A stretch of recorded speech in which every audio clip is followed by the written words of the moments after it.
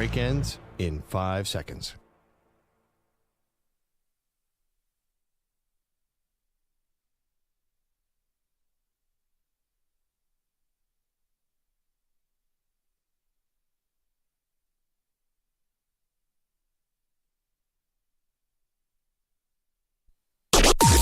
Maggie and Perloff on the Infinity Sports Network.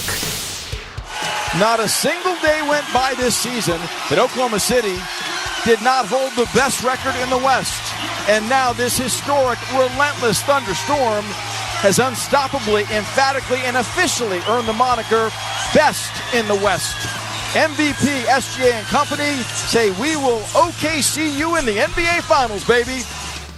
Oh. Matt Pinto laying it on thick on Thunder Radio. He had about an hour and a half to come up with all that stuff. He's fantastic as play-by-play pro. Listen, I'm all there for a dad joke in the climactic moments of a Western Conference Finals. Let's go. Let's pun this thing right up. Yeah. But, to be fair, this was not even a game almost past the first quarter, which is a weird thing to say about an NBA game because everyone comes back from every deficit possible except for the Minnesota Timberwolves last night. So congrats, Oklahoma City. They're back in the finals for the first time since 2012. That very memorable Kevin Durant, Russell Westbrook, James Harden team. Mm-hmm. And we're going to have plenty of times to talk about the Thunder for sure. But I'm seeing a lot of this, and I'm seeing a lot of it from you, which is something you said first, and I want to give you credit for it because now it's everywhere, but I heard it first from you. Okay. The idea that the Thunder are now poised to go on a Warriors-type run, like this is the 2015 Warriors all over again, and I would fade the bejesus out of that. Well, I don't understand. I mean, first of all, they haven't won the finals yet, so maybe it's premature. I was actually thinking in my head last night, I was thinking, is this going to follow the exact same script as the Warriors where they win the title in 2015, like the Thunder will be heavy favorites to do this year? Are they going to set the regular season win record next year? Are they going to challenge 73 wins? Because they had 68 wins, but that historic win margin, the greatest win margin in NBA history. Right. So I think not only are they I think they'll probably win the title this year. I think they're going to be the team that breaks this trend where we've had 7 champions in 7 years. This looks like, wow, this is the first, not dynasty, but mini dynasty. And yes, I think they could challenge the regular season win rate. They're that good. Like, who's going to stop them? They have 2 teams that are good. Their first 5 are good, and their second 5 are as good as any NBA team. Listen, and I'm not here to rain on OKC's fantastic season, but may I just point out that last year with the Boston Celtics, we were also looking at metrics that showed us they were one of the top offensive teams of all time. We said the same thing. They had the 2 superstars together. Yeah. They'd been knocking on the door, your term, hanging around the rim, or whoever says that. That's Jerry Jones. Sure, yeah. Let's follow Jerry. Right.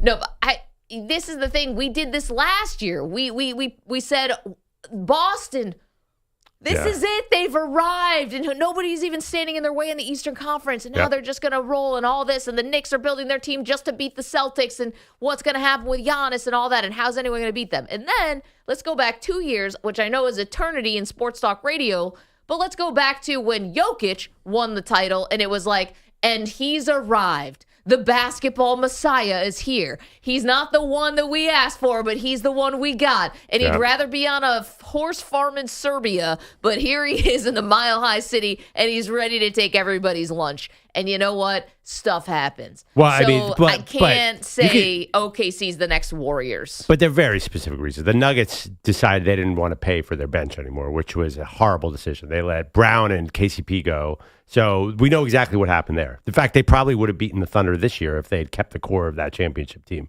They almost knocked them out with basically 4 guys. So I think the Nuggets, you could specifically explain what happened there. Okay, but we knew that the Celtics, yes, were dominant in the East, and I'm shocked they're not there now.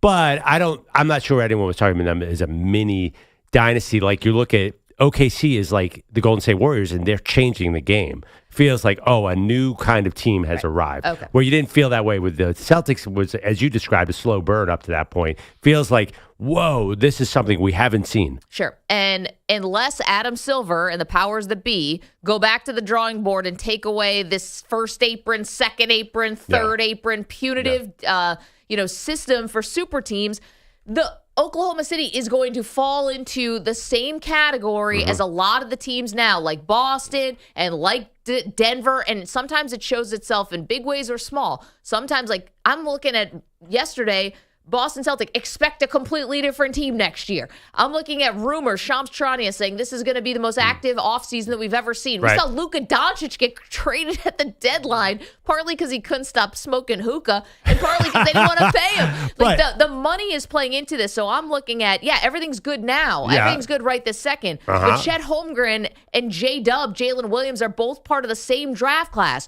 Those guys are going to be asking to get paid at the same time. Right. And Shai's going to be the highest paid player. If he keeps going like this, he'll be the highest paid player we've probably ever seen. He could dwarf what Michael Jordan probably made in 5 years and a half a year. Right, but you could do three guys. You could do those three guys, and then after that, these guys are all interchangeable. Every single one of them. Same thing we said about the Nuggets. Well, but there was only two guys on the Nuggets. There's 9 of them that come in. These massive 6'4", 6'6" wing defenders. These guys are all interchangeable. Yeah, what's the difference between Andrew Wiggins and Alex Caruso and Lou Dort? Like, just bring in those. They're basically journeymen. Just keep on rotating those guys into the system. Do it at your own peril. Because I heard that the Denver Nuggets would roll. They don't. Well, who needs Bruce Brown? Who needs KCP? Who needs all these guys? You know, it turns out chemistry's the Where'd thing. you hear that? Because everyone was upset about Bruce Brown. Well, he hasn't done anything since then. But it's just also sometimes you got to keep teams together, and you start chipping away. And all of a sudden, before you know it, you're not looking at the same team anymore. You're asking guys to step up who may have injury histories, like what happened with Denver with Michael Porter Jr. and with Jamal Murray. These kinds of things happen. Injury I'll give you, but the roster deconstruction I will not give you, because they go so much deeper than any of the teams we're talking about. And they have all this treasure trove of draft picks. So they have so many moves they can make. I look at their future draft picks. Not only they have their picks, they have everybody's picks. And some of them are going to be top 10. They can keep on bringing in these defensive studs. I'm not worried about the roster. I'm a little worried about injuries seem to be playing a big part in ripping apart these dynasties. But, man, I feel like Shai Gilgeous-Alexander is their Steph Curry, and Steph Curry was the son, and everyone rotated around him. Sure. And it's a new system in the sense that I think they unleashed something against Minnesota. Like, wow, we can really bring the defensive pressure. So it's a new team. It's a new kind of NBA team in the sense that they have one very consistent, steady scorer in SGA, and then just the hounds on defense, man. Did you see them coming after the T-Wolves last night? That is different. Yeah, and for the T-Wolves, I mean, that's the long goodbye. I mean, that's pretty embarrassing. No, I like that. I'd rather lose that way than lose on a buzzer beater in Game 5. Just say goodnight. Like, they're like, okay, we're good here. After about 8 minutes, they're like, yep. What Let's go back to the drawing board. Emptying the tank? Like, they just felt like obviously they could not wait for the season to end. That was pretty clear. And this is a team that's back-to-back Western Conference Finals. We can get into a little post-mortem on Anthony Edwards and the T-Wolves because that's a situation that is not enviable at all. But we can get to that later if you want. Well, I mean, yeah, listen, you have Lou Dort start covering you, face guarding you 40 feet away from the ball and fouling you on as the Chris Finch said, Anthony Edwards can't move 3 feet without the ball, without getting fouled. There was nothing, and the rest of the team is obviously not good.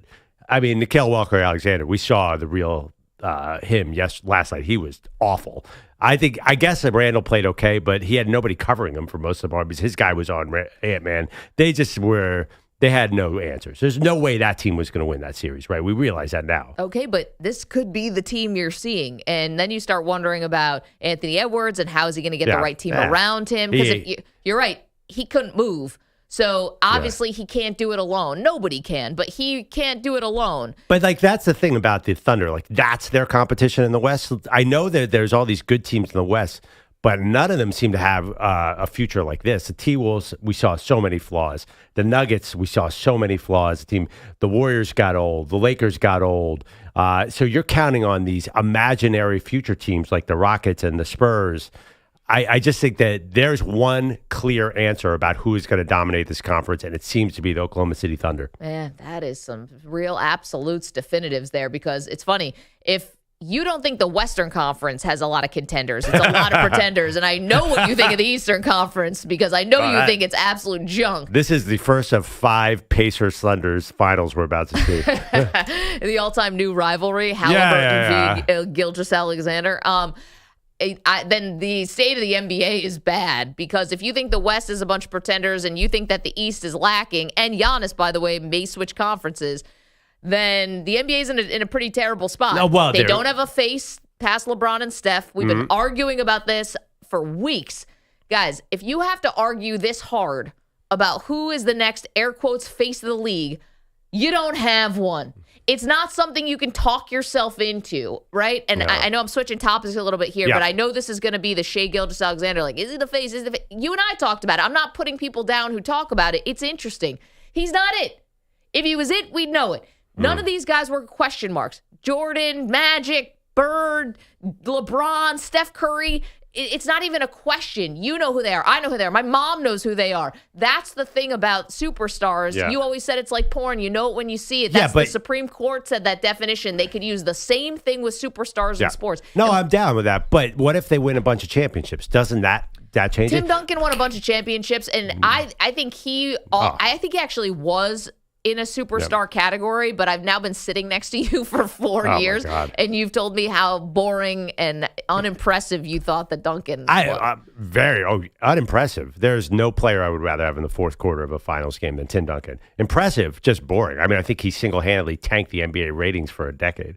Nobody's tuning in to see a 6'11" guy hit a bank shot with 3 minutes left in the fourth quarter. And that's, unfortunately, you're right. There is a lot of that with SGA.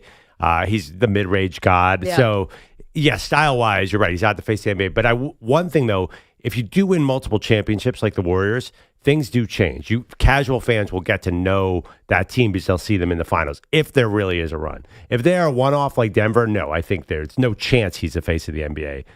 But then again, I think you are not giving enough credit to how big the void will be after LeBron. To be the face of the NBA is such a high bar. If we're talking about Michael Jordan, Larry Bird, Magic Johnson, LeBron James, it's going to need something spectacular to be the face of the NBA. Don't you agree? Yeah, I think that's why these things are rare. And listen, I'm not going to tick off our friends. I forgot his name, the guy who called in and said we're out of touch about Shai because he's actually a fashion icon or whatever that fun conversation was we had. But there has to be something compelling, really, that pulls you towards someone, right? And I'm not saying that he's not a great player. Clearly, he's an MVP. He's a great player. But just like with Jokic is a great player. The compelling part is that he kind of rejects everything about NBA stardom, and that doesn't really have time for it. I'm yet to see the super compelling thing about Shai. And maybe we'll get there, but I'm not diving in man, what was it? His upbringing, his personal life. I want to know everything about him, his high schools. I know the Clippers trade. Great. We can talk about that and how the OKC had the foresight to do it and the Clippers look stupid. Don't people need to see, they want to know who's your girlfriend? What's your, all that stuff, all the other stuff that goes with it? Well, I don't know. I mean, is he married? He might be. I have no idea. He is married? No. Or he's married. Good for him. What does backstory have to do with the face of the NBA? Michael Jordan leaving from the foul line in the dunk contest, that made him the face of the NBA. LeBron James is block on Andre Iguodala, and the fact that LeBron James is 6'9" and could dunk the ball in game ferociously, that made him the face of the NBA. Backstory, who cares about that? This isn't a Hallmark movie. No. This is not a Hallmark movie. Okay, this is style of play that is defining this. We're not talking about MVPs or all NBAs. You're talking about superstardom, the highest level that we have in sports. So for that, the air is rare. 9-time MVP. The 9-time MVP. I think that you're wrong about that, and you're kind of really oversimplifying LeBron. I mean, being on the cover of SI in high school, Bill Walton calling his games in high school. I remember a story. Did he get a car? A Hummer. Yeah, he got this silly looking car, and that was a big story. And how many times did we learn about Michael Jordan getting cut from his high school team? That's literally but they created. But trust me, they created that after they saw him. He got into the league, and everyone's like, "Whoa, what is going on with that dude?" Because he was spectacular to watch. Though. It's kind of like Shaq. He was spectacular to watch, and LeBron is physically spectacular. You cannot keep your eyes off him. There's nobody who's moved like that. There's no 6'9" guy who runs a 4.5 40, can see the whole court and dunk on 6 guys like LeBron. He is a phenomenal I think it's style of basketball. I think the problem with the Thunder is the way they play. They play a kind of a mid-range game. You know what I mean? They're just efficient. And so, like, that's the thing about faces. Like, it's not it sounds like a knock. I don't mean it to sound like that. It's just, we talk about Scotty Scheffler. You know, there's just guys who. Yes, that's a good analogy. At times, like, you recognize the greatness. You can appreciate it. Tim Duncan, we can appreciate the dynasty of the Spurs. We can do all that. But face of the league, not there. Well, but here's the thing, though. I totally agree. And I've been saying this all month. I've been saying this SGA is boring. But when I watched the game last night, I'm like, oh, this is something new for the NBA. Just like the Warriors were in 15, kind of like the Lakers were when Kobe and Shaq figured it out. Like, I think they're going to break this sort of drought of dynasties. Because also they have just so many assets to keep this roster alive. Sure. And this style. Last night, they were pressuring the heck out of the T-Wolves. I don't understand. Okay, say the Pacers do advance. Do you think Tyrese Haliburton's going to move as freely against the Thunder as he did against the Knicks? They are going to pick that guy up the second the ball comes in. They're swarming. They need a nickname. Like I was telling EJ before the show, they need 40 seconds of hell, some kind of nickname so we can understand what's going on here. We have to. Was that 40 minutes of hell? I said 40 minutes of hell. He said 40 seconds of hell. No. Did he say seconds? He did say seconds. He said seconds. Well, right. So, like the Razorbacks, 40 minutes of hell. Yeah, that's what I'm saying. It was more than 40 seconds. Yeah, so we need something. They need a nickname. Like the Killer Bees or something. I don't know. They need some kind of, because what they're doing is totally different than the other contenders. So we'll see. I mean, if they win 3 championships, we're going to be into this team, but that takes a long time. And we said this about Boston, and we said this about Denver. 888-710-4ISN. These are 2 different conversations. One is about the basketball acumen and how they keep this going consistently. That conversation is over here, and I'll have that conversation all day. The other one is, I think if you really think SGA is now like the face of the league, you're kind of talking yourself into it because it's not something that you should need to defend. There's only one face of the league left, they better get Victor Wembanyama to get to the high-level playoffs. He is the next face of the league. I mean, do you disagree with that? He's got the best shot. Yeah. The best chance. 888-710-4ISN. 888-710-4476. All right, get it going with the Thunder back in the NBA Finals. How about that? And you can tell us if you think this is the start of what looks like the 2015 Warriors. We know we're on in the Bay Area, so I don't know if that's sacrilegious to compare anybody to that awesome Warriors team. And also, face of the league stuff. I thought Anthony Edwards actually had the bigger chance. True. He's got like this je ne sais quoi. You know, he's got this sort of thing, this magnetism around him. Yeah, and that has nothing to do with his backstory. It has everything to do with the fact that he can fly. I mean, he can dunk in exciting ways, and he's erratic and interesting on the court. His backstory has nothing to do with that, right? I mean, I know he has got actually quite interesting. The backstory about this, I was just reading about his legal controversy. That's quite interesting, but not the kind you want. No, that's not going to help face the league. Speaking of fun controversies, anyone seen Stefon Diggs lately? Bills legend, Stefon Diggs. Well, I mean, he goes in the hall as a Houston Texan. Go Bills. He's on Maggie Mount Olympus of New York State. I mean, is he going into the hall? Is he going into lockup? No, I'm just kidding. He's fine. But I'll tell you what. Well, let's get to it in a second because I have a thought on this. I don't know how extremely online this story may be. And Mike Vrabel was talking about it yesterday. We've got details for you. But if you have not seen any footage, and there is a lot of it. That's not nice, Josh. Lot of footage from this party.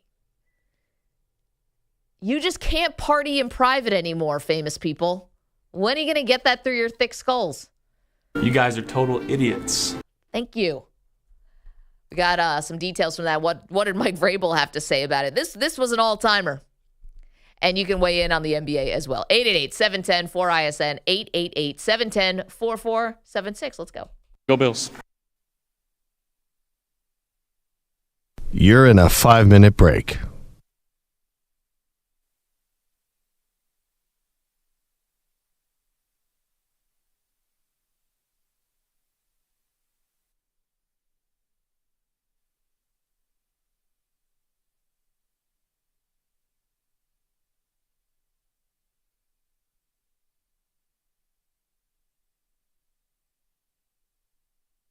Four minutes, 30 seconds remaining.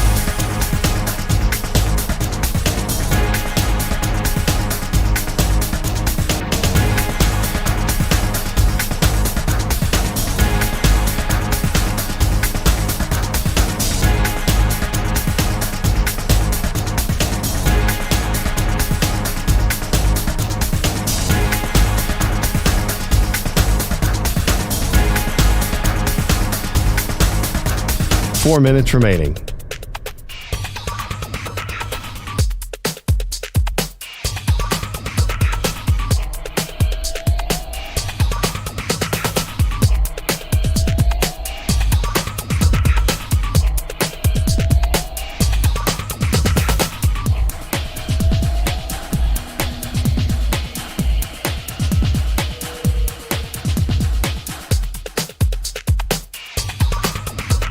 Three minutes, 30 seconds remaining.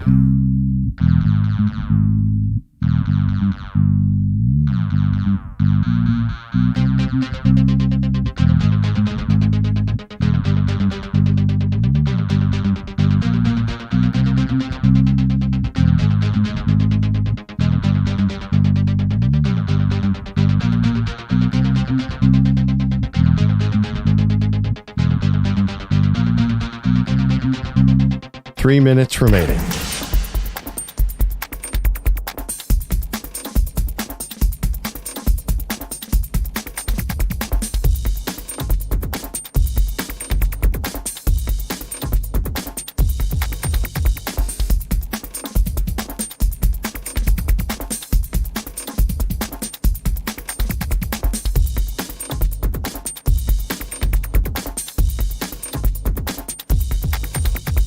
Two minutes, 30 seconds remaining.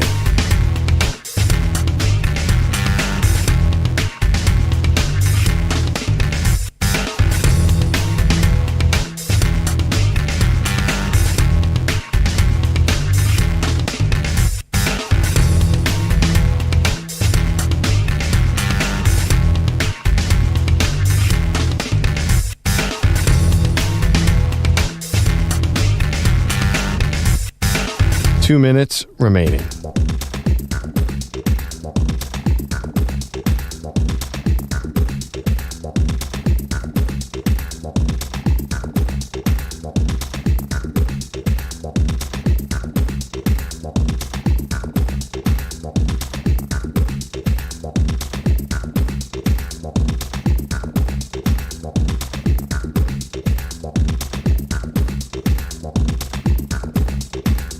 One minute, 30 seconds remaining.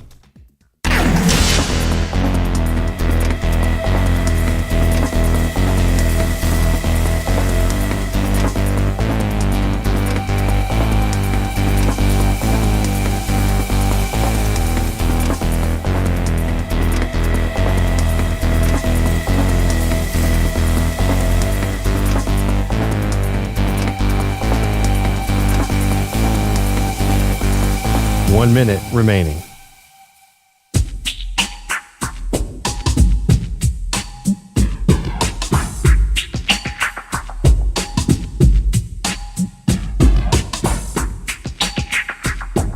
.45 seconds remaining.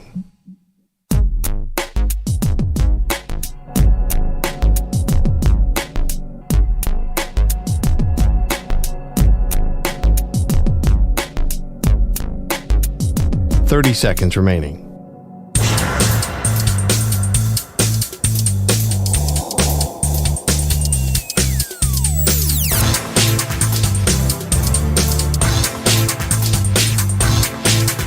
.15 seconds.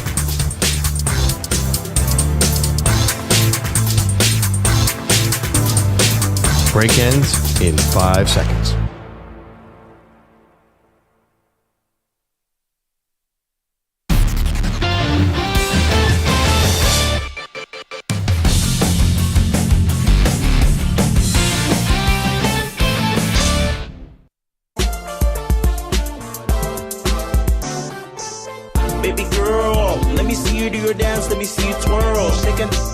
Welcome back, Maggie and Perloff Show. Perfect song. For our next topic. I'm sorry, go ahead. I didn't mean to step on. Oh, that topic. Yeah. I thought we hadn't totally moved on from the Thunder. This is, again, you don't want SGA to be the face of the league. You're anti-Thunder. You're an anti-Thunder, No, I'm watching this footage come out from this Stefon Diggs boat party. I'm like, why didn't we lead with that? I mean, I can't describe the best wordsmith in the world. Late. Did you on Sunday afternoon? I was Googling what is. Can I say it? I mean, it's not substantiated. Like none of that. Yeah, stuff. there was a rumor that he did something called pink cocaine. Yeah, that's the rumor out there. Which, but by the we way, have no idea. I went down a huge rabbit hole on. Is not actual. It's something totally different than what you think it is. Interesting. I didn't go down that rabbit hole yet. Yeah, so I wasn't around in the Perloff party days, I don't think. But we actually did. Does anyone None of the remember? toga It's parties? called Tuss, too, right? We did a story about this 2 years ago. It was a big thing in the sports world. It was starting to take off as a drug. Oh, I don't remember this. I think I do remember that. And oddly, I think I was here that day, even though I wasn't officially on the show. Because, we were talking about how, cocaine isn't in anymore, and somehow I think Tuss came up.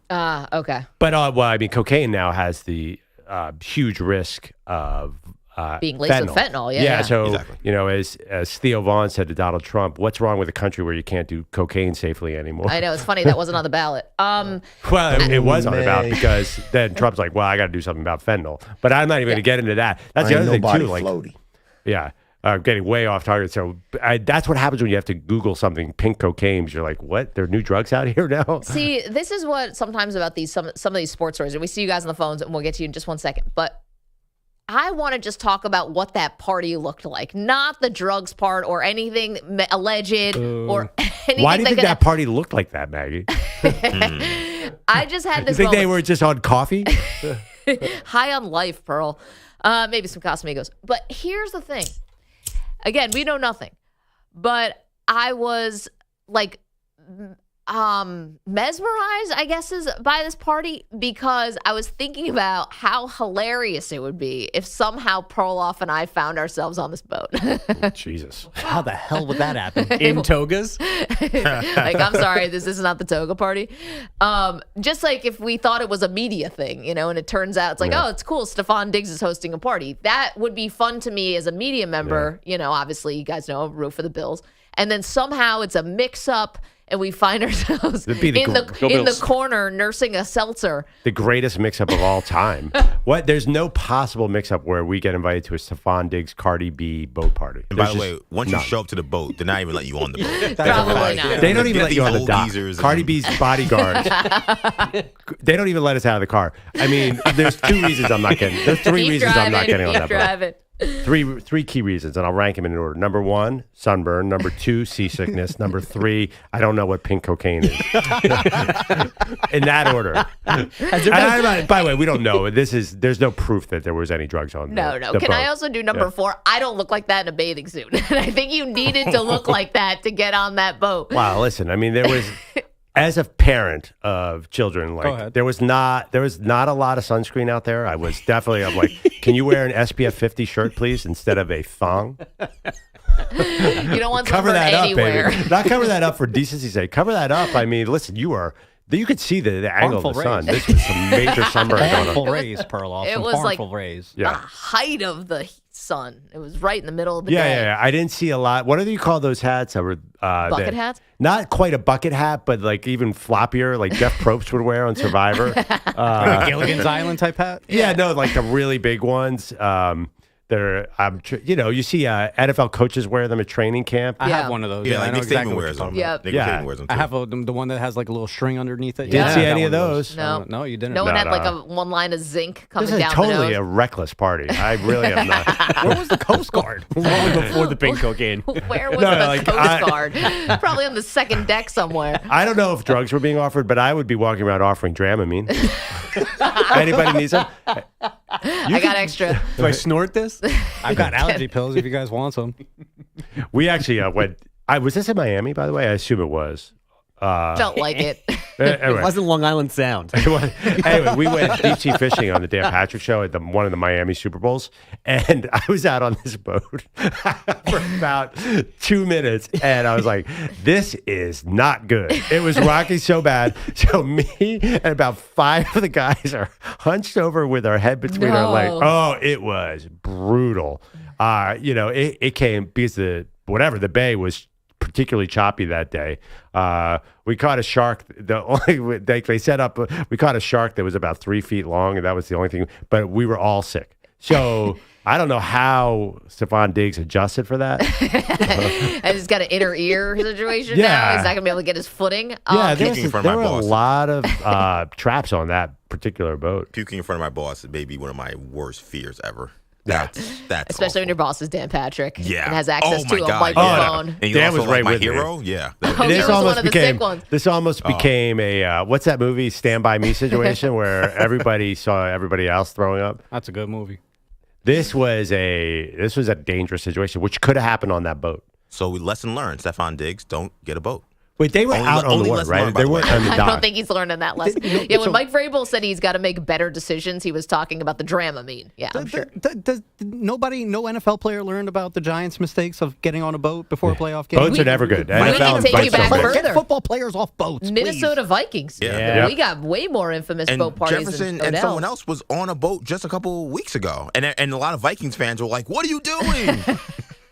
Was it Bryant McKinney? Now that I can't was on remember a who was on Lakers that boat. too. Correct. It was Bryant McKinney. And that was the- That's a hell of a Hurricane. tennis player. That was the same era of the Wizinator, so there was a lot going on with the Vikings. The greatest Ontario Smith. Do you guys remember that? You might have missed it. Oh, it's the best. I feel like Dan Lebazar led with that for like 2 months. I feel like it was nonstop every day on ESPN.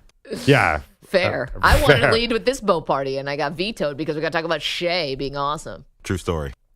888-710-4ISN. Folks, sorry, 1 sec. Let's get to Ramon in Indy. Ramon, what's going on, sir?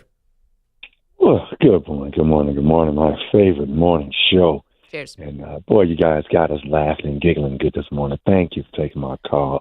Real quick, I'm just so happy that the Pacers are just playing the basketball that really is just enjoyable to watch. OKC plays a brand that's just enjoyable to watch. No pound like Luka and Brunson for 18 seconds and then throw for a desperation three. It's just beautiful to watch. It's beautiful to watch new teams. There's not been a repeat champion, I think, in the NBA since Steph them did it with Durant. And so we're getting new teams every year. I think this year in baseball, I went to see the Cubs in Cincinnati Sunday. The Cubs look very powerful. So I'm hoping, the Dodgers are under. I just like new teams winning. And this is a good thing, great thing for fans.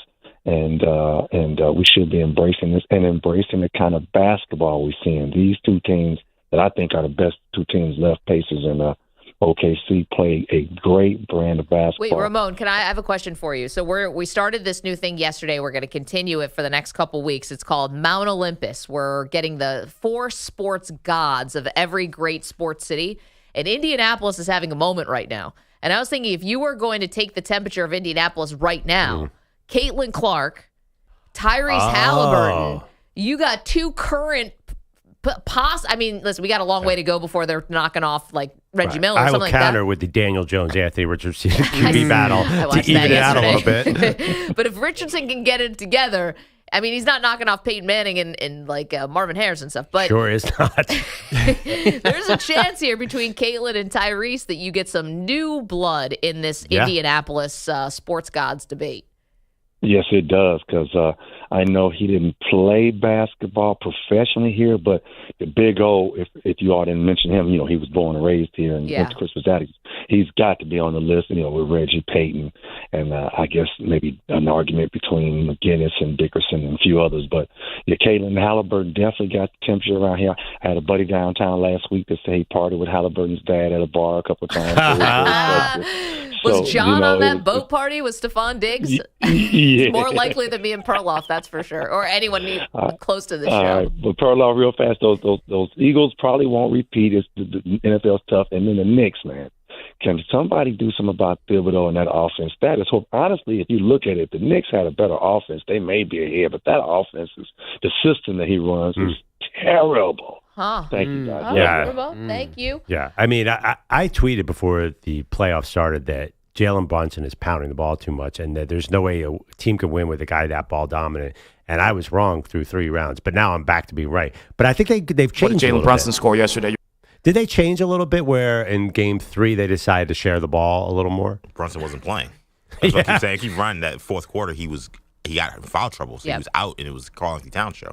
Just to know, we are doing Who Needs Brunson? The Detroit Mount Olympus is today. So we're going to do the 4 sports gods from the city of Detroit. And just as a program note, Indianapolis is on the list. That will be June 12th. Wow. Caitlin Clark, I didn't even think about that. Can you make it Mount Olympus in 1 year?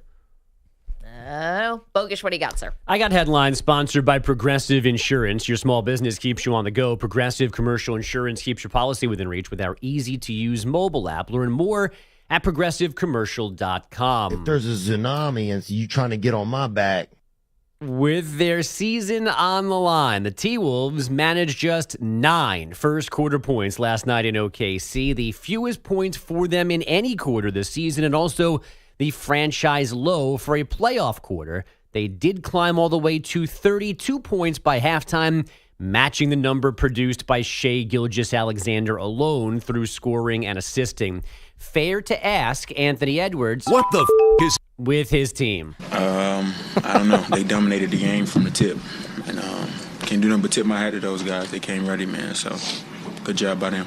Edwards scored only 19 points, making just 1 3 last night. Julius Randle did lead Minnesota with 24. The other 3 starters combining for 7 points. The Thunder cruising to a 124-94 clincher, returning to the NBA Finals for the first time since 2012. SGA once again in the starring role, 34 points, 7 rebounds, and 8 assists. And now they wait. Game 1 of the finals isn't until next Thursday, no matter how long the Pacers and Knicks play. Game 5 at the Garden tomorrow night. Last night was the deadline for college players to remain in the NBA draft or return to school. St. John's wing R.J. Lewis sticking with the pros, but guard Tahad Pettiford is going back to Auburn, and Kentucky guard Otega Owe will play another season with the Wildcats. The Florida Panthers will play for another Stanley Cup. Barkov breaks free to the front of that backhand feed. Verhagen, he scores!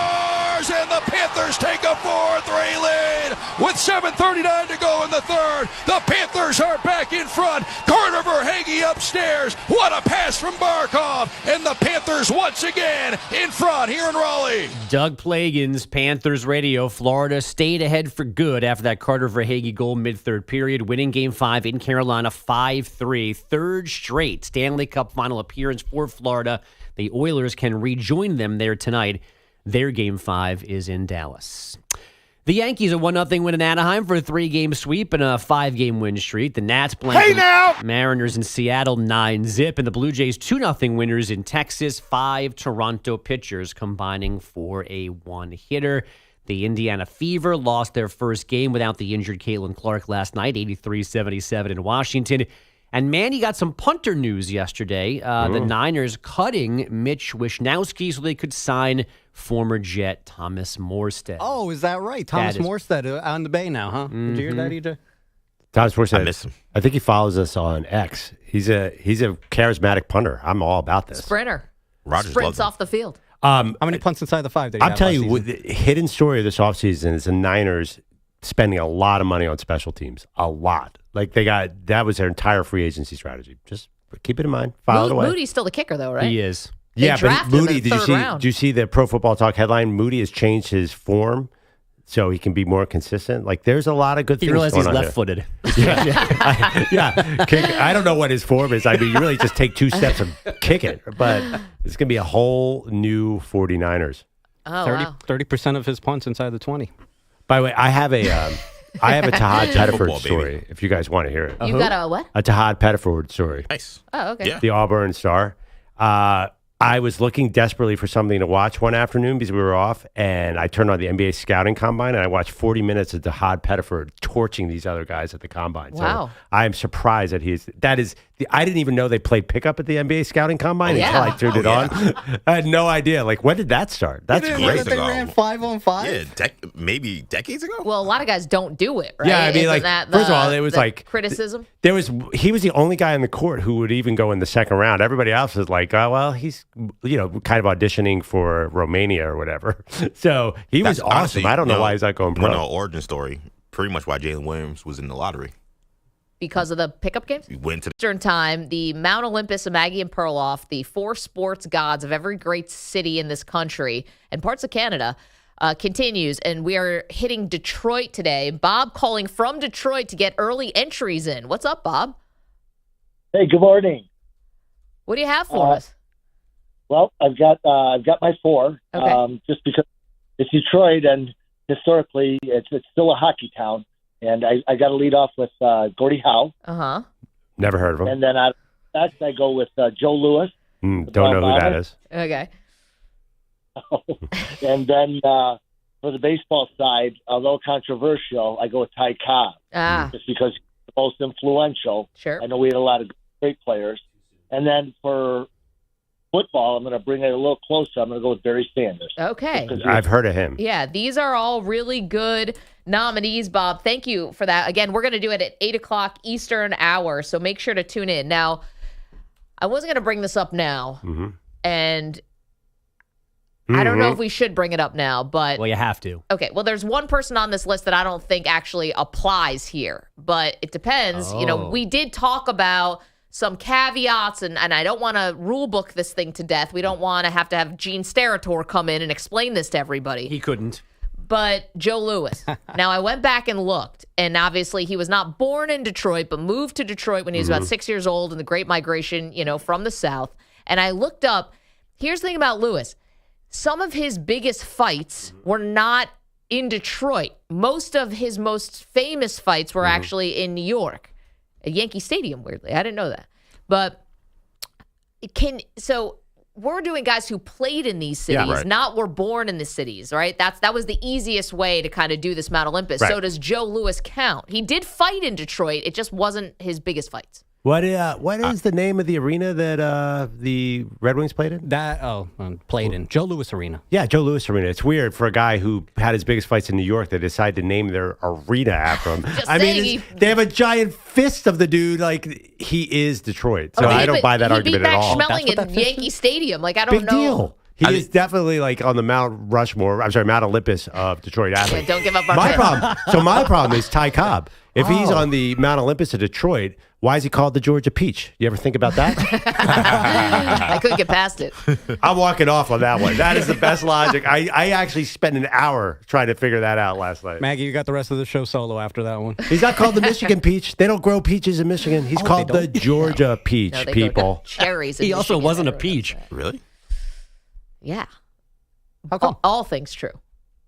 So Joe Louis he could be on this Mount Rushmore? Mount Olympus. No, I did it. I feel like What the hell, guys? I'm the worst. as his experts on the show, and I guess official referee, I feel like solo athletes should be allowed. They should be allowed to, if they're from a city, be a part of this. And did fight in the city. Yeah, because so they to definitely be would fair. have fought in their cities, and they probably were undefeated in their cities. I mean, There's no. First of all, to be fair, there really are no rules with this, right, No. EJ? There's no really, guidelines. yeah. I think that we got to be careful. Unlike the college football powers that be, we can't put unnecessary restrictions on this because we could run into a Supreme situation. Court will If we never put one rule on Joe Louis, then we could run into other rules. But to me, this is not Michael Jordan being in the Mount Rushmore of New York, right? He's born in Brooklyn, but like, come on, like Michael, like that He's North doesn't make Carolina. any sense. Yeah, and then Chicago. also like we know him as a Chicago legend. So I know him as a wizard. This is the only way to account for solo players, right? Because you want to do Serena or Venus or Tiger, they have to be where they're from, not where you can't put Tiger on the Georgia one because he ran Augusta. No, I know, but at the same time, like if we're not doing Paris, but would Rafael Nadal not be on that for all the French I think you Opens can do that that. he won? He's on I Spain's know he's Mount Spain, Olympus. but would you not put Rafael Nadal in the Spain? the center court is got his signature on it. I also think you can make that case. It's your Mount Olympus. Right. Like you totally make that case. I think Maggie has the point. But I think if you wanted to say Spain, I think that you wouldn't say, I don't know where he's from, Madrid or whatever. Well, then I want Jordan on No, the New he's York from, one again. Let's redo tomorrow. Yesterday, because those athletes, those athletes are on teams and they're not like, it's totally different. And team sports versus because they're a individual solo sports. athlete, you can't represent really a city. All right, no, we they gotta represent a take- country. We got to take a quick break. By the way, we are not doing Europe. Although if this thing really takes off, maybe we will. Yeah, Hey, we got August to cover. You're going to put Nadal over Mbappe? What is wrong with you? And you got Zidane, and you don't forget all those Thierry cyclists. Well, yeah, Hello, you just named the Wemby. Spanish. Bernard Hinault, the cyclist.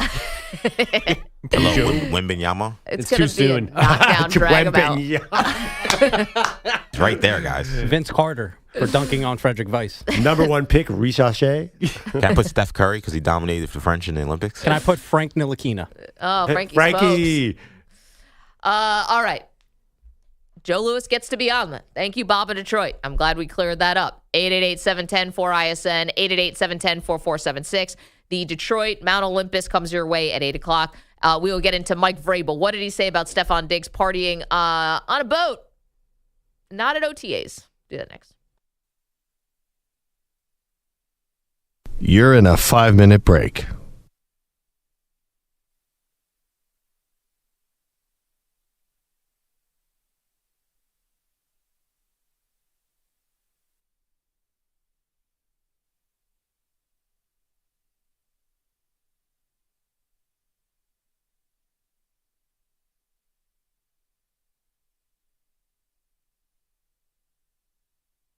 Four minutes, 30 seconds remaining.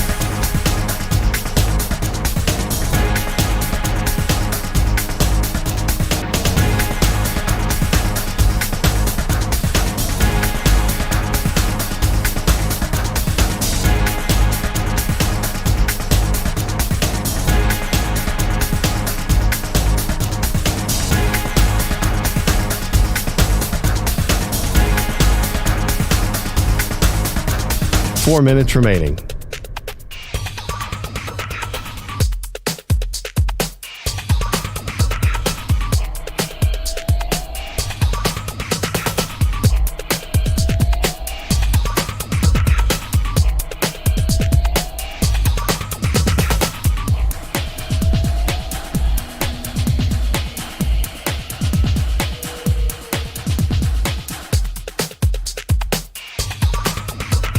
Three minutes, 30 seconds remaining.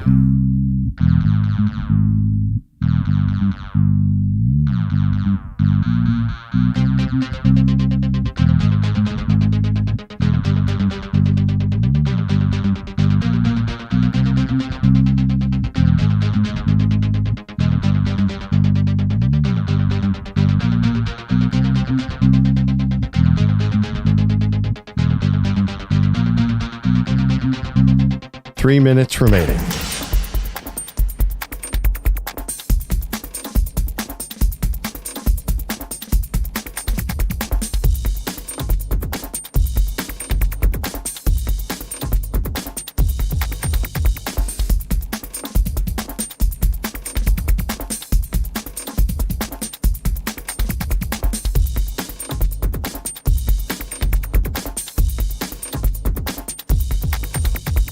Two minutes, 30 seconds remaining.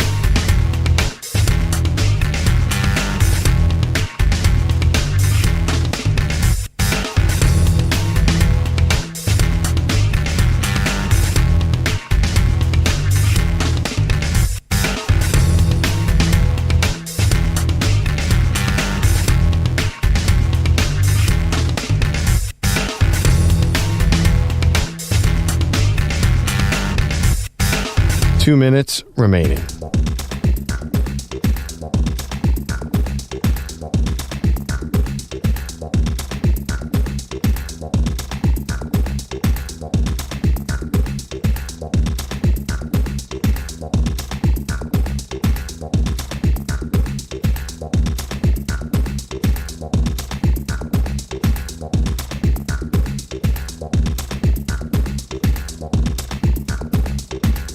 One minute, 30 seconds remaining.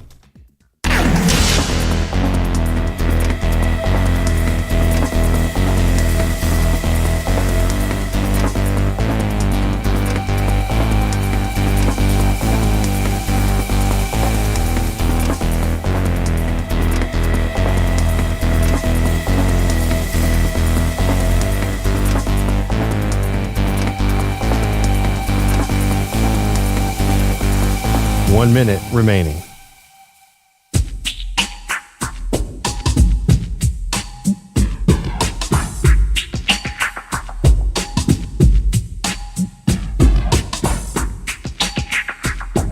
Forty-five seconds remaining.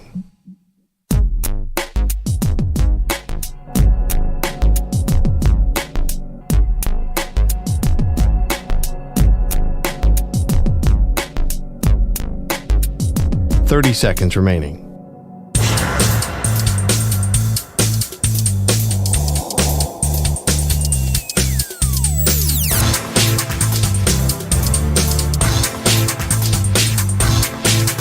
Fifteen seconds.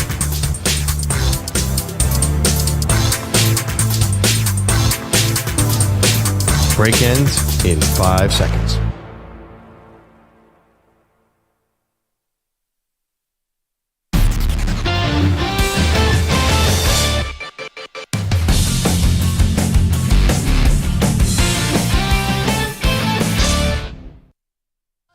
I'm sorry though, got my coins like Mario.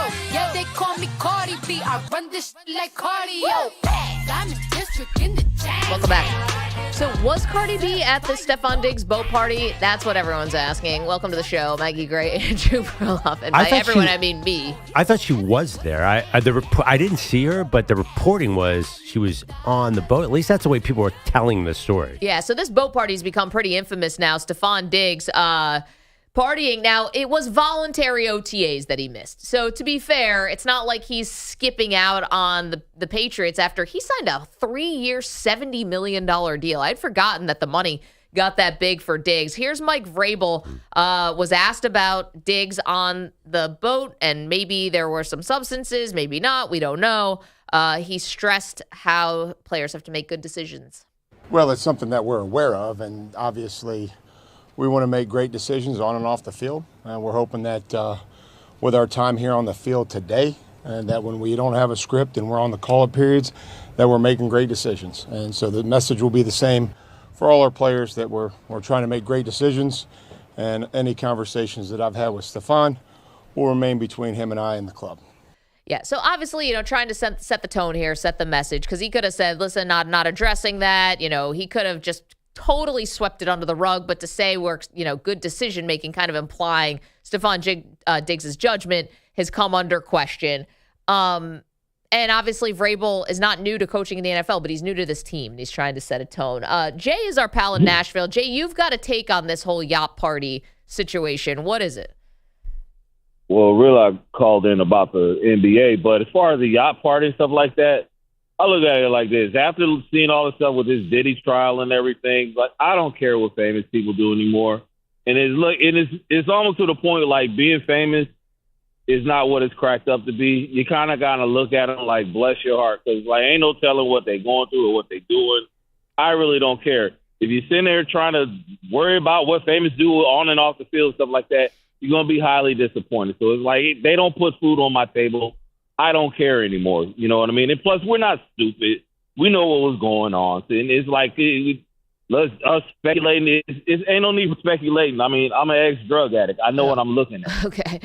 So, yeah, I know what I'm looking at. I'm glad it's X in front of that, Jay, because, we the need big egg. We need you around because we love when you call the show. But, big distinction here. I think we're kind of having fun with this party. First, because the footage is just insane. But secondly, because I don't think anyone believes that Stefon Diggs has a problem. If it was Johnny Manziel there or someone who's been public about their issues, I think we'd be like, oh, gosh, we'd be worried for the guy. I think he's going to be productive this year. I don't think it's going to be a problem, even coming off the ACL.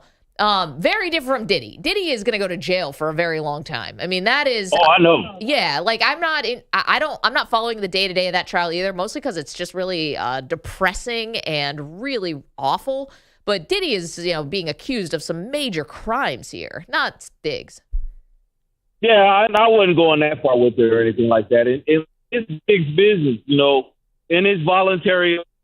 I'm just like, I don't care anymore. I know everybody. I'm going to get my TikTok. I'm sorry, your phone's breaking up, and we're going to break. The perfect storm. But thank you for the phone call. I don't agree with you on Diggs, by the way. Not right? that I don't think that, but you are overly optimistic that this is going to work out in New England. I also don't agree that Vrabel should have not addressed this. He definitely should not have. All right, well, then we got more to unpack with this Diggs story. All right. A tease. There we go. Oh, also, Shedeur Sanders. Don't move.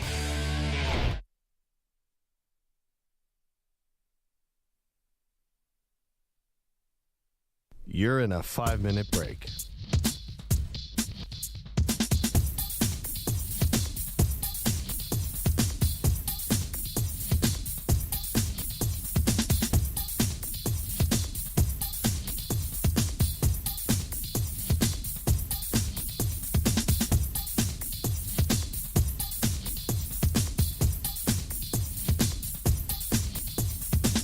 Four minutes, 30 seconds remaining.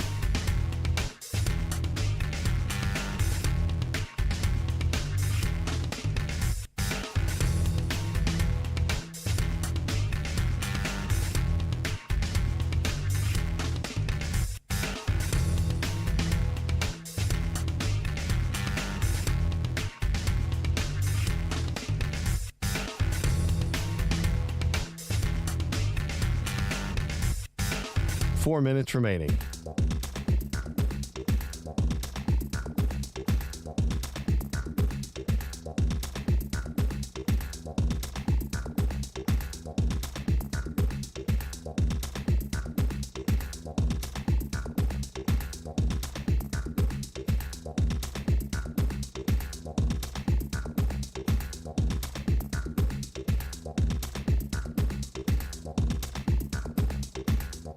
Three minutes, 30 seconds remaining.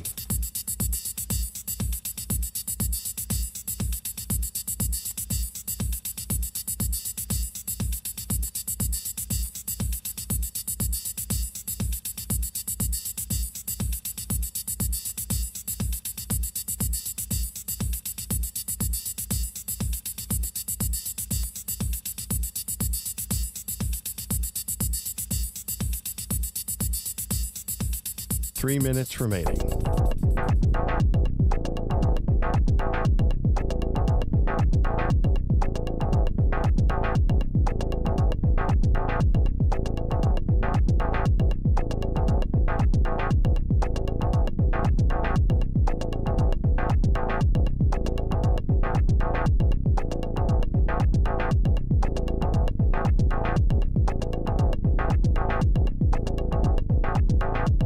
Two minutes, 30 seconds remaining.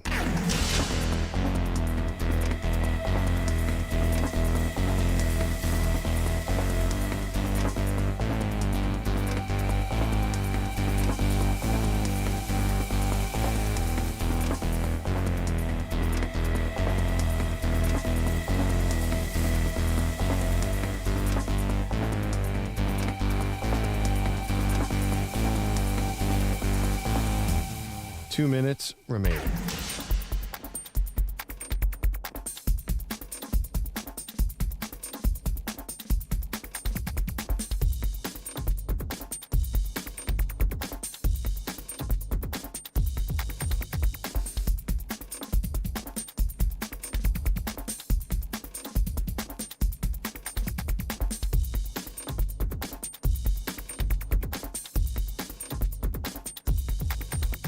One minute, 30 seconds remaining.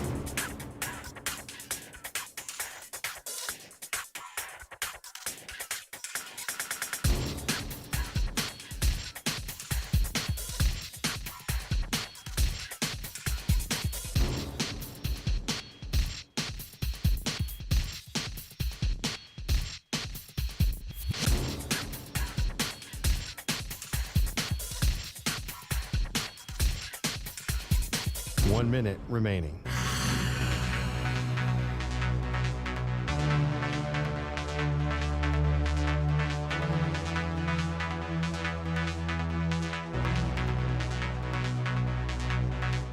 Forty-five seconds remaining.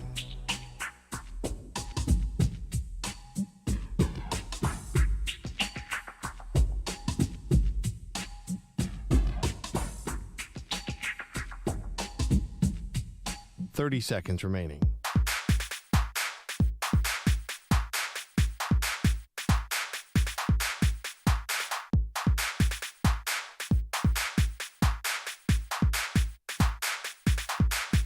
Fifteen seconds.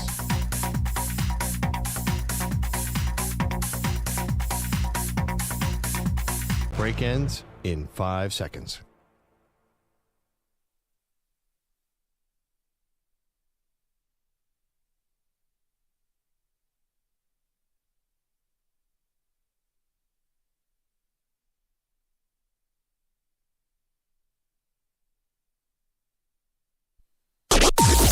Maggie and Perloff on the Infinity Sports Network.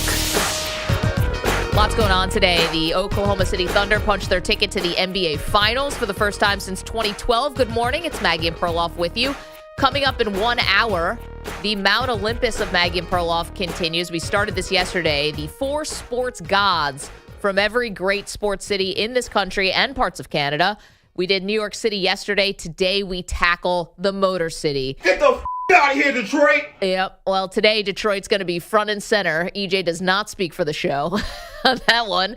And we're excited to do it. So that's going to come your way in about an hour. But we've been talking about this very now infamous boat party that Stefon Diggs was caught on tape, multiple different types of tape. I mean, there's so much footage now with cell phone cameras. I feel like I know exactly how his entire afternoon went.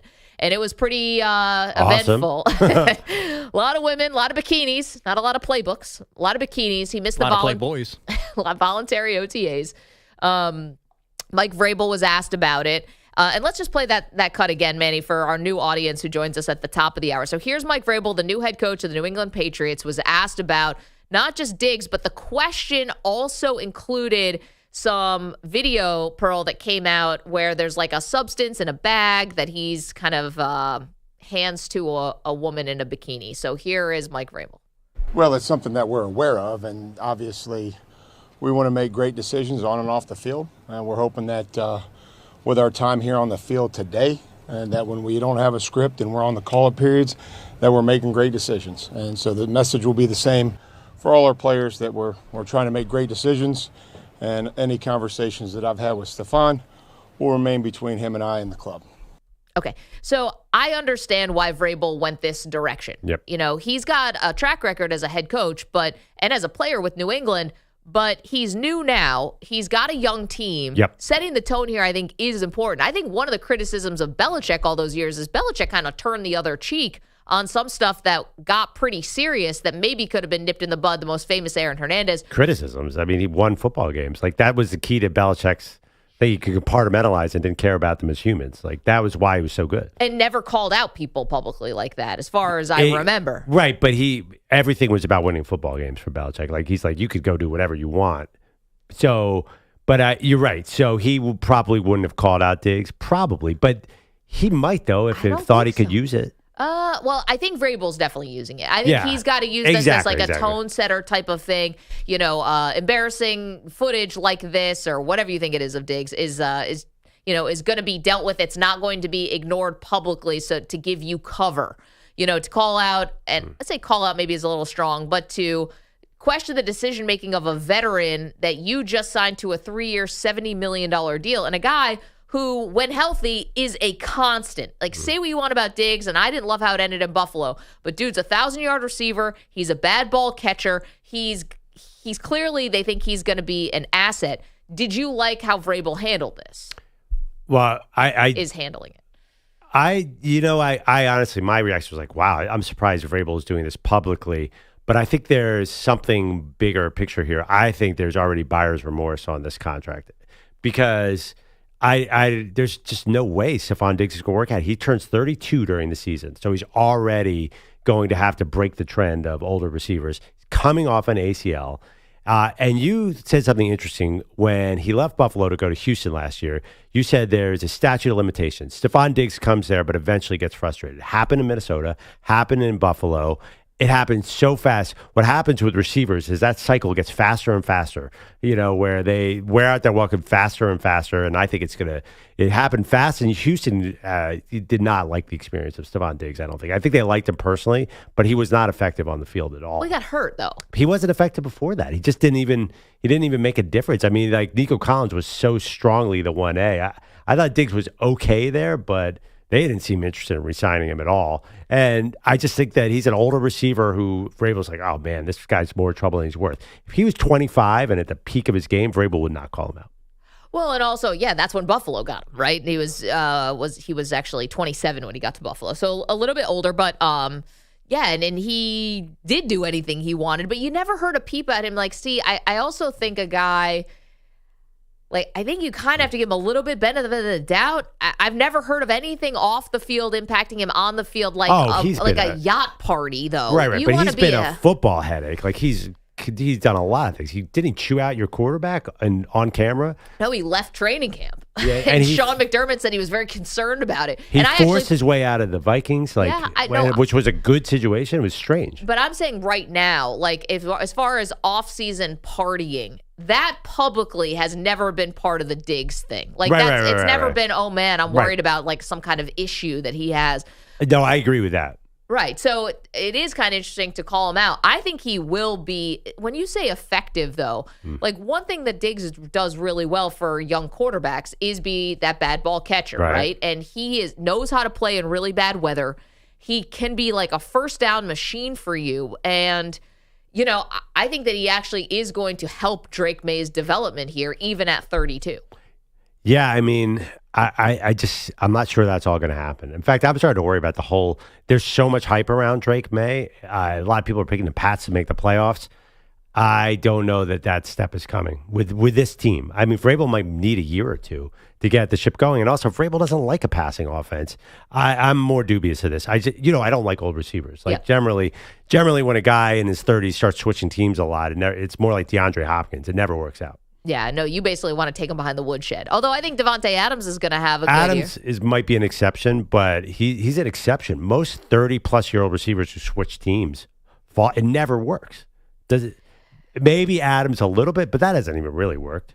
Well, we'll see. 888-710-4ISN, 888-710-4476. How awkward would you have been on that boat party? I mean, what is even the conversation? Like, that? It just would have been so fish out of water, you and I, both, if we ever found our way onto that yacht. Well, I don't see any other guys in any of these videos either. Oh, no, there's some guys there. Oh, I see. Okay, so the main one is basically Stefon Diggs surrounded by 4 women. And a lot of people are wondering, wait a second. Is he hitting on these women? Would Cardi be on the boat? So that's a big storyline, too. She was on the boat, by the way. She was on the boat. Yeah, I was able to get some confirmation. Okay. She's not in those videos, but there's other photos from like paparazzi where she's on she's actually on like the front of the boat. I don't know what you call that. Not the deck, but bow, stern. Yeah, something. she's with like 5 other women. poop deck. Whatever. Well, smart of her that she's not in these photos. But I think also her, I don't say any other woman. Other women, you see your boyfriend kind of hanging out with these other bikini-clad females who are dancing provocatively and all that. You might get a little jealous. I don't think she does. She was married to Offset. There's nothing that can break that woman. Offset was just running around with anybody. Ooh. I mean, she went through a lot. So I think. Well, the thing about it, Diggs she's okay. Looks like Prince Charming compared to Offset. Exactly. Is what you're saying? But Diggs, remember that video where all the players were like, I would not let Stefon Diggs date my sister. I feel like Diggs might be too much of a player. And I think the unfaithfulness might be an issue here. Yeah, he is notorious. Like, especially in the hip hop scene, like rappers are like, don't Diggs, let your girl get around Diggs. His their girls' DMs Kinda regularly. Like that's the word that's been out there. So yeah, I was surprised Cardi B really wanted to deal with him because of that. But maybe she's now single woman. Maybe she just wants to have fun. She's on the rebound. Exactly. Yeah, By and the way, he's kind of a charmer. I've partied with Cardi B. I've actually been at a Cardi B party. How was it?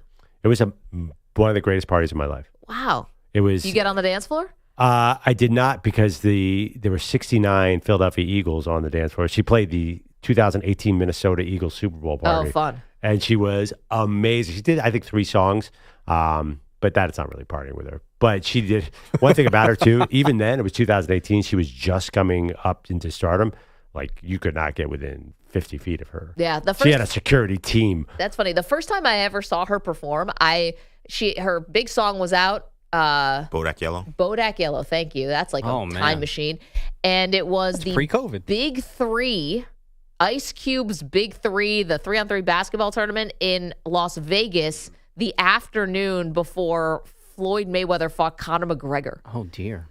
That's a time capsule right there. Isn't that funny? Bodak Yellow is #1 on the charts, and Conor McGregor is lacing him up to fight Floyd Mayweather. What a time. The Big 3 just launched. I know. And it was like a novelty, and like Katino Mobley was out there. He's got all his gray hair, but like still playing. And Cardi B was there, and I remember someone shouted out like from the top, like, Cardi B, I love you. And she just looked back at them and just like shook her butt a little bit. And I was like, man, way to be on brand. Yeah. That was a huge top right there by Maggie. I'm sorry. I didn't mean to be a topper. You were at the party with her. That was a classic textbook topper. I was like, I partied with Cardi B in the Super Bowl. You had to bring in Cat Mobley? Ice Cube was in there. We're sharing stories. That felt like a top. I didn't mean to. I'm not trying to actually be the a second one-upper. time. You had a top in hour 1 too. We were talking about something. What? I'm not trying to one-up you. Yeah, no, that was you're a bit of a topper. You said you're the Eagles Super Bowl party. You can't get any bigger than that. You're awesome, but you're a topper. I know. We're trading stories. All right. Yesterday, I said I thought I saw Sammy Hagar. Probably like, I've seen Sammy Hagar. I topped you there. You did? I think Sammy Hagar lives in New goodness. York. Like, people are always citing. But by the way, the guy you saw we did the math. He was about 30 years younger than Sammy Hagar is now, which was surprising to me. He's still not. Yeah, it was. Sammy Hagar in our brain is 1997. Sammy Hagar. Sure, or 1987 for some people. Right. But the guy you saw. But he was an older guy. He was probably in his 50s or 60s. Yeah, that's not older. Sammy Hagar is 80. Yeah. I told the story yesterday. I thought I saw Sammy Hagar sitting in front of a coffee shop in my town in New Jersey. It turned out it was a Sammy Hagar impersonator. Yeah. I mean, listen, I looked at it again. I definitely would have done the same thing. Thank you. Oh, definitely. He's nailed it. He looked like Sammy Hagar. And then this gave us a good opportunity for EJ and Manny to learn who Sammy Hagar was. You still probably should go visit the eye doctor, though. That's been a theme this week. No. I disagree with that, man. Well, I mean, do you remember the car that Shador got? And the olive green. Yeah, it's a rough look. No. It was for me. I don't even know. You thought you're like, I can't tell if Luka Doncic is skinnier. That was the one that we were like, wait, what? It looked like he's on the big O. I can't tell. I can't tell if he's lost weight. Are you kidding me? He's lost like 45 pounds. I don't know. It's just a photo. Yeah. No, I'm with you on Sammy Hagar. Yeah, I'm definitely not with you on the brown Rolls Royce or the. It's brown to me. Are we sure Cardi B was performing at that Big 3 game? Maybe it was Madonna, actually. I mean, my eyesight's just really bad. Yeah, by the way, I was like, wait, how did they book Cardi B for a Big 3 game? I'm still kind of caught on that in my mind. It wasn't actually a Big 3 game. It was an NBA game. Yeah, right. Weird. Yeah, it was the Aces, actually. It was Paris the WNBA. Olympics. I didn't know where I was. Yeah. Summer League basketball. Yeah, don't worry. I wasn't taking whatever that pink stuff was on that yacht. It was the 5-on-5 tournament at the scouting combine that I didn't know about. Mike's in Dallas. Mike, good morning. Hey, good morning. If y'all are doing the top legends in Detroit, you cannot forget about Richard Night Train Lane. Oh, good one. But was the peak Dang. too small? But he didn't. Was he there in '57? Did he win a championship, Mike? I do not recall, but a lot of the guys at the bar talked about him. Because like the Lions are a hard team to put a lot of guys on there because they're famously not a championship team. I don't know, but before I get thrown off the air, remember y'all were talking about Diggs? Yes. He's not the only Minnesota Viking to have parties on boats. Oh, we know. We brought it up. Called running through the okra patch, Perloff. You remember that one? Oh yeah. That detail I did not know. I don't remember that detail, but we remember that infamous Minnesota Vikings boat party. You know, actually, Mike, thank you for the call. I don't remember how that ended. Did it end with like suspensions? I think the NFL did get involved with that. We got to go back and look because I remember the story, but I don't remember the ending. By the way, Mike's calling from Dallas, Texas. Just want to make a quick note. We're doing the Mount Olympus of Maggie and Perloff, the 4 sports gods from all these great sports cities in the country. Dallas is coming up on Monday. That, to me, is one of the most intriguing ones. I'm going to hug him. Because there's certain cities where one team is so powerful. Like I did 3 Yankees on New York, the LA Lakers, Dallas Cowboys. From what I see quickly and just on the boat thing, it looks like Z Wolf just made a statement being like this lack of discipline will no longer be tolerated and the events of the week were unacceptable. But I don't see anything about suspensions or fines. Okay. They definitely went after the Wizinator. He got suspended. Yes, but I feel like we keep mentioning him. But I don't know if he was part of this. No, Ontario's. No. I think it's too. I think he was on the boat though. Are you sure, Ontario Smith? Right. I mean, according to simply Wikipedia, which is reliable as my that is. My favorite website. Fred Smoot, Lance Johnstone, Noel D. Moore, Corn Robinson, Bryant McKinney. Corn Robinson? Yeah, this is a throwback. Some of these names. Those are made up names. Well, Bryant McKinney, Corn Robinson Super Bowl was champ. awesome. Yeah, Corn Robinson was good. Yeah. He was a star. Brian McKinney was a huge character. Yeah.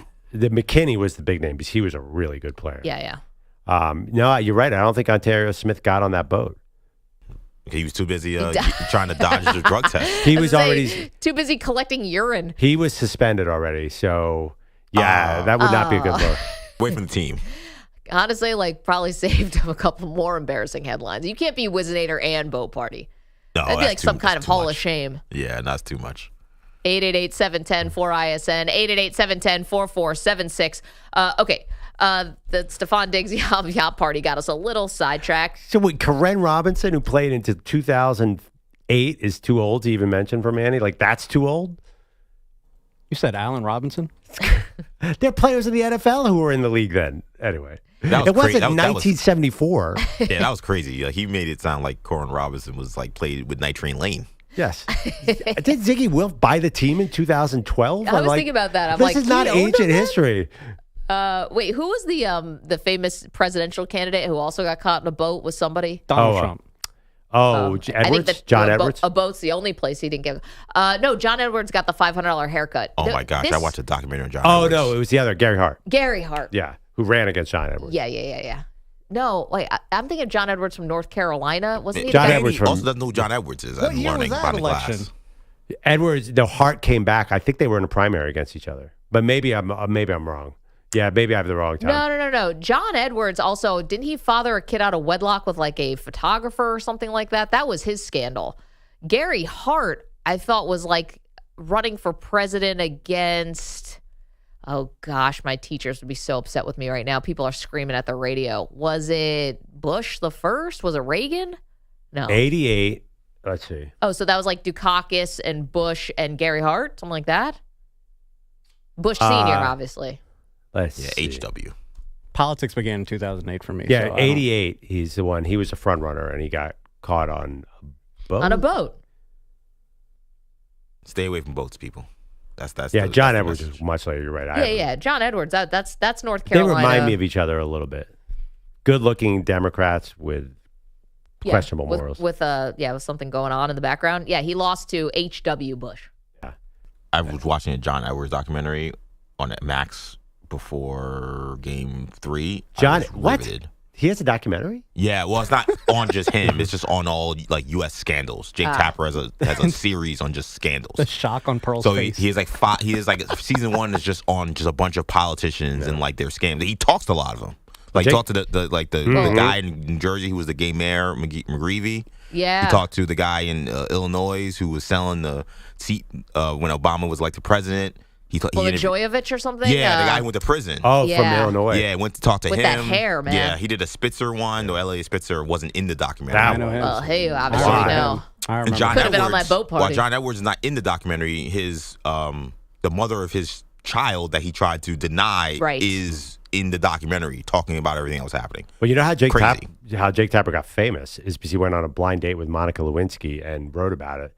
And really? Yeah. So this is like the Clinton era. I mean, I think overarching all this is the Clinton family and Bill Clinton and his picadillos. That's a big part of this. I said politics began for me in 2008, but I'm very familiar with the work of Monica Lewinsky. She's a very talented woman. She cut through? She crossed over? I heard that. That's really good for the country that politics began in 2008 for you, Manny. That's a good sign that history has taught you so many lessons. I mentioned John Edwards. He's like, who's that? I was like, that was literally just last decade. I know. I was just struggling about who Gary Hart ran against in 1988. He told me that was the primaries. I'm not paying attention to the primaries when I'm 11 years old. He's also the vice presidential. He's also the vice presidential candidate. Yeah, but you remember, I think like one or two primaries ago, the Republicans had like 22 people on the stage, and the Democrats had like 18. It's hard to remember all the primary people. There are a lot of primary people. There's also, obviously, if it's Jake Tapper who's the one doing all these scandals, we're not going to actually find out the real story for another 8 months when he can write another book. Just hold it. No. He's played in this sandbox before. I'm telling you, he made it famous. He loves this kind of stuff. Oh, yeah, and also the guy... you're saying that he played Monday morning quarterback on that situation? By the way, also, in that same documentary series, I know I'm giving a lot of free promo, I didn't know about the South Carolina governor who just disappeared. The guy, he was the governor, and he was like, I'm hiking the Appalachian Trail, and apparently he was like canoodling with like his mistress in Argentina. Yes, and then he came back. Yeah, and he showed up, and they showed him at the Atlanta airport. They were like, why'd you come from a flight from Argentina if you're hiking the Appalachian Trail? I was like, did I not know any of this that was happening? This was crazy. Yeah, I remember that one. How long was he gone for? 4 days. They didn't know where the governor was. They were just calling. They were calling, yo, where's the governor? And they were like, and just hanging up the phone. Dude, I got to pick up a book. What? Dude, right now in New Jersey, there's someone who I think Bob Menendez is going to jail. He was buying gold bars. I heard that one. What? This is what the NBA needs. We need some corruption. It's not even actual paper money. You don't need a face of the NBA. Just get some good old corruption. That'll bring some headlines and Don't worry, eyeballs. There's plenty of corruption in the NBA. That's why we talk about their conspiracy theories more than any other sport. Yeah, true. Lottery. That's the corruption. All right, if you want to have a good time, look at the Democratic primary candidates from 2020. There's 24 of them. Amazing names. Can you name them? No, I mean, there's Michael nobody you Bloomberg? could name all of them. Some of these I don't remember at all. Amy Klobuchar? I don't know. Well, Tulsi De Blasio Gabbard was one. who's I in remember the, that. Tulsi Gabbard was in there, and she's in the Trump administration. That's fun. That's a good one. Bloomberg, every New York mayor threw a hat in. De Blasio, Bloomberg. De Blasio being in that election as a New York local newsman was one of the worst things that happened in my life. Just ruined just like good 3 weeks. It wasn't like it was long. Tough summer. It was a tough 3 weeks of like, we're following this loser who's no chance to win just because he did this. Do you remember John Hickenlooper? He made the debate stage. Again, made up names. Yeah. Man, he's like, these are NBA 2K my player creations. These are not real people. Eric Swalwell. I remember that guy. Oh, my God. Anyway, yeah, the Republicans the same way. They went like 20 deep. The primary is like, that's our next Mount Olympus. Mount Olympus of guys who we remember for 2 weeks during the primary. I think that what this all comes back to is bad things happen on boats. I think you're right. Gary Hart taught us this. And NBA players have now taken the torch. Passed the torch. Or NFL players, really. This is Stefon Diggs. Oh, sorry. Did I say NBA? Yeah. NFL, pardon me. Man, 888-710-4ISN, 888-710-4476. Actually, kind of surprised we don't have an NBA scandal with a boat. We just have to look a little closer. Did George Mikan ever get on a boat? Well, we have a banana boat. He was on a Lakers, so it would make sense. The banana boat is an all-time photo. Yeah. How those guys thought that was a good idea. Oh, I saw some reporting on that the other day that they had no idea a photo was going to be taken. Did you guys see that story? How did LeBron James, Chris Paul, and Dwayne Carmelo. Wade, they don't think a photo is getting taken? Also love how Melo was supposed to go, but didn't, and he's just like, I'm so glad I missed that trip. Melo's way too cool for a banana boat. I don't think he gets on it. I agree. I think he's the guy. Matter of fact, he should have been there because he would have told them, don't get on that boat. He would have been like, this is a terrible look. He's too cool. Except a lot of expletives would have been thrown in that. True. Yeah, but that's fine.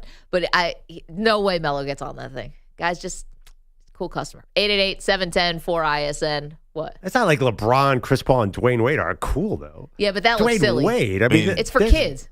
I think Dwayne Wade's cooler Dwayne than Wade Carmelo. likes his statue. I don't know. The statue looks nothing like him. He's like, it's great. Yeah, but it's like when Melo someone had told builds him- you a statue, can you turn your nose up at it? Yeah. You know? I mean, it's not like those three people are nerds. No, Maybe but Chris I want my Paul. damn respect too. If Melo was there when Dwayne Wade was approving the statue, no way that statue gets rebuilt. No chance. I don't know. LeBron James, when he did that Taco Tuesday, he lost some coolness factor. Yeah, he's a bit of a that's- sports dad these days. Yikes. Taco Tuesday. Oh, here's a good one. Manny, this is actually going to take a little sound from you. What's more embarrassing, cringy to hear? Taco Tuesday from LeBron, which was so bad, or Duval? Oof. Duval. I don't have Taco Tuesday, but That's I can fine. grab it. Load it Liam up on Cohen the can break. win three Super Bowls, and you will never think of anything else. Dude's Ever. going to be an awesome coach. He could be on the biggest Mhm. yacht party scandal of all time. He'll always be Duval to me. Mhm. Yeah, you made this mistake with Sirianni. You didn't take him seriously, and look what happened. I know. When he said talking about fertilizer in his first press conference, I was like, what?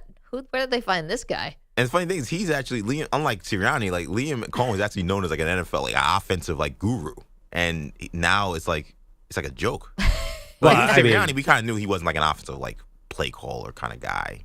Like we didn't think of him as we know he was Frank Reich basically. Like Liam Cohen's seen as a good offensive mind. Well, I just think press conferences are completely irrelevant to how a coach is going to be. That's the point. You might have an Adam Gase, but winning the press conference means nothing for wins and losses. Unless you're going Duval. 888-710-4ISN. Lots more to do. Our Mount Olympus sports gods. We're doing Detroit today. That comes your way. Get out of here, Detroit. Top of the hour. Duval. You're in a 5-minute break.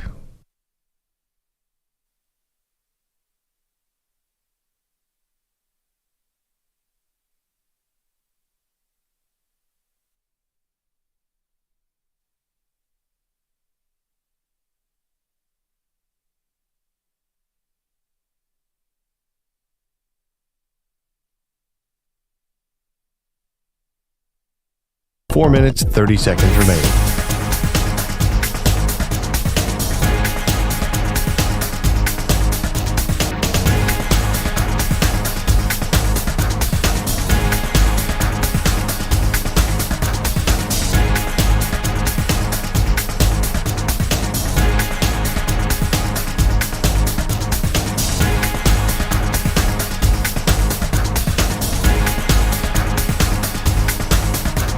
Four minutes remaining.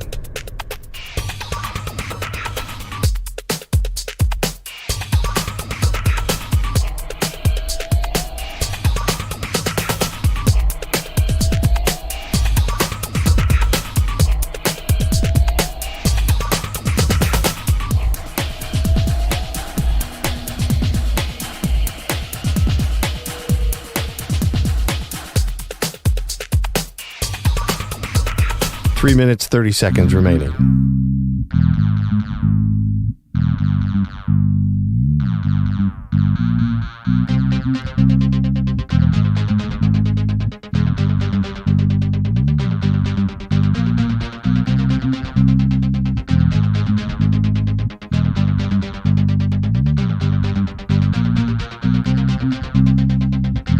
Ball.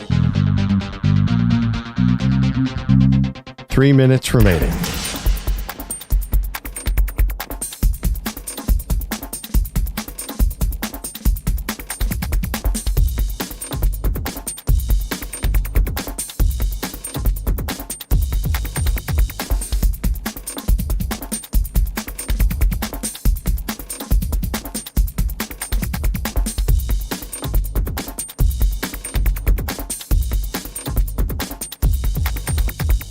Two minutes, 30 seconds remaining.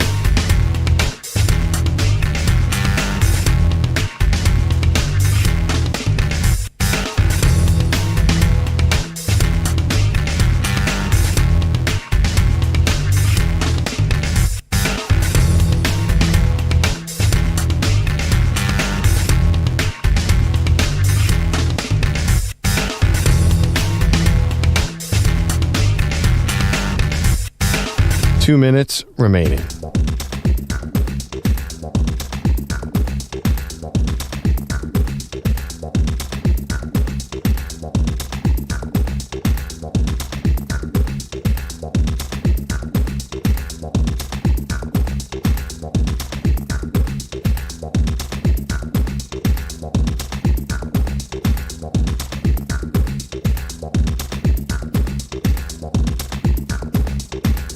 1 minute, 30 seconds remaining.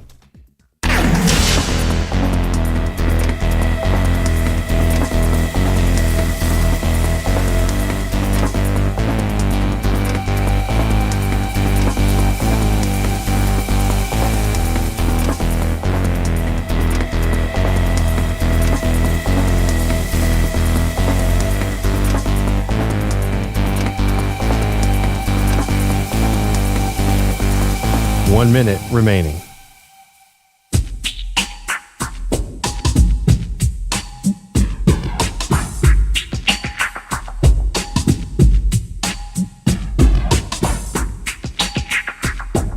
.45 seconds remaining.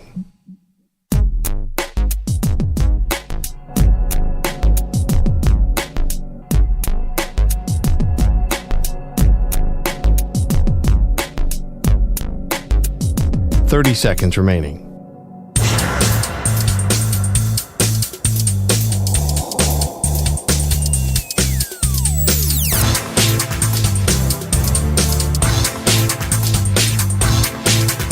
.15 seconds.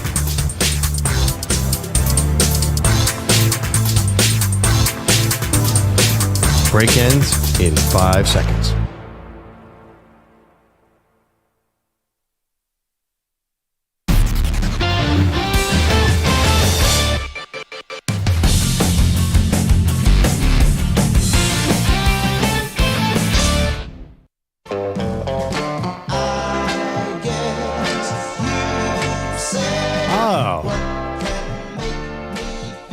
Welcome back, Maggie Perloff Show. This portion of the show is brought to you by Ethos Life, the easy way to get life insurance in 10 minutes.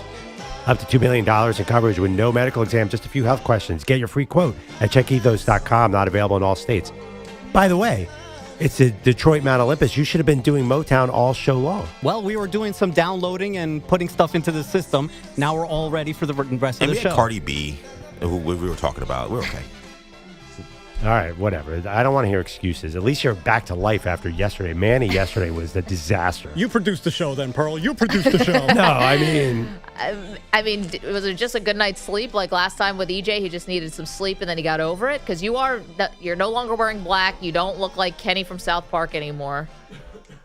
You excited for tonight? No, not even a little bit, no. Okay. No. Do you think you're going to put up a bigger fight for the Knicks tonight than Minnesota put up last night? Because that was... I sure as hell hope so. really embarrassing. Can you 1-2-3 Cancun when you're facing elimination in the Western Conference Finals? Because that's what it looked like. I'm scared for the show if the Knicks have a performance like the T-Wolves did and Manny shows up tomorrow like that. Isn't it almost easier to lose that way, though? Wouldn't it be... Manny would be more depressed if they lost on a last-second shot by Tyrese Haliburton. Well, that already happened. Or Obi Toppin. Yeah, that I think is the worst. Isn't it better to rip the Band-Aid in the second quarter than have to deal with a close loss? I live in a constant state of anxiety and depression 24/7, so it doesn't really matter. We've been meaning to talk to you about that. We're here if you need us. You have all of our numbers, and we're here. None of them are saved. I have one. That's why every time I text Manny, he's like, who's this? Who's this? Yeah, every text. Hey, can you grab that sound? Who's this? Sorry, you were saying. New phone, who dis? Oh, I don't know. I hear there's this new wonder drug that Stefon Diggs has for cure depression. I've heard about does. I've heard that too. Has the girl that kept touching him been checked on? Because I feel like you shouldn't be touching Cardi B's man. The one girl in the video is like rubbing his chest and patting his leg. I would rub That's his a danger chest. zone. I would rub his chest too. Are you kidding me? He does look See his good. pecs? Yeah. Yeah, he looks ready to go. He's built. Talking about this boat party, that now infamous boat party that Stefon Diggs was on. Mike Vrabel had to talk about it yesterday. Lots of women, lots of bikinis, not a lot of playbooks. Lots of upper chest workouts as well. I don't think Cardi B cares about him like that. I think this is a rebound relationship, or that woman would be at the bottom of the Atlantic Ocean. I just think I think Cardi's having fun. I don't think this is like as serious. Yeah, it's not serious. Yeah, like I think. Oh, come on. But you're on Cardi B's boat, presumably touching Cardi B's guy. However serious the relationship is, that still is a thing you shouldn't do. I don't think you get serious with a guy like Stefon Diggs. I think you could go into a relationship with not having serious intentions, but jealousy feelings are impossible to contain. Yeah. There are rules. I'm not putting myself in Cardi B's shoes. She's an uber celebrity. But I think her stilettos. I don't think you can say I'm rebounding and I'm not going to have any kind of feelings about this because I don't know. We'll see. I mean, maybe Women he's just get Cardi. attached. Maybe these are Cardi B's best friends and he was just hanging out with them. That could be true too. I mean, we know what her profession was before rapping. What was that? Dancing. I thought you were going to sing for a second there. No. What are we going to do about these strippers? Performing nightly. Bogusch says headlines. They were the best team during the regular season, setting a record for point differential. And now the Thunder in the NBA Finals after their fourth 30-point win of these playoffs. OKC closing out Minnesota 124-94 in a Game 5 that barely made it to halftime. Regular season MVP Shai Gilgeous-Alexander adding Western Conference Finals MVP to that resume. 34 points, 7 rebounds, 8 assists last night. Shai Gilgeous-Alexander. He says they had to win this one. I didn't want to go back to Minnesota, travel-wise. And then I wanted the fans to be able to enjoy the moment with us. I wanted them to be able to see it unfold in front of their eyes. I wanted them to be able to celebrate tonight in our building, go home, get drunk, whatever they do. And the T-Wolves are basically bartenders helping things go last night. And again, the Thunder players and fans have plenty of time to have fun. Game 1 of the finals, not until next Thursday. Those T-Wolves limp into the offseason. Anthony Edwards again goes out with a whimper. Only 19 points last night. The T-Wolves outscored by 29 when he was on the floor. For the series, Edwards held under 20 points and 40% shooting 3 times. Nobody's going to work harder than me this summer. I tell you that much. That's his promise. The Florida Panthers are back in the Stanley Cup Final, winning the East for the 3rd straight spring. They rallied for a 5-3 win in Carolina to knock down the Hurricanes in 5, a goal and an assist from Matthew Tkachuk. The Oilers can end the Stars season tonight, Game 5, In Dallas last night on the Diamond, the Cubs held off the Rockies 2-1 for a 5-game win streak. The Royals beat the Reds 3-2, avoiding a 3-game sweep. And the Cardinals got a 6-4 win in Baltimore. St. Louis is 18-5 since May 4th. But most of yesterday's action was in the afternoon, including Tigers and Giants. As they came back from a commercial break, Giants TV showed us an injured Detroit grounds crew member. He seemed to be in a lot of pain. It was a left leg injury, and EMT was even on the field. So we're going to have a little bit of a delay here. That you do not see that very often, but can't do that.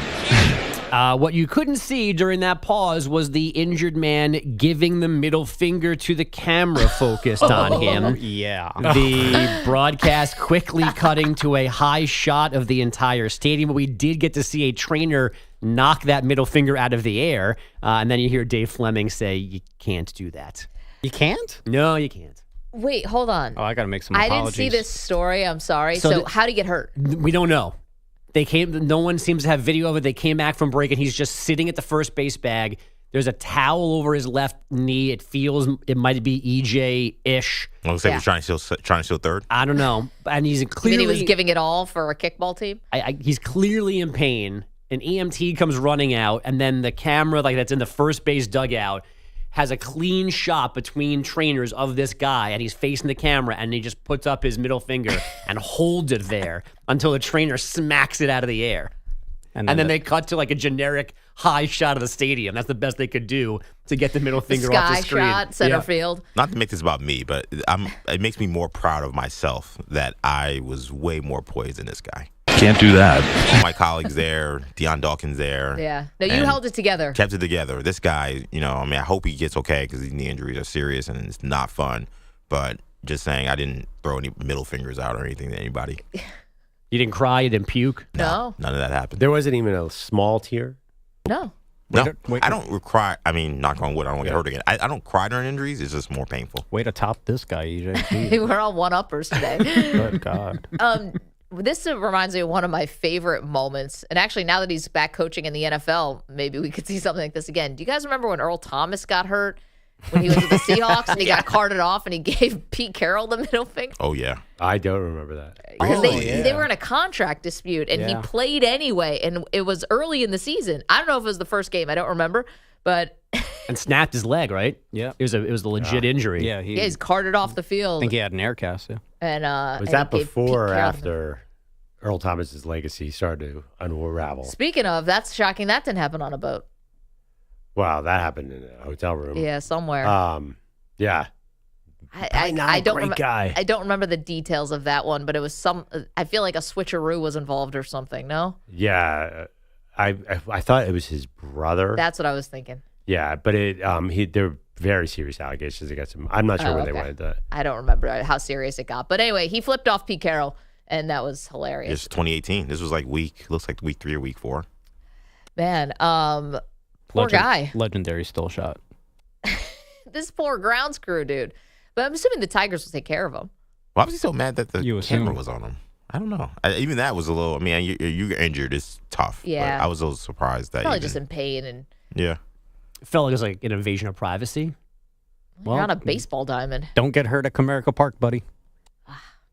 Speaking of Detroit, top of the hour, it will be the Mount Olympus of Maggie and Perloff. We will tackle Detroit. We're going through out of here, Detroit. every sports city and finding their 4 sports gods. So not EJ. No, EJ doesn't make the cut. I don't think EJ can go to the state of Michigan right now, to be fair. It's a shame. I love Detroit pizza, too. So good. Kate Cunningham, not on EJ's list. No, not. Maybe one day. Neither's Malik Beasley. Definitely not Malik Beasley. Detroit pizza, very high on the list. Ooh, love it. Little Caesars, number 2 on that list. Yeah. Can't tell if you're helping or hurting. No, I'm big enough to pizza. It's really good. Pizza is good. The Detroit pizza's fine, but Little Caesars, never had a slice of. You've never eaten it? Nah, dog. So obviously, New York slice always. The Illich family, right? Who owns Little Caesars and owns the Tigers? They own, I think, Little Caesars. Everything else in Detroit, not named the Lions. Oh, Dan Gilbert, I think, owns the casino downtown, doesn't he? Yeah, he owns something big in Michigan. Yeah, he's a big Michigan guy. Anyway, Detroit comes your way, top of the hour. The Mount Rushmore, I keep doing that thing. The Mount Olympus, the 4 sports gods from Detroit. I'm going to start dumping every time you say You that. should. Act like it's a curse. Coming up next, the person who has the most to gain and the person who has the most to lose tonight in the NBA Eastern Conference Finals. What? You're in a 5-minute break.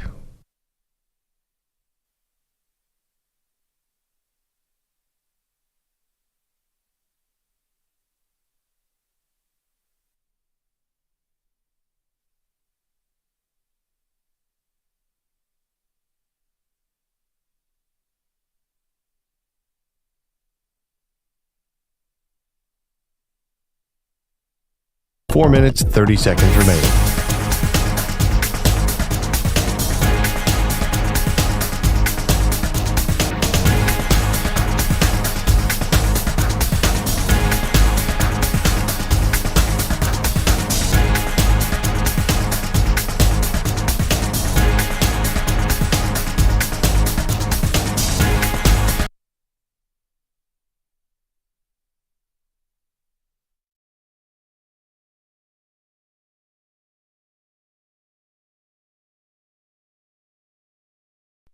Down in San Antonio, there's a man you should know. Kevin Lamelli puts on quite a show. 50 push-ups, 50 sit-ups with your squats in a row.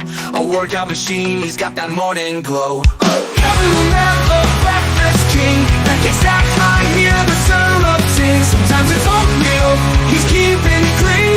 But every single morning he's living the dream.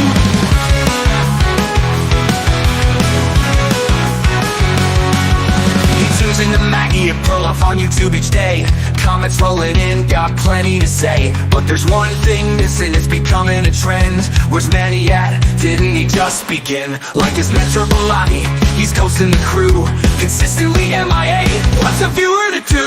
Kevin Lamelli, breakfast king. Pancakes stacked high, hear the syrup sing. Sometimes it's oatmeal, he's keeping it clean. But every single morning he's living the dream.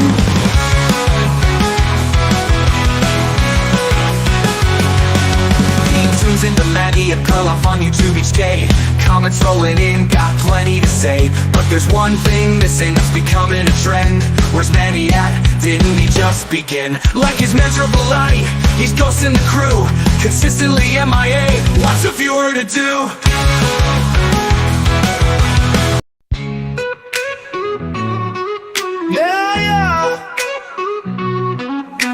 Down in Music City, there's a man named Jay. He's tuned in to Maggie and Perloff every single day.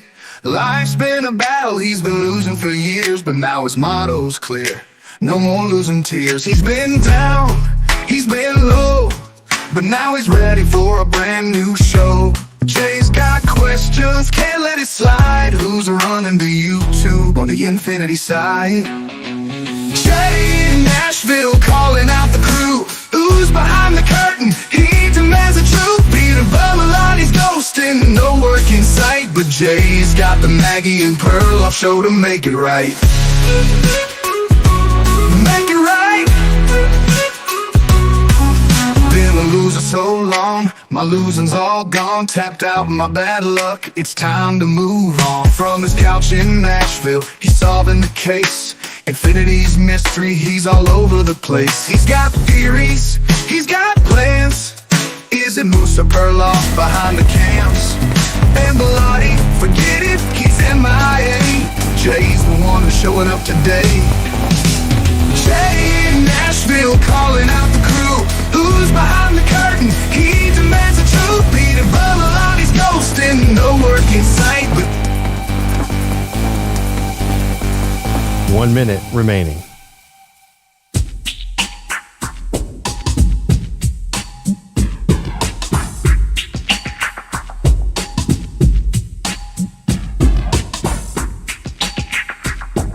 $45 seconds remaining.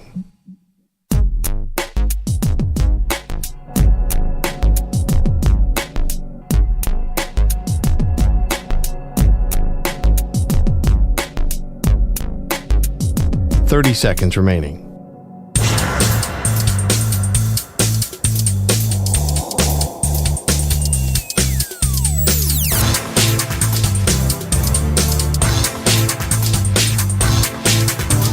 15 seconds.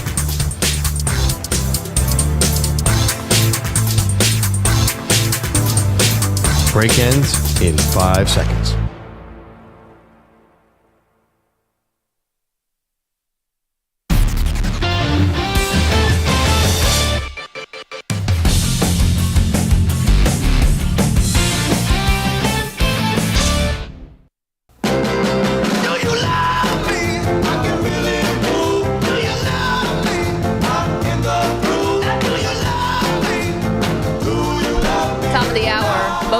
Takes center stage because we are doing the Mount Olympus of Maggie and Perloff, the four sports gods of every great sports city, and Detroit on the table today. We did New York yesterday. We are doing Cleveland tomorrow. But Perloff, we got Knicks Pacers tonight. Pacers can punch their ticket to the NBA Finals. If they win, they would meet Oklahoma City there, who won last night and had a gentleman's sweep against the Minnesota Timberwolves. And so that, I think the biggest star to emerge, which is weird to say that because it's his second year in the Eastern Conference Finals, but obviously Tyrese Haliburton has become the story of the Eastern Conference. We thought it may have been more Jalen Brunson and more this kind of coronation of New York, or maybe that we're a little biased here because EJ and Manny are hoping for that so much, but it's become Tyrese Haliburton's show. So I guess he definitely has gained the most as far as these playoffs are concerned. Who do you think has the most to lose tonight? Like Anthony Edwards had and the T-Wolves, very disappointing, embarrassing exit last night. We're kind of looking at him differently. We're kind of looking at everything differently with Minnesota and their outlook. Who could that be tonight, presumably, I guess, for the Knicks? Well, it's so funny because Anthony Edwards, if Steph Curry never got hurt and the Warriors had knocked out the Timberwolves, nobody would be talking about Anthony Edwards. His status would be absolutely fine. Yeah, oddly, it got worse by him going farther in the postseason. Which I think could be the case for Jalen Brunson and the Knicks. He whooped the Celtics and set himself up for a little bit of a failure here. I think Jalen Brunson, the fact that they came back in Game 3, which we mentioned earlier in the show, when he was on the bench, I just think that Jalen Brunson is the one whose legacy is taking the biggest hit here. So it's funny because he also, though, is somebody who, phenomenal player, Mr. Clutch, all that, but not Mr. Clutch, but won the NBA Clutch Award, but was not on the Olympic team, right? I mean, he was hurt at the end of the year, so that was probably the biggest reason why. But he is kind of in this gray area of he is a great player and he's playing in a big market, but he has not transcended to superstardom yet, right? And that has not happened for him outside of this particular city where we're doing the show. But he's not, on track to be the next LeBron James or anything like that, not even close. It's funny, and why is that? I think is it a style of play? Is it the fact that he's an second round pick, right? Like some guys get labeled as sort of underdogs, and I don't know. Maybe it's his origin story is just not there. Where Anthony Edwards was a number 1 overall pick, like we expected him to be a star. Nobody saw this coming with Brunson, so it's hard to wrap your head around. But I think if they had won this series, they got in the finals, then he would have become that star. Maybe. I still think people like him, see him as an underdog. Yeah. And I don't think he's the one who's taken the biggest hit here. It's Thibodeau. I think Tom Thibodeau, who, I'm going to be honest, I think there's been some fans who have just been waiting for to pile the avalanche on this dude, right? Because some fans in this building came in with a reputation of grinding his players down to dust. That was the story last year. He does not have he has a great reputation as a coach overall, but not as a great in-series adjuster. And I think that is really proven out where it feels like grasping for lineups, all of a sudden when you're in Game 3 and Game 4 of the Eastern Conference Finals. So for me, it's Thibodeau, and we were just chatting briefly about this yesterday. If Thibodeau ends up becoming a casualty here of the Knicks losing, and by the way, I'm not sure I'm advocating for that. You did make it to the Eastern Conference Finals. I know that Tatum got hurt. I would give Tibbs another year. I will do a show bet that they give him another year. He's got relationships. I think this is crazy. And EJ's head in his hands. EJ just made an audible gasp. When is the last time a Knicks coach has gotten his team to the Eastern Conference Finals? 2000. Well, I mean, it was 1999, right? Yeah, 2000 they did. Yeah. They went back-to-back years. And you're going to fire the one coach who gets you the Eastern Conference after all the wandering in the desert? Yes. I don't think they will. So, and I think that'd be insane and typical New York. Well, oh my gosh. Okay, so What? I think that it's funny. It's like easy to say from the outside, right? Because you guys always look at me sideways when I say I think Sean McDermott should be fired from the Buffalo Bills. Very Because how similar. many times can you get to the AFC Championship game, or how many times do you lose at home or lose on the road to Kansas City? Andy Reid has your number. Yeah. When you're swimming in these really deep waters here, sometimes you do need to make the change, even if it seems crazy from the outside. McDermott's been swimming there. Tom Thibodeau and the Knicks just jumped into the Eastern Conference Finals. I mean, I know they've had a couple of good years here, but he's barely had a chance with this team. What did he get there in 2020, right? He's been there for a while now. Well, yeah, but he just got Cat. Coaches in the NBA. He just got Cat. He just got Bridges. I think it's pretty incredible this team made the Eastern Conference Finals. I thought that was an achievement. That was the goal this year. That was the goal this year, Coming but to the season. Yeah, that was the goal this year, and he met that goal. So it's funny because expectations raised. If they had just lost to the Celtics because Tatum was healthy, I think they probably do run it back with Thibodeau now that They're running it back with Thibodeau. Show bet. I want to do a heavy show bet on this. Okay, well, I mean, we got to see how the series ends. I'll see if it may end If tonight. it may not. ends today, I don't know if I want to show, but I really think he'd be gone. And there's tea leaves that he could be gone. It's not also just crazy EJ fan. Like, there are people who know this team. Is crap. That's why I want to do a show bet. I really do. That he could be, that he's vulnerable. Now, here's the question, though. We were wondering, let's say he does get fired from the Knicks, or every coach is hired to be fired eventually. Does he get another job? No. Immediately or never, you're saying? Never. It's the end of his career. Okay. Triple show bet. I love the stakes keep going up. Someone's going to eat tuna jelly. He took a beat up, meaningless, meandering franchise and got them to the Eastern Conference Finals. I think some team would sign up for that. He's 68 years old. Who's? No. Yeah. Get out of here. Yeah, he's 67. He's going to be 68. Show bet off. Yes, Tom Thibodeau cannot be 68 years old. Yeah, he's 67. He's going to be 68. You say Tom Thibodeau? You say what, Pearl? Yeah. He's gonna be 68. My God, that is the shocking news of the day. You're not taking the bet anymore, Pearl? You know what? I take it back. He looks great. Yeah, you were talking about how he's like all schluppy. I'm like, he's 67. He's gonna be 68 in January. I always thought he looked like when By the way, Danny he's not DeVito 68, played the he's pain. 67. He's gonna be 68. He's gonna be 68 eventually, but it's May. I mean, that's not that far away from now. He's also going to be, hopefully, birthday God willing, he's going to be 89. He's halfway to. He's almost past his half birthday. He's going to be 68. Almost past his half birthday. Yeah, he's dyeing that beard. I didn't realize that. 67 years old. Nobody's hiring him to coach another team. I mean, Pete Carroll just got hired at 73. Different sport, but the NBA. What 60? I think again. I'm trying to think of old coaches that get hired this late in their Tibbs career. wins a lot of basketball games. I think a lot of we just were talking last night on the call about the 5 candidates for the Suns jobs. Yeah, they're trying to go cheap. They're paying too many ex-coaches right now. I just think. Every coaching candidate is flawed. I mean, but the reality is we kind of forget he would not have been hired by another team in that coaching cycle if the Knicks didn't hire him. He was not getting interviewed. Yeah. He was not a candidate. It's relationships though, and those might save him because he's close with Leon Rose. I know, but if he gets fired, then all the relationships he have are in New York. He doesn't have relationships with anyone else. He's very much a loyalty guy. Well, Boston. Who in Boston is overturned completely? Who on their staff cares about Tom Thibodeau? This is not Doc Rivers' staff. This is not Danny Ainge. All those people are gone now. He has a .579 career winning percentage, very high. Very successful regular season head coach, and he has taken teams to good playoff runs. But I think just like we saw with Doug Collins, Dwayne Casey, a bunch of guys who got your team to a certain level, then you say, you know what, we got to get to that next level. He's not the guy for him. Real quick, who would you want? Either Michael Malone or Johnny Bryant. 888-710-4ISN. Mike Malone's a champion. You're talking about Tom Thibodeau. What are you talking about? Turn our attention to Detroit. The 4 sports gods, the Mount Olympus of Detroit athletes, comes your way next.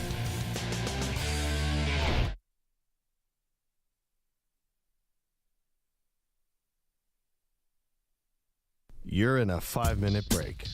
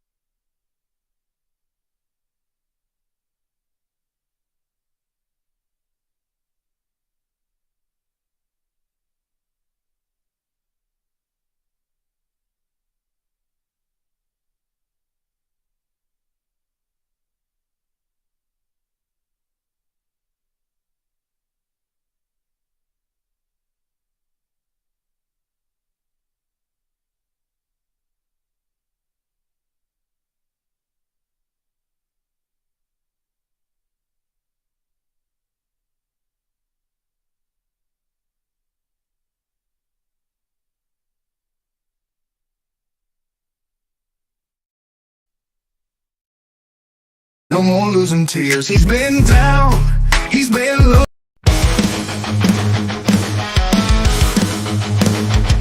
Rachel Rudolph in a headset, spinning like a clown. Am I on film or a fucking battleground? Yo, Danny in the chat saying Captain's got a plan, but let me set the record straight. Ain't no wires in my hand.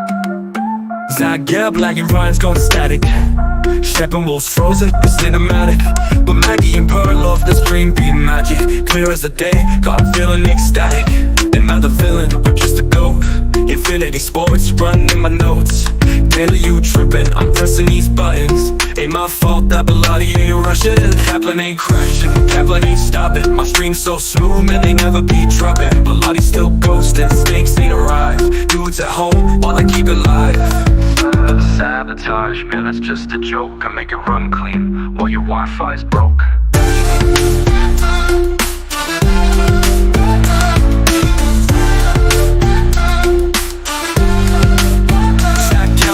Chat saying Cap was never planned, but let me set the record straight.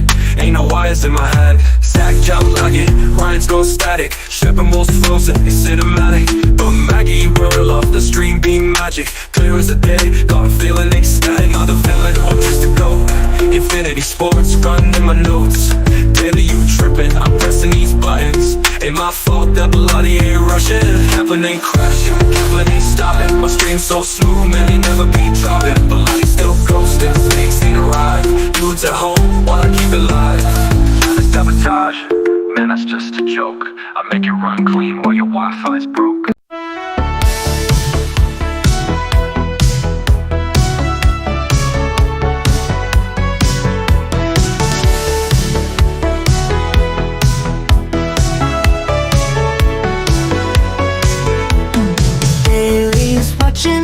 Throwing blame, saying I'm playing some digital games. Child is glitching, Lions lost. Steppenwolf stuck like he's been paused. Maggie Perloff, smooth as glass. The pixels shine, the stream so fast. Is it magic or is it fate?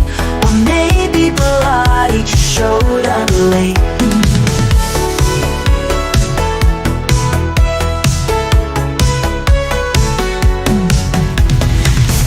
That's made, but never paid.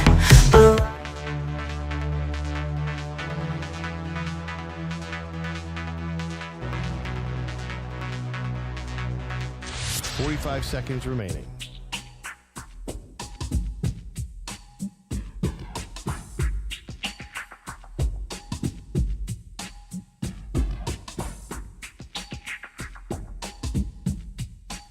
Seconds remaining.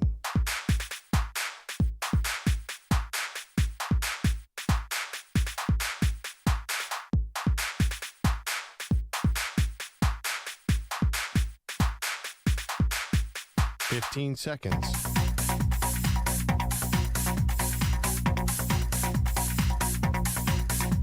Break ends in 5 seconds.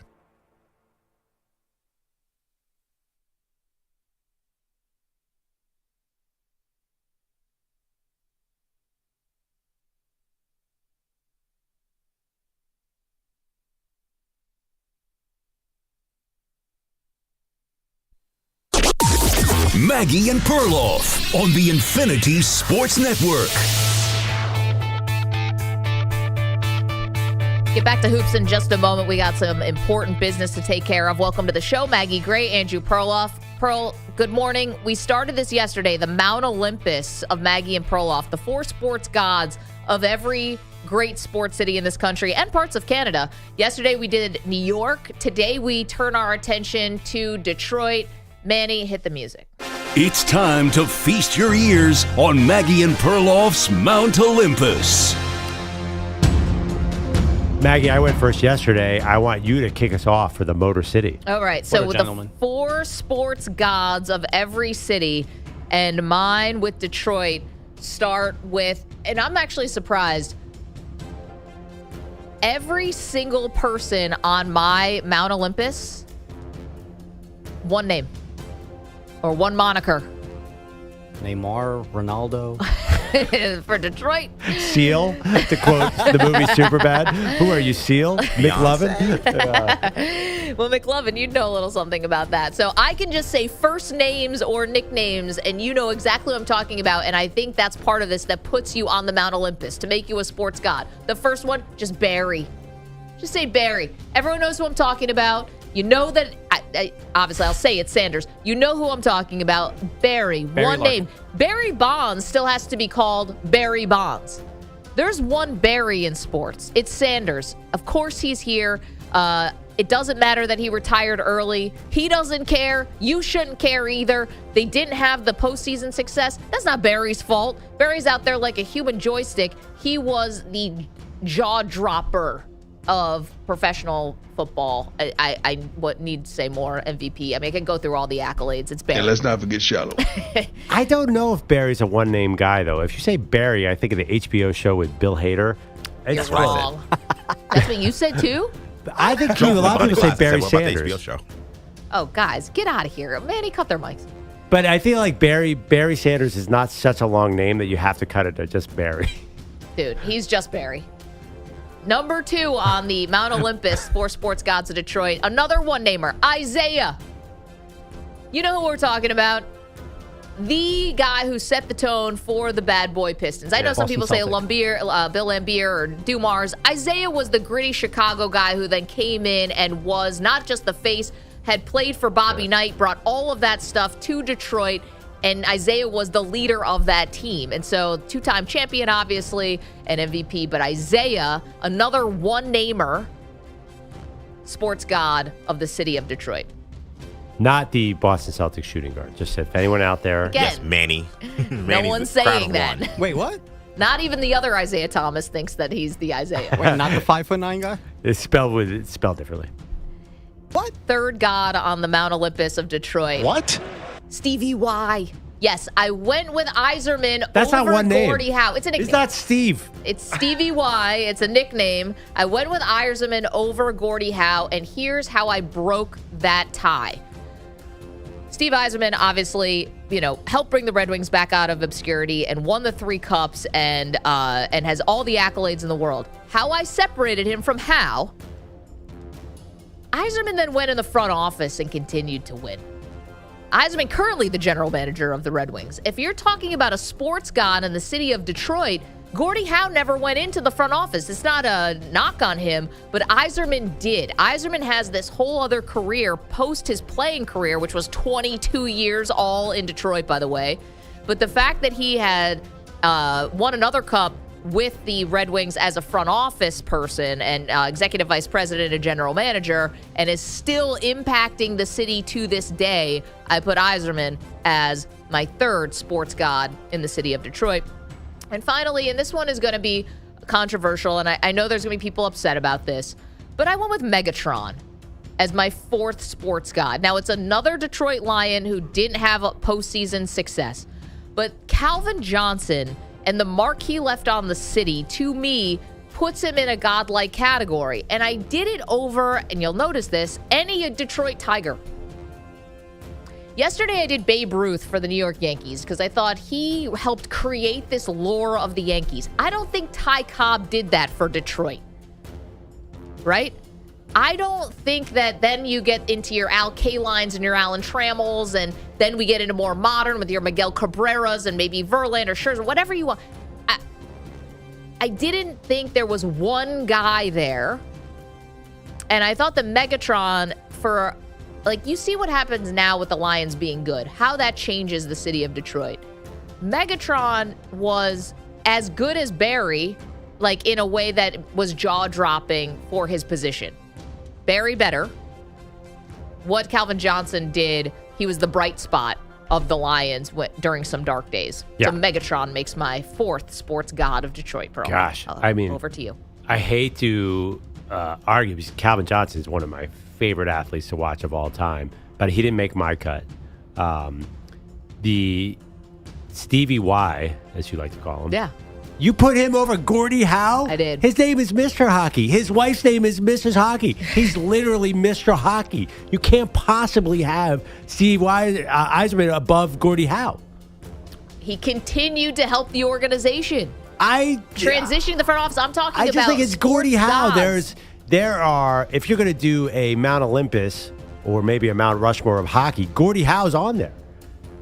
Right? We're doing Mount Olympus of Detroit. Yes, I know, but he played in Detroit. I know, but so did Yzerman, and Yzerman's still winning with the front office accolades on top of it. We're doing a poll of this, right?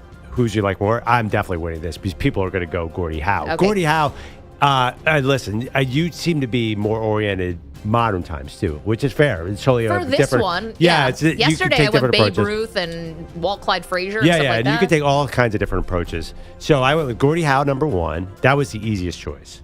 I agree with you on Barry Sanders, iconic. I don't know about the one name, Barry. He's just Barry. Who's your favorite player? Barry. Barry Sims? No one's saying that. Billy Sims. Billy Sims, right, yeah. Okay. No one's definitely saying Barry Sims. Yeah, Barry Sims. Barry, my accountant. Barry Markman, my friend. He sells fish. Okay. What? Now I'm lost. Isaiah, I also agree with. I was surprised you went with Isaiah because I know you were critical of him as a Knicks executive.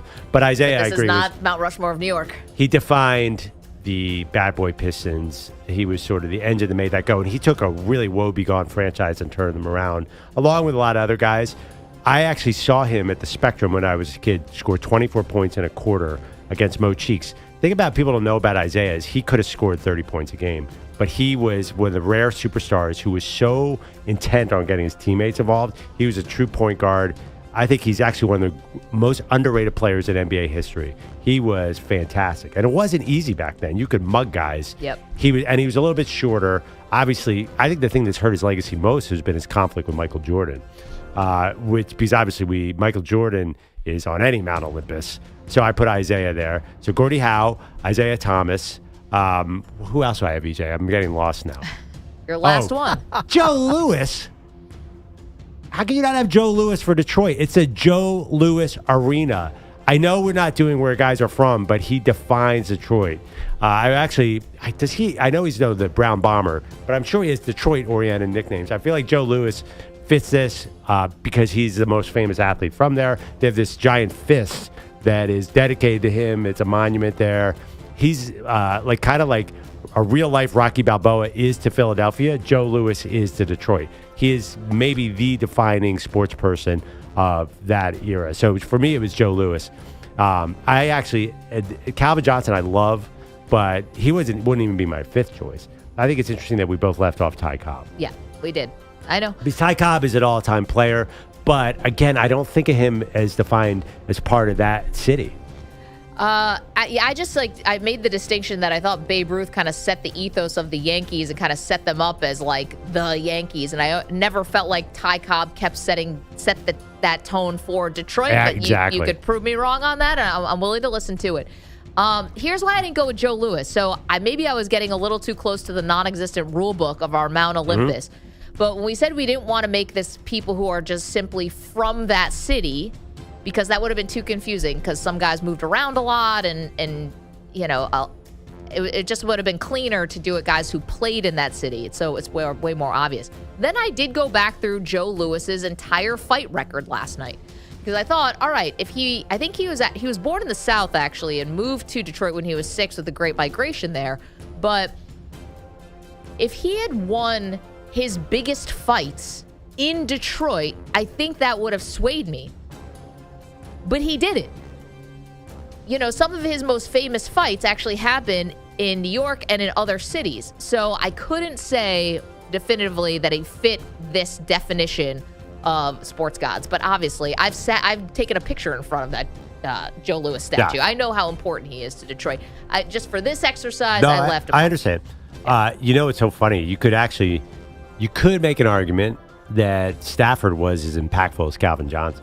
Thought about it, but Johnson was a better wide receiver than Matthew Stafford as quarterback. Right, but Matthew Stafford was a long-time Detroit Lions quarterback. Calvin Johnson actually wasn't even there that long, and he never made the playoffs. Which is funny. He made the playoffs, but he never did anything. Yeah. It was funny that I was actually adding, we're doing the Mount Olympus of Detroit sports gods. Both Barry and Megatron retired way early. Obviously because kept the going. franchise was a mess. Exactly. And so these guys transcended above that. So there you go.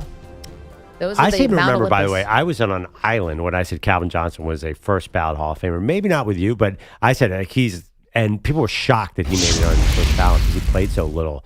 That was a big surprise to people, but Calvin Johnson was awesome. But that being said, I would put Al Kaline, he's a defining, like, there's some old-timey baseball names that everybody knows, not Manny. But Al Kaline's one, Hank Greenberg's definitely one. Those two guys are super famous. Miguel Wasn't Cabrera, it Tinker to Evers to Chance? I mean, there's a lot of famous but Tigers. Dontrell Willis. Has there been any success with Cabrera? I mean, enough consistent Didn't they go to the World success? Series? They went to the World They Series. went, but they never won. But they didn't win. So here's why I kept off Cabrera. I love Miguel 07, I Cabrera, think? but he won his 06, World Series with 06. the Marlins. Yeah. So I think it's Have they also been bad at certain times? Yeah, there was the Miguel. There were some lean years in the Miguel Cabrera years. K-Line won a title. I think Hank Greenberg might have won a title. Certainly, '83 they were the best team in baseball. But certainly, that Miguel, was famous. Certainly, Miguel did not bring the Commissioner's Trophy to Detroit. Yeah, so that would be my difference. Yeah, he's an outstanding player, but I think I am already noticing a trend. I am counting championships is a huge deal. I'm not. I mean, in this particular one, because you're going to leave off Barry Sanders because he didn't win a Super Bowl. You're looking at the wrong thing. Now, Well, yeah, I mean, you just put Calvin Johnson on. I did. Now, EJ, I heard you had an interesting take from the basketball side of Detroit that Isaiah would not have been your Mount Rushmore, but your pick would have been someone else. Get the out of here, Detroit! Oh, That not aside. necessarily. I would not have picked Isaiah. He would have been on there. I thought Ben Wallace should have had some more consideration, considering Detroit had all those lean years after Isaiah, and the 04-05 Pistons were such a moment, and Ben Wallace being super popular, Afro wigs in the stands, cover of video games. He was a mega star for a guy who played zero offense, but in reality, he was the identity of those teams. So I don't know if I would have put him on there, but I definitely thought he deserved a lot of consideration. I couldn't put him on there. That team. I don't even think he's close. That team to me was always the great thing about those Pistons teams were they didn't have a star. Like they shared the spotlight, right? It's like whether it was Rip Hamilton or whether it was Tayshaun Prince or whether it was Ben Wallace. Chauncey Billups, Mr. Big Shot. Rasheed Wallace came late to that team but was on it. It was so different because they didn't have that one singular guy. I mean, you could easily argue for Chauncey Billups there. Yeah, I think Chauncey. I think him and Chauncey are close. But I think Bill Laimbeer would have gotten the second basketball person, or Laimbeer Dumars. might be over Wallace. Laimbeer, actually, I looked back at his numbers. I had this argument with EJ yesterday. They were fantastic. Like he was a dominant rebounding force, and it's also too. Laimbeer was the bad boy. He was a part of the identity. So was Ben Wallace. You're right, but the bad boy Pistons was really defined by Laimbeer and Mahorn, not Isaiah. Like those guys were.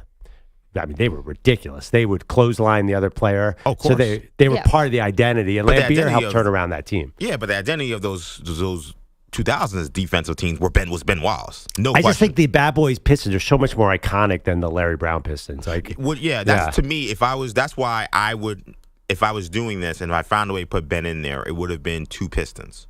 That's how it would have happened. Okay. I would not have replaced Isaiah. To be clear. Okay, yeah, sorry about that. Yeah. But the other thing, I thought that you were going to say, not just the Ben Wallace conversation, which sounds a little out there for people. Just seeing the chat, they're like, wait, what? Chuck Daly. I thought that's who you were talking about. Sorry, yes, because I had two different conversations. So I know where you're going. Yeah, no, I thought Chuck Daly also. If we're getting an interesting conversation about coaches and when they're going to show up, and when we were talking about it yesterday, I thought Chuck Daly is a good case. I mean, the Pistons had essentially no basketball identity besides Dave Bing prior to Chuck Daly becoming the head coach, and the fancy suits, building the Pistons kind of pseudo dynasty, and then of course he coached Team USA and coached the Dream Team. Yep. He's an icon. Like, we kind of forget Chuck Daly in a way that's a little surprising.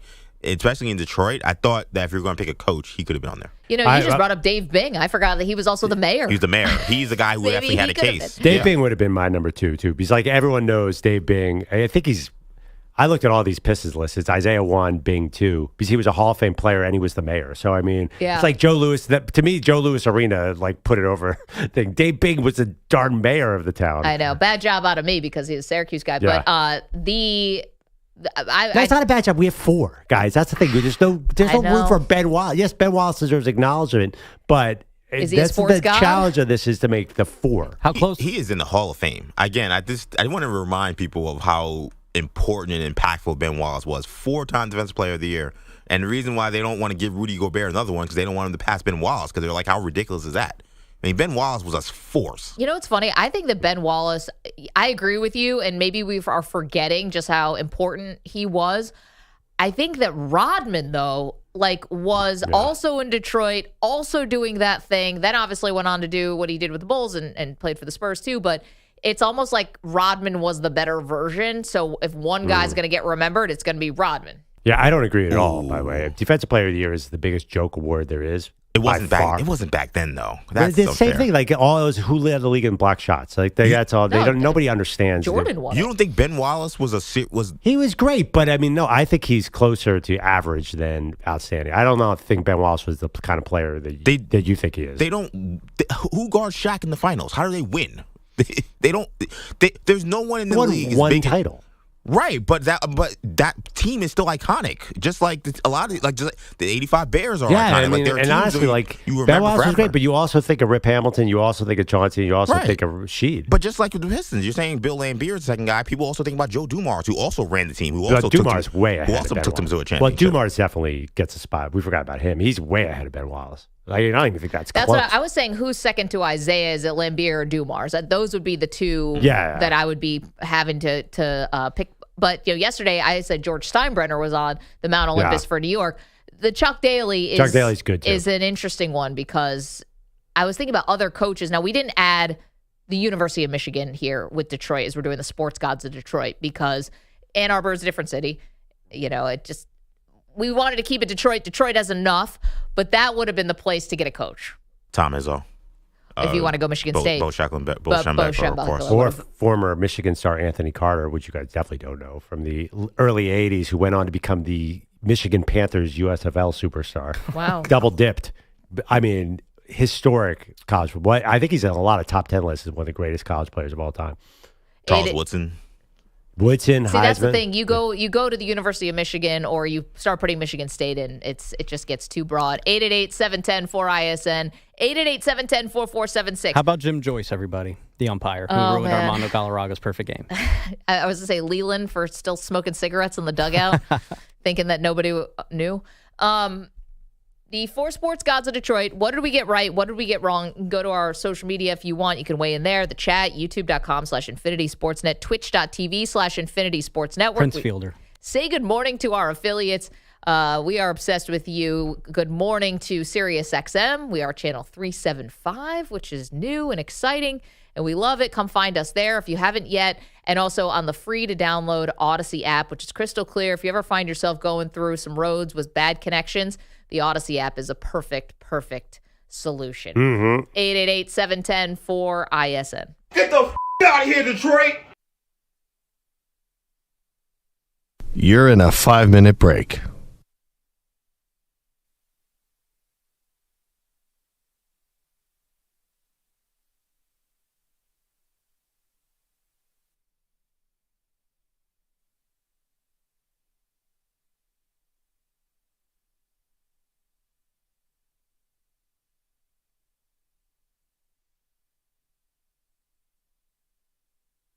Four minutes, 30 seconds remaining.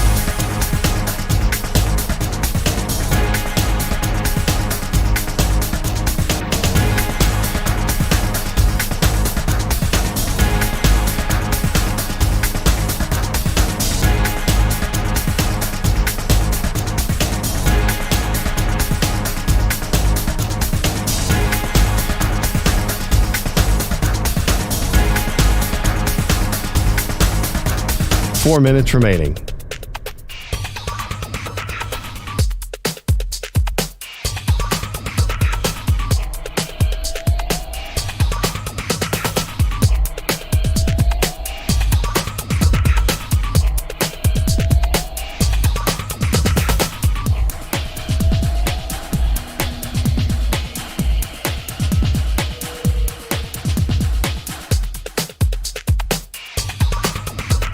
Three minutes, 30 seconds remaining.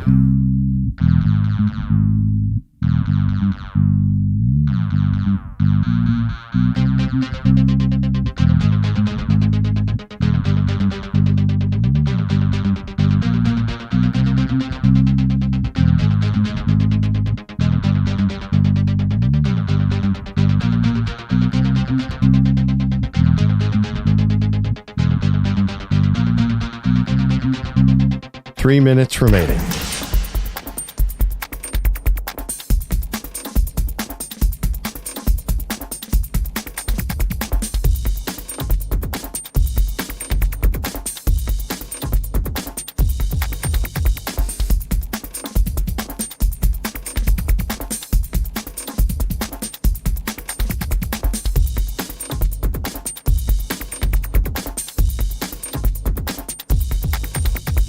Two minutes, 30 seconds remaining.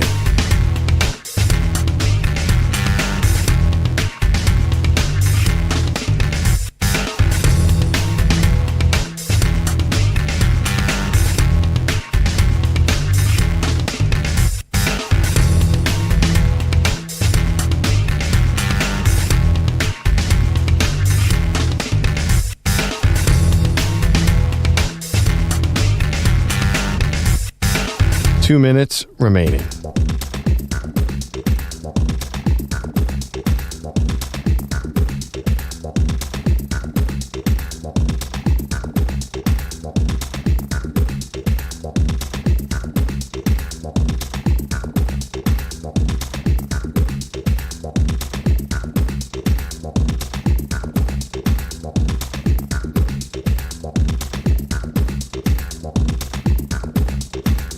One minute, 30 seconds remaining.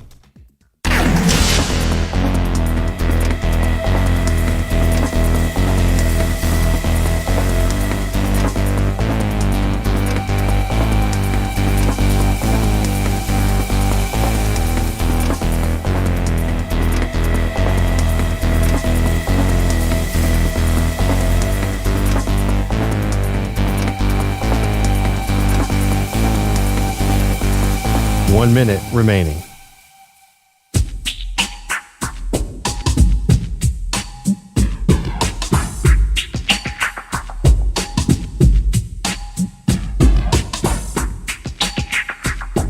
$45 seconds remaining.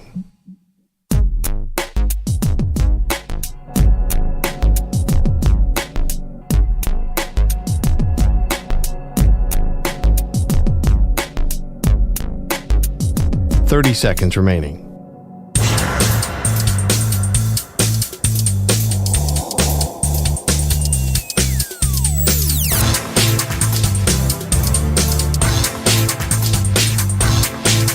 $15 seconds.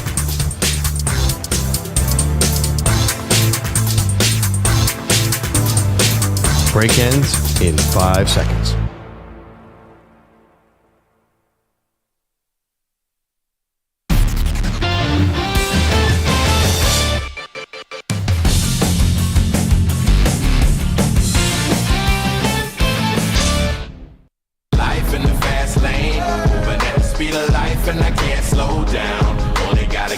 Welcome back, Maggie Perloff Show. We're doing Mount Olympus, the 4 sports gods of every major sports city. I feel like I have Maggie beat pretty good in this one. I don't know if this is a competition. I really do. Your decision to go to Steve Yzerman over Gordie Howe will be talked about for generations to come. I have my reasoning, though. I know you had a good reasoning. My good reasoning is that he actually won a cup as a general manager, as an executive vice president. It wasn't just the 22 years and the 3 Stanley Cups playing as a Red Wing, but then he's literally the general manager now. He's still contributing. You're protesting too much here. Gordie Howe. He's on the actual Mount Olympus of NHL players, and he played in Detroit, which is funny yesterday because we did New York yesterday, and I would put Jackie Robinson on the Mount Olympus of MLB players, but not the Mount Olympus of New York. So the two things could be different. But that's the one where I think I got the edge on you. Just my opinion. I could be wrong. Yeah, I see the calls here. We want to get to you. The 4 sports gods, just quickly. I went with Barry, Isaiah, Stevie Y, and Megatron. And the fact that I can just do all those guys as either first names or nicknames, I think tells you just how godlike they really are. Go ahead. Yeah, compared to Mr. Hockey. I mean, is there a better nickname? Maybe the Great One is a better nickname, but I went with Gordie Howe, Joe Louis, Isaiah, and Barry. I'm doing it now, too. Barry. Let us know what you think. Let's go to Bill, who's in Michigan. Bill, how'd we do? Hi. Well, you got one name you left off. You went with George Steinbrenner yesterday with the Yankees, and Mike Ilitch. Yeah. he's that guy contributed so much to the Detroit scene. He bought the Red Wings in '82, turned them around. And then he bought the Tigers in '92. He turned them around. Plus, he's built 2 new stadiums downtown. The hockey, Little Caesars Arena for hockey and basketball, and then Comerica Park for the Tigers. And he moved. He really was a moving force in bringing back the city of Detroit. He owns Little Caesars. Well, he's dead now, but his family. He moved his business down to Detroit, trying to revitalize improve the resurgence. Yeah, absolutely. Yep. No, I know Mike Ilitch is such a huge figure, but what's funny about this, and maybe this is the outsider's perspective, is that the Ford family that owns the Lions, there's that last name in Detroit, that last name in this country, quite frankly, just America. But the Ford family is so much more famous to me than the Ilitch family. I agree with that. Because it was called Little Caesars Pizza, not Ilitch's Pizza. Maybe if it was, we'd know. They slapped their name all over it, maybe we'd know. But I get what you're saying. Well, the irony is, though, but Mike Ilitch was successful. Yes. The Ford family hasn't been successful since '63, other than the last couple of years. So, Bill, you got to kick someone off, though. Bill, you make a great case, but it's only 4. So who are you kicking off? Isaiah, Barry, Joe Louis, Yzerman. Who didn't belong out of our choices? Well, I don't know. That's tough. But I would have gone with Gordie Howe, too, I have to say. But another guy who should get consideration is Kirk Gibson. You talk about a guy who had an impact on the city. I know, when they won that World Series on '84, and he hit that home run off of Goose Gossage, that was on the headlines. People will remember that for the rest of their lives, Which is funny because Kirk Gibson, highlight that we obviously get. Bill, that one for sure. Fantastic call. Thanks for weighing in and appreciate your perspective. Obviously, his other famous home run when he was a member of the Dodgers. That's funny. I think of that Tigers team, and I know this from Laura. They had a Cy Young MVP relief pitcher and a former Philly named Willie Hernandez. That's who I always think of for that team. It was crazy. Have you ever heard of that? A relief pitcher to win both MVP and Cy Young? Stan is in Westport, Connecticut. Stan, you didn't like our lists. What'd you think? Oh, no. I think your list is great. What it points out is, and it's good to talk to you again, Maggie. Used to call you occasionally here, but and your show's great, which is why I'm listening to it instead of where. But you're pointing out such great stuff because the sports ethos and history of Detroit is actually phenomenal. I mean, when people really break it down like you have, there's so many great players. Obviously, for me, Barry's number one because I think he's the best RB in history. So, he's phenomenal. But I also would say the Tigers, particularly the history of the Tigers, can't be overlooked. The 60s teams, the early 70s, they were dominant. They were a great team. Al Kaline, Mickey Lolich, all those guys. So I would throw that in there just for consideration. It's hard to pick 4 people, though. As far as Gordie Howe, he brought kids into the league as well. So there's legacy there. And hard to refute. He doesn't belong in the top 4.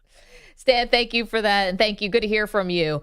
It's funny Detroit, definitely a baseball town. And for you and I both to leave off Tigers, I can understand why that would make people feel a certain type of way. Yeah, we wanted to put on Tigers, but there was just none of them quite made the cut to me. Brandon, though, has some Tigers on his Detroit Mount Olympus, sports gods from the Motor City. What's up, Brandon? How you doing? It's a 4-sport town, so you got to get one from every sport. It's Barry, Isaiah, Yzerman, and Alan Trammell. Alan Trammell is the Tiger. Can you put Trammell and Whitaker together as one person? I really want to. Yeah, me too. I thought about that last night. I was like, can I make an argument here? I think Lou should be in the hall with Trammell. Who would you take off, though, from the list we have? Again, I put Barry, Isaiah, I put Megatron, and I put Steve Yzerman. Perloff has Barry, Isaiah, Louis. Joe Louis, and Gordie Howe. I love Megatron, but I'd take off Megatron. I can only have one from each sport. And so there's not very many 4-sport cities, and Detroit's one of them. You know what's funny, Brandon? Thank you for the call and the perspective. Yesterday we did New York, and Perloff had 3 Yankees and one an LT, right? Yeah. So even in a 4-sport Hey city, now! I don't know if I necessarily agree with that. Well, it's funny. His one, if you did have to do a Tiger, I think you'd have a great debate with Ty Cobb, Al And Kaline, Hank Greenberg, and Alan Trammell, Lou Whitaker, Cabrera. So it's not even an easy choice if you want to go baseball. Bogusch, you out a dog in this fight? I think you guys covered all the obvious ones. I mean, I would throw in a very distant honorable mention, speaking baseball-wise, to Ernie Harwell, the longtime voice of the Tigers. Yeah, good one.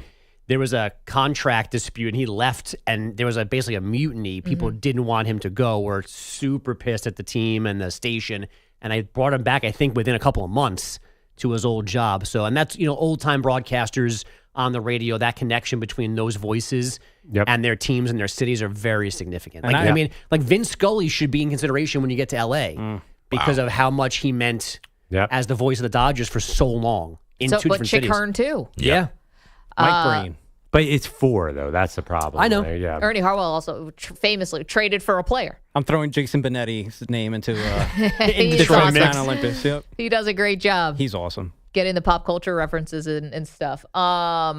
Okay, let's go to Bogusch's headlines, and we'll get back to the phone calls in a moment. 888-710-4ISN, the Mount Olympus and Maggie and Perloff, the 4 sports gods from Detroit. Bogusch. By halftime of Game 5 in OKC last night, the T-Wolves had more turnovers than field goals, 14-12. They trailed by 33 with their season on the line. The Thunder on cruise control into the NBA Finals, eventually winning 124-94. Head coach Mark Daignault. I just thought the mental toughness by the team was great. Obviously, the opportunity to close the series out. Obviously, up 3-1. It's easy to drift ahead, and we didn't do that at all. We just played the next possession and did a great job, just stacked them up and really, kept the foot on the gas for the entire 48 minutes. Led again by Shai Gilgeous-Alexander, 34 points, 7 rebounds, and 8 assists. He's the series MVP. The Thunder will play for the title for the first time in 13 years. They'll host the Pacers or the Knicks starting next Thursday night. The Florida Panthers won hockey's East last night, 5-3 in Game 5 in Carolina. It's a three-peat for the likes of Matthew Tkachuk, but a new experience for some, which helps. We needed that fresh blood and that fresh energy and the guys that are fresh and hungry. We're hungry coming back, obviously, but you get those new guys that help put you over the edge to get to this point right now. So got to give them a lot of credit. We wouldn't be here without them. Tkachuk had a goal and an assist last night. The Oilers have their first chance to close out the Stars tonight in Game 5 in Dallas. Baseball in Texas last night. The Blue Jays and Rangers scoreless top 9. Bo Bichette was getting the night off until he was asked to pinch hit. Fly ball, left field, deep. Gone!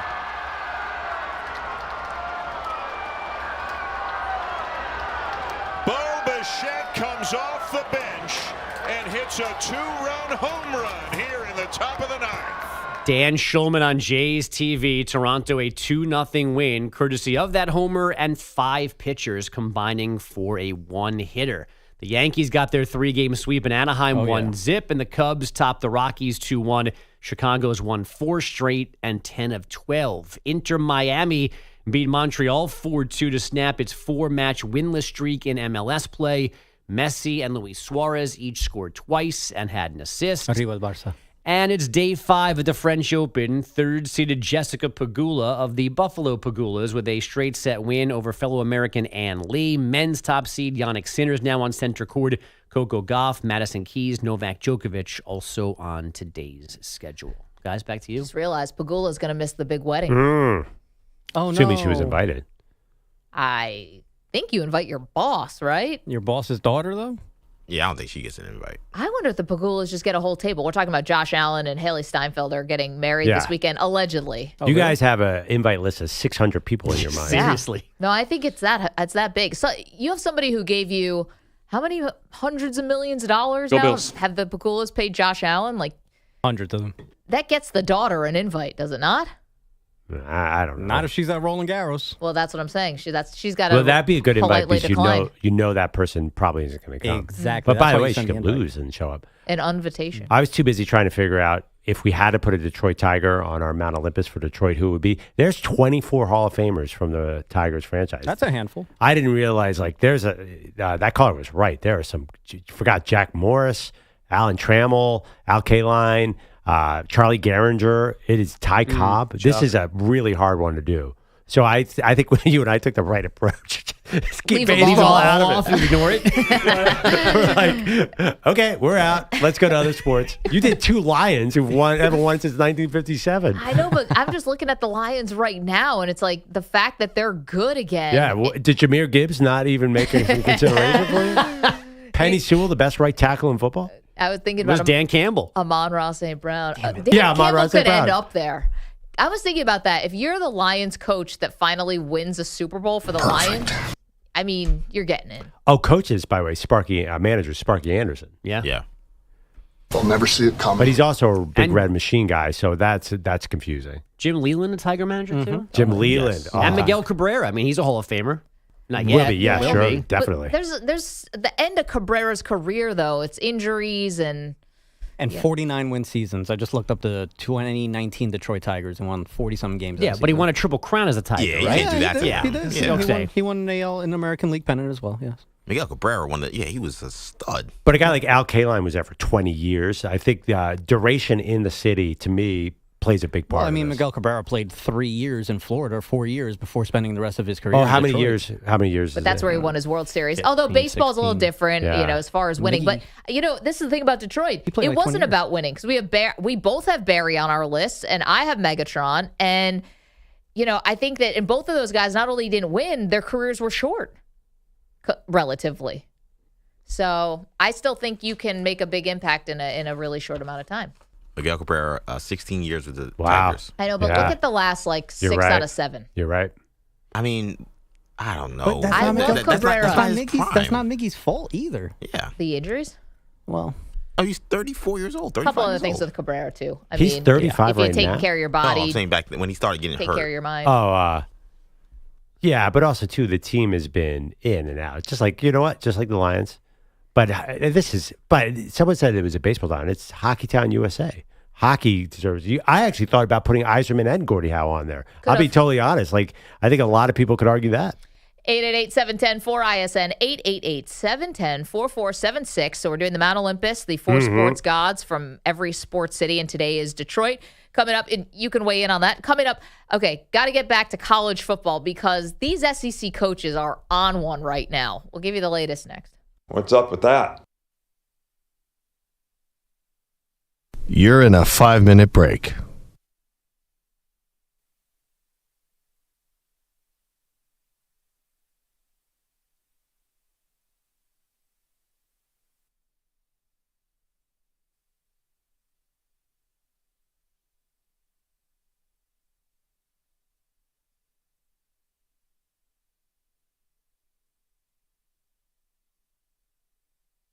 Four minutes, 30 seconds remaining.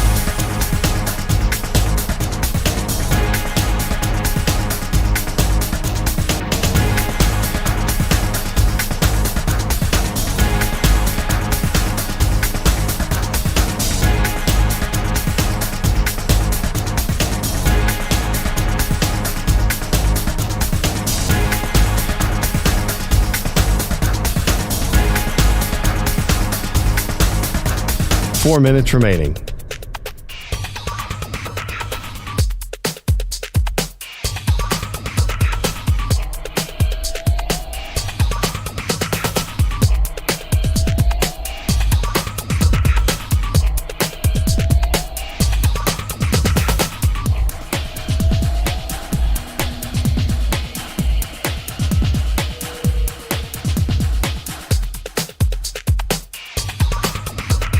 Three minutes, 30 seconds remaining.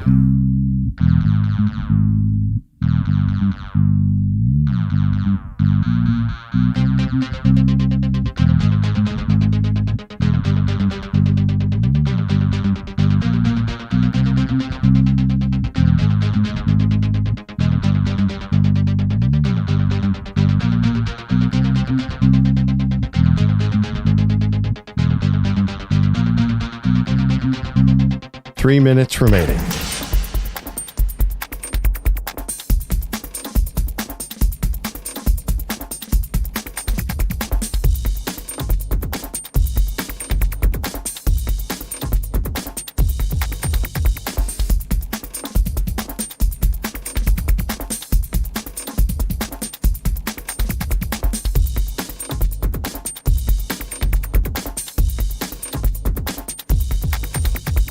Two minutes, 30 seconds remaining.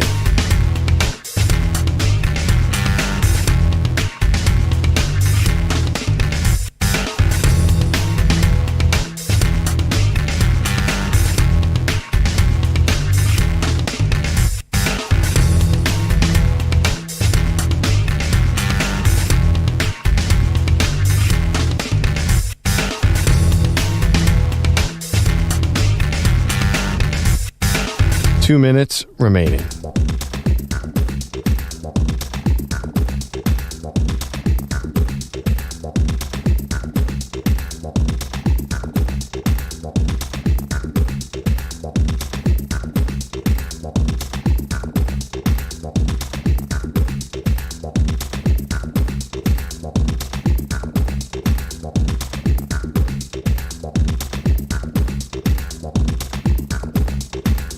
One minute, 30 seconds remaining.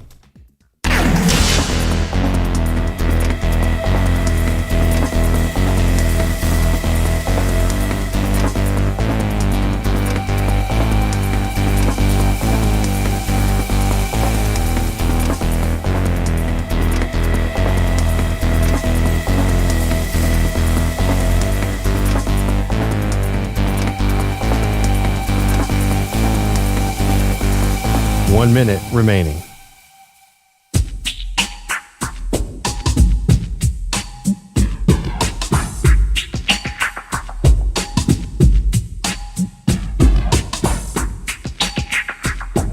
"45 seconds remaining.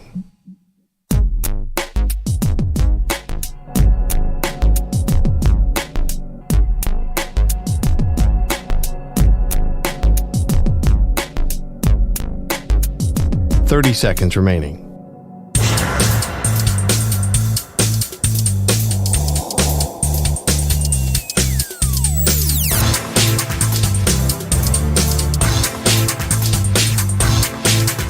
"15 seconds.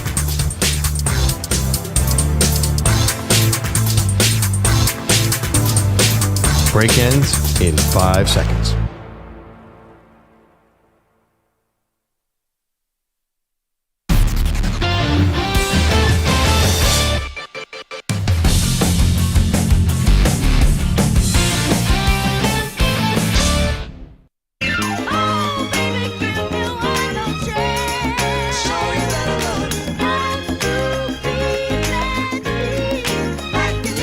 Welcome back. Maggie Gray, Andrew Perloff. That was just reminding me of yesterday when the comedian, the kid Miro, came on the show, unloaded an all-time epic rant against Pat McAfee because Miro's a Knicks fan. McAfee was trolling the Knicks celebrity fans in Game 4.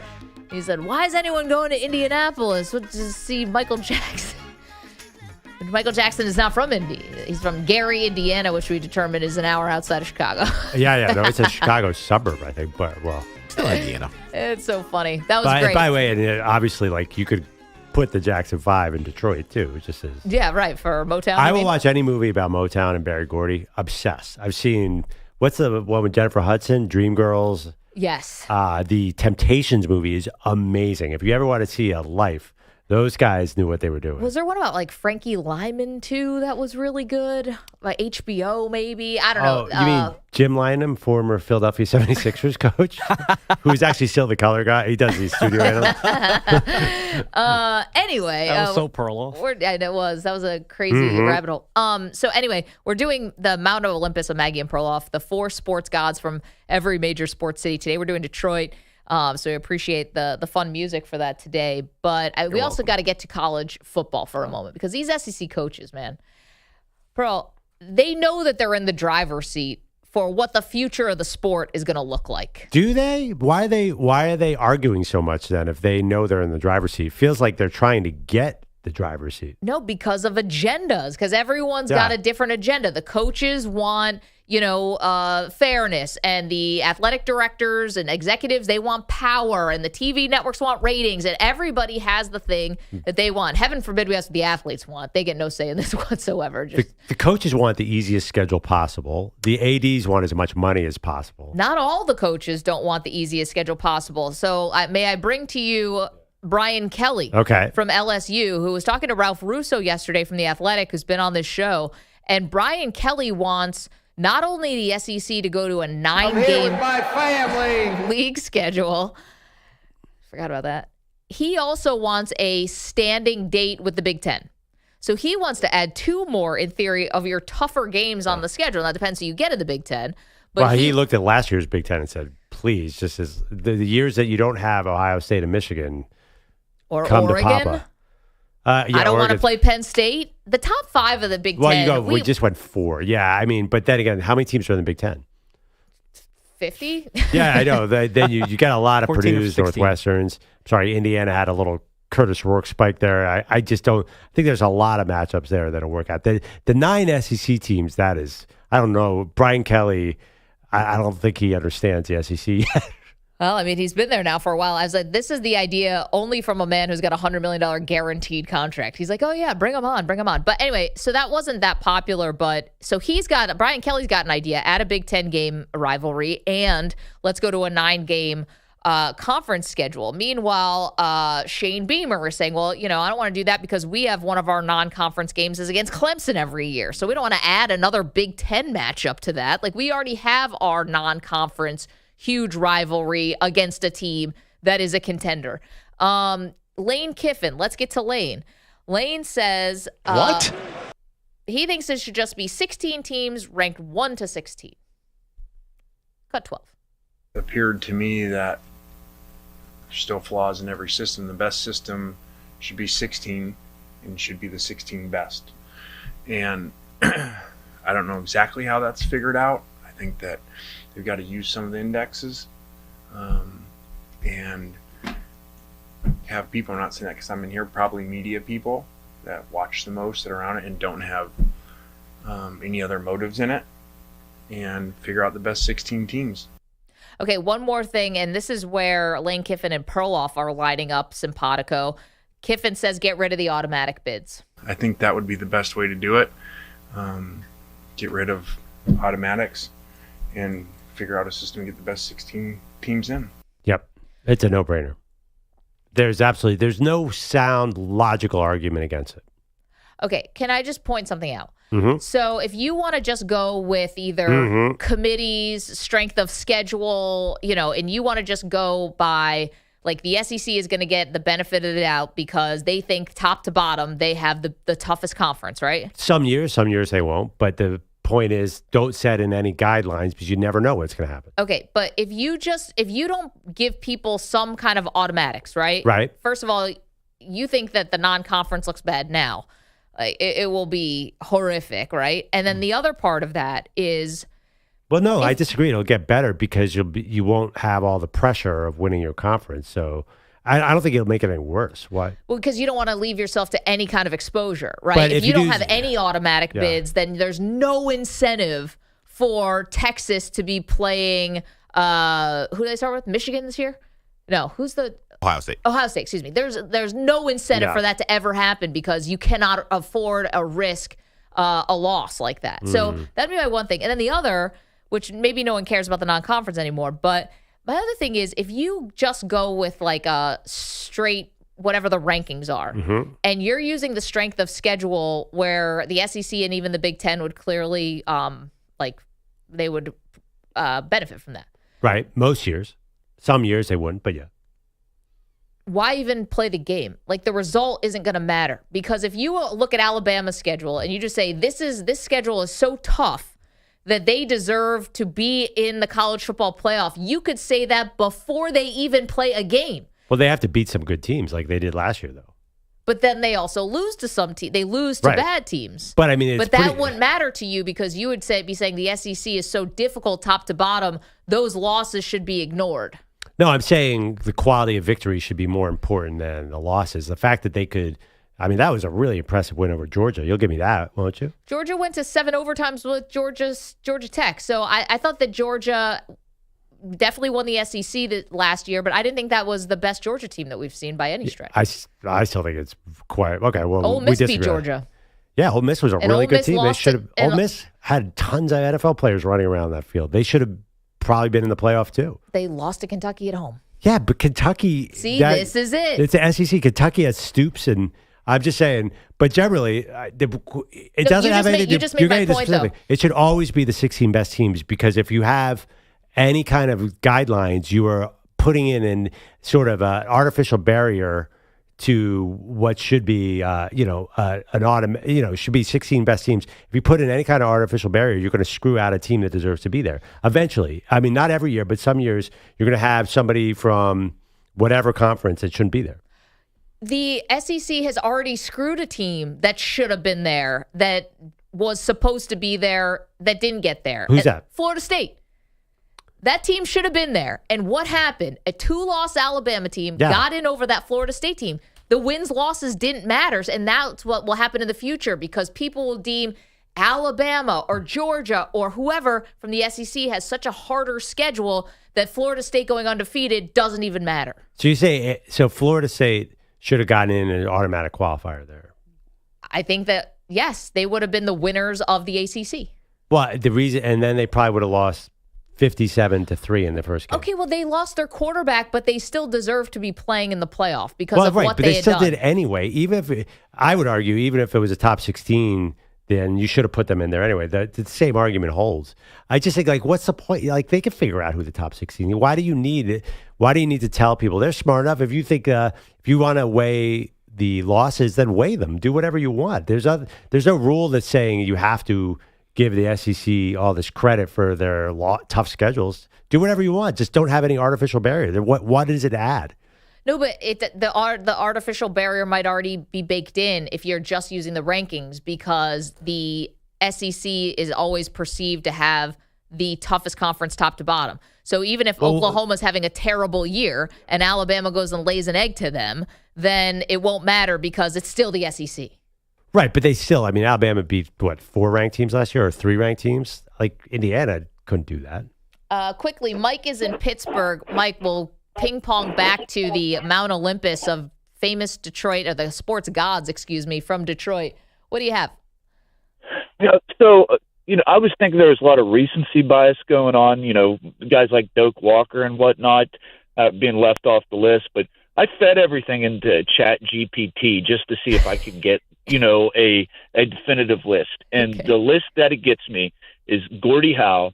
It gets me K-Line, Isaiah Thomas. Surprisingly, Miguel Cabrera is on there, which surprised me. But based off accomplishments, Miguel Cabrera is on there. Over Barry Sanders? Yeah, and Barry Sanders was last. So okay, well, we have 4 spots. That'd be 5. What's that? We have only 4 spots. The Mount Olympus. That would be top 5. I put the top 5 inside there. So. Going to ChatGPT. How modern of you.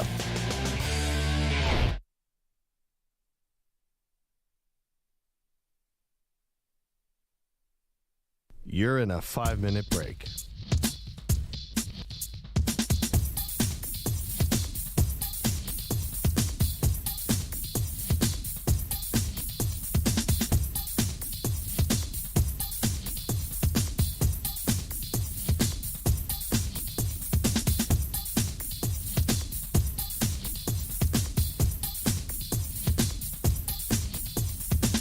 Four minutes, 30 seconds remaining.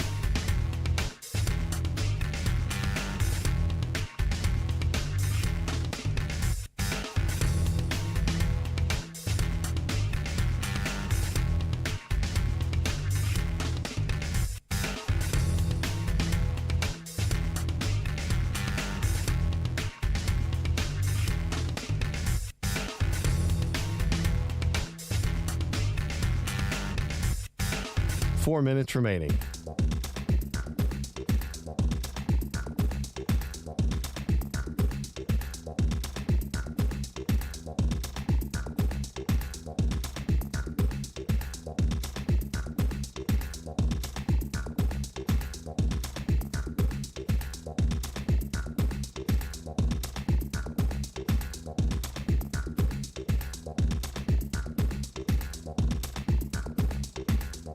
3 minutes, 30 seconds remaining.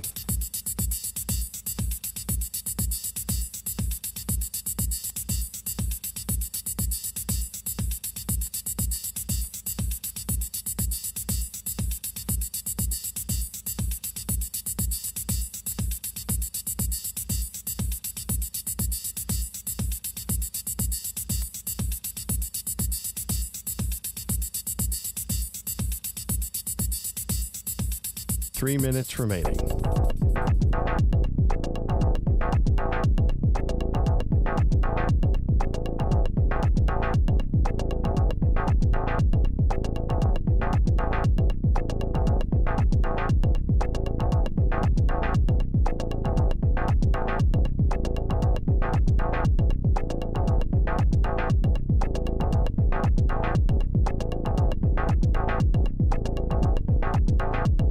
Two minutes, 30 seconds remaining.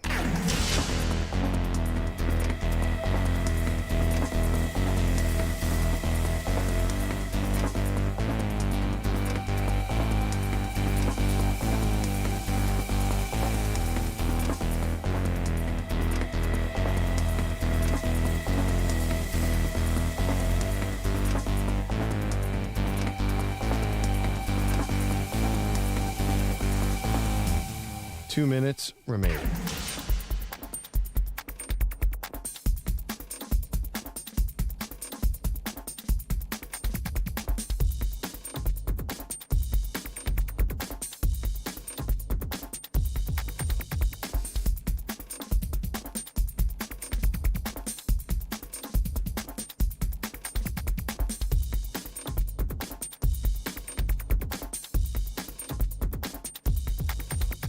One minute, 30 seconds remaining.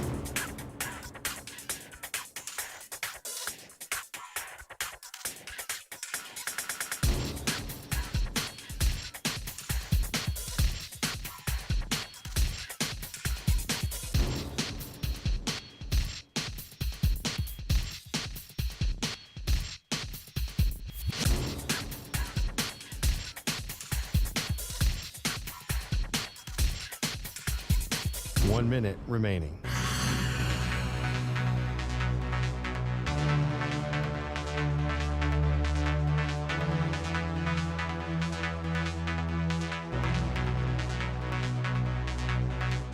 Forty-five seconds remaining.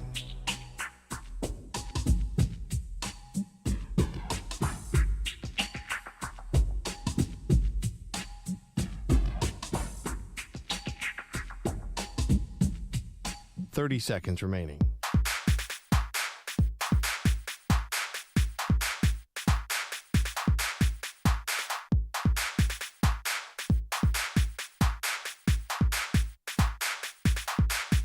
Fifteen seconds.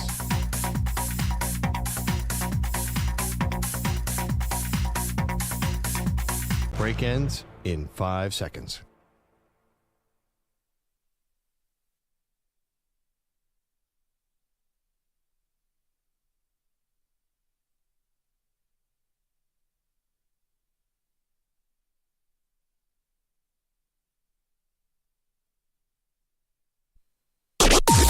Maggie and Perloff on the Infinity Sports Network. Our Mount Olympus conversation is in full swing. Welcome to the show, Maggie Gray, Andrew Perloff. What's Mount Olympus? It's the four sports gods of every great city in this country and parts of Canada. Today, we're doing Detroit, and the controversy is just dripping around our four sports gods because Perloff and I both did not put any Tigers on our list, which has got people a little bit upset with us. Barry, Isaiah, Megatron for me, and Stevie Y, Steve Yzerman, is my list. Yeah, I also have Barry and Isaiah, but I went with Joe Louis and a fourth person. Why do I keep forgetting my Gordie fourth? Howe. Gordie Howe, like, of course. Write it down, Pearl. Well, because I assumed Gordie Howe was on everybody's list. I still can't believe Maggie went with... Nice save. I'm having trouble remembering my four guys. But, yeah, because Gordie Howe, of course Gordie Howe is there. You know, the one that I think you could, if you're going to try pick up on my list, is Joe Louis, because you validly point out he fought everywhere. Boxers, are not always tied to a city, but Joe Louis in Detroit is a particular bond. I understand it. Yeah. Technically was not born there, though. See, and that's why we decided, like, are we going to do just guys who played in these cities versus guys and gals who are from these cities? Because, one example, like it was Shaquille O'Neal. He claims like half the country is his hometown, right? Because he was an Army brat. So, or I think he was. Yeah, but they're not naming anything in San Antonio the Shaquille O'Neal Arena. They call it the Joe Louis Arena in downtown Detroit. Sorry about that, America. Is it still called that? Manny, who's an expert in stadium That naming, building right? no longer exists. Oh, okay. Well, then it's not called that. That's no longer there? No, they play at Little Caesars Arena. The Pistons and the Red Wings share an arena in downtown now. Yes. So you can go and vote at Maggie and Pearl on X. Perloff's mind just got blown there. When was the last time you were in Detroit? The Pistons do not play at the Palace of Auburn Hills But the anymore. Joe Louis Arena closed in 2017. It wasn't that long ago. I don't think I've been there That since was then. about a decade ago now. we're closing in Closing on in a on a decade. decade. 2000. Oh my God. Wait. Funny, just Dude, Detroit. that was 2 years before the pandemic. Funny aside. 5 years ago, half a decade ago. I'm pretty sure I'm right about this. I've been to Detroit since, but for personal stuff, not for work. The last time I was there for work, we were staying in Auburn Hills. We were interviewing Stan Van Gundy, who was, I'm dating myself as far as work trips to Detroit, but he had just taken over. And we stayed right by the stadium, and the Pontiac Silverdome was there. It's still there. Yes. Yeah, that is still there. famously Yeah. still there. Right. Why don't they just demolish that thing? It looks condemned. You got to ask the state of Michigan. I don't Can I have just- answers on that one. Because I was watching the WWE, the Vince McMahon doc, and obviously the Pontiac Silverdome is like a huge part of the history of that outfit. I'm sorry. Go. They played their last game in the Red Wings April 2017, and you're making it sound like it was like Lefty McGraw played there in 1904. This is insane. Rudolph, time is passing, man. I have things in my backpack from 2017. Dispose them, please. That is not a long time ago. 2017. It was within 20 months of the pandemic. Was that so long ago? Yes, the pandemic was half a decade ago now. It's 5 years. Well, it lingered for a little, but can you Maggie's put had a whole child. I do. He's a person born in 2019. He's not driving. Feels like he should be. I get him behind the wheel. Just You don't want to swim with him. Now you want him to drive, Maggie? Oh my couple gosh. reps. I didn't even know you could talk. Can you put a poll up? Was 2017 a long time ago? Because I'm also one of those people when you say, oh, that happened 30 years ago, I think 1970. Yeah, I Not get true. that. Well, also the decades, I have a theory. The 20th century, the 1970s had a distinct style. The 80s was famous. The 90s had a little bit less, but the 2000s and the 2010s, identical. There's no difference between the two decades. You Nothing. mean like music, pop culture? Right, like the 80s, like there was just not a different, you know how the 70s is the thing and the 80s is the things? I don't think the aughts and the 10s have an identity. You could not be more wrong. So I knew you from would say 2000, 2010, then 2010, 2020? Baited me on that. 1970s has so many different things. In the 60s, sorry. The 50s, 60s, 70s, 80s, 90s. Not necessarily the 90s, but all those decades have very, very distinctive characteristics. You know the 1950s. You know the 1960s. You know the 70s and 80s. The aughts and the 10s are so similar. It felt like one continuum. No, because the aughts, you're talking about, that's 2000, 2009, Okay. right? Yeah. Yeah, that's like big T-shirts, fitted caps, long jerseys, super baggy pants. No, but Which is all American back around, by the culture. way. American culture. Like That is American culture. Yeah. 50s is like Happy Days. 60s is Flower Power. 70s is disco. 80s is Duran. But just You know, naming- not even 80s. naming music, but there's music that changes every decade. But no, the 50s was Happy Days. Like that was the 60s. Obviously, the 1960s have a characteristic. You'll give me that. Definitely, I think all decades have. What is the 10s? What's a one word to describe the Britney 10s? Spears. Brain rot. Was Britney Spears the aughts or the 10s? Aughts. No, you said the aughts, sorry. No, what I said the the 10s. The 10s. The 10s is technology. I think it's still being defined, but I think the 2000s Facebook, definites has TikTok. an I think identity, you guys though. are really, really wrong The on this boom one. of social media, the 2010s. Well, can I ask you this question? Yeah. Were you saying in 1975, were you Yeah. able to look back and be like, the 60s were clearly flower power? Yes. Like, we're in it right now. It's Yeah. No, I hear We what don't you're have saying. enough perspective. But I think, and honestly, the It's like 90s does 30. not have much characteristic either to me either. I think I disagree about that. disagree with that, too. Grunge. I Yeah, mean, the but 90s it's have a Beeper very, phones, like, yeah. very distinctive. But historically, like I just don't think there's a huge, for some reason, like to me, they don't distinguish themselves. Like there was very specific things going on Well, in the 50s, 60s, 70s, and 80s. the 90s now also, I think Bill Clinton, stuff like that. But Yeah, I that's also, not the Cold War. No, it's not. But I also now think of the 90s. Again, this is all with retrospect. That feels very pre 9/11. You know, like there are things right, which in is movies not the 90s. Well- 9/11 was the 2000s. If you No, could, but I know. But now, like they say, for example, a movie like Fight Club would not have gotten made post 9/11. You can't show. You would not. It would have been in poor taste to show that kind of destruction in the wake of that horrible tragedy, and that was 1999. if you're That's going right to there. if you're going to a 1980s party, do you know what to wear? Yes, but I know what to wear for a definitely. 90s party. And same, I've done it. What would you You- wear for an aughts party? I would I wear would dress like Britney Spears. I'd dress like wear 50 a Cent. big T-shirt, big Fitted. saggy, big jean shorts. Oh, yeah. Probably wear a fitted, maybe Like- a oversized jersey. Remember the show Jackass? It is Look at very Isn't that the clear. 90s? No. Yeah, I think it's What more is the early 90s? 2000s. Allen Iverson is a No, little the- more early 2000s Yeah, too. exactly. I think The 90s is like his look. 90s is grunge. I think it's Nirvana and that sort of plaid shirts. it's a lot of neon colors. Neon, like think too. about like what's it called? Saved by the Bell, or like Yeah. Boy Meets World. Yeah, see, I think the 60s was defined by Vietnam. The 50s defined by sort of post-World War II Cold War. The 70s was sort of this worldwide sort of stagflation, depression kind of thing. And the 80s was Reagan in the Cold War in America. Wall Street. Yeah. Greed the is Reagan, good. the Reaganism. Then the 90s was sort of, the 90s, 2000 to 2000, except for 9/11, just sort of like kind of floated along. By the way, to me, there's a We big had the continuum. recession in the 2000s. By the way, if you Oh, want to know wait. the 90s attire, just look outside in New York. I mean, they're wearing Your a lot daughters. of like overalls, like a lot, like they're wearing 90s clothes now. I agree. It's actually funny because it's the first fashion like cycle that I lived through the first time and now the second time. Like, Definitely. wow, Doc Martens. Yeah, like I remember that the first skinny time. jeans are out now. Like women wearing wider leg pants. Like there's Crop definitely tops. a look. Yeah. Crop tops are super in now. Yeah. I know, Manny gave a Manny's double thumbs very up to happy that. there. Yes, sicko. That is- 888-710-4ISN. I'm sorry, bro. Yeah, if I show you a guy in a Flower Power outfit, it's pretty clear. You Yeah, know, it's like you a Halloween costume. go to at a this point. Halloween store and you'll see 60s guy, 70s guy, 80s guy. You don't see the aughts guy. You just don't. Maybe it's too soon. Yeah, I think it's too- That's it. That's why. No, I think you're wrong. Maybe it's too soon. Oh, It's my yeah, we're opinion, right. so I'm wrong. We I think agree you're with wrong. you. No, I think you're wrong. You could be right, but I think you're wrong. Okay. Well, maybe we're all going to be wrong about the Browns quarterback situation. Professional tease. Transition. Okay. Yeah, that was a Wait. I can stretch. say right now we're all wrong about it already because nobody has. There's no. What's the right answer? I don't know. You Flacco. We're gonna do. Actually, we're doing the Mount Olympus of athletes, like sports gods of every city. Today we're doing Detroit. We're gonna talk to Rob Parker coming up in a couple minutes, who is knows that city inside and out. Tomorrow we're doing Cleveland.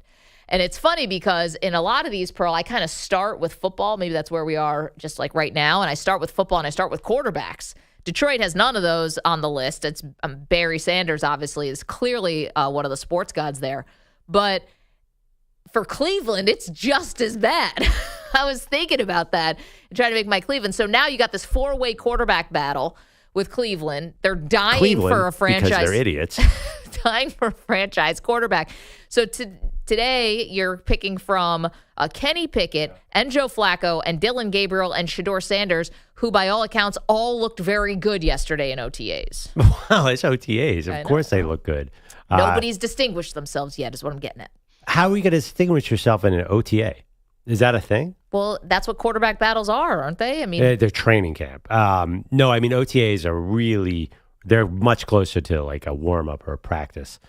Did you see I actually asked you this before the segment. Did you see the stats from ESPN's Cleveland? Did anybody see that? I know you saw this. They tracked all their stats. Yeah. And it's outright hysterical. Like, do people think this is a real thing? So ESPN Cleveland tweeted yesterday, sorry, I'm pulling up, all four guys. Joe Flacco, 9 for 14, 1 TD. Sanders, 7 for 9, 3 TDs, no picks. Kenny Pickett, 9 for 16. Dylan Gabriel, 11 for 16, 2 touchdowns, 1 picks. People have to understand this is not a real thing. Like, that has no relevance on what's happening with that quarterback battle. Yeah, generally they're not even real drives. They just start at the 25. They're just random plays where they're trying to figure out something. Okay, but that graphic is not for you. That graphic is for diehard Cleveland Browns fan who's trying to figure out who may have the edge and who they're going to be rooting for week 1. That's a huge mistake to look at that stat and think that this is somebody's getting an edge. So it stood out a lot because Sanders was 7 for 9 for 3 touchdowns. But out of context, you're looking at it like, well, Sanders has got to win this battle. That would be, in my mind, a huge mistake. I mean, even training camp stats are ridiculous. This isn't even training camp. This is OTA. Some point we'll do the most meaningless stat in sports. Could that be a great debate? A bizarro great debate. And let's not forget shallow. Let's get to Joe Flacco talking about Shedeur Sanders and what he's been like at these OTAs. Shedeur's been great. I mean, he's a lot of fun to be around in those meeting rooms, and I think so far there's been, at least once in the meeting room that he's made me crack a smile, and that's what it's all about. He's a young guy trying to learn some football and come out here and practice well and do those things. And like I said, he's been a lot of fun. I mean, he's come up to me and listen, I probably wasn't too far away from playing against his dad, and now I'm playing with him. So Shedeur. Funny, but I think one of the reasons I want to play that cut is because, we were asking, is Shedeur, first of all, got skewered in the pre-draft process and over the weekend of the draft that he wasn't, this great teammate, or that, he wasn't present in some of these pre-draft interviews, and his character really got called to the mat and all of that. And can he just sort of fall in line and be a good backup? I've heard a lot of backup quarterbacks now talk about this. What is your actual role? Besides staying ready to play in a game, you got to be good in that quarterback room. You got to fit in. You got to be a good hang. You got to do everything you possibly can to support the starter. Now, this is a little weird because there's no obvious starter in this room. But the fact that Joe Flacco, and I don't think he's lying here, I don't know why he would, is saying this about Shedeur makes me think, all right, even if he's not the starter, maybe he's got a long career as a backup. I think Shedeur is going to be around for a long time in the NFL. Well, I mean, that's encouraging. I think the 5th round pick part changed that dynamic. If he was the number 3 overall pick, which seemed possible for a long time, then who knows how he'd behave. Don't you think after he fell in the 5th round, there was no diva in that? There's a 0 chance he'd be coming in a diva. Well, I mean, some guys, if you really, some guys could have blamed everyone, played a victim role, may have been they're holding my dad against me. And if you are who you are, it's not that easy to change. Well, if you're a spoiled brat rich kid, which is what a lot of people were implying about Shedeur in the draft process, then really? or entitled at the very least. I'm hyperbole here, but I didn't get the spoiled brat rich kid. I did think there was some entitlement. Okay, well that you don't maybe if that was true, then he's got a different tone now. That's good. Not everyone learns that lesson, by the way. Yeah, no, I think got to give him credit where he deserves it. First of all, too, what is Joe Flacco going to say? So I'm not buying. He could say nothing. None of that stuff means anything. Shedeur has always been a good hang. People have always liked Shedeur. The problems with the draft were Dion. And nothing, that's why teams didn't want him in the building was mostly Dion, right? See, there was a lot that came out, though, about Shedeur. It was like, well, is he really a guy who's around his teammates all the time? Well, also, that was definitely a whisper. I think the bigger one was he blamed his offensive line after the Nebraska game. That was bad. But there's no way you could see that in an OTA. That's way down the road, right? So I don't even know. And also, I think Shedeur will be a starter probably. I think at some point everybody gets a shot to start. Dylan Gabriel will probably get a shot at some point too. But I think everyone gets a chance to start.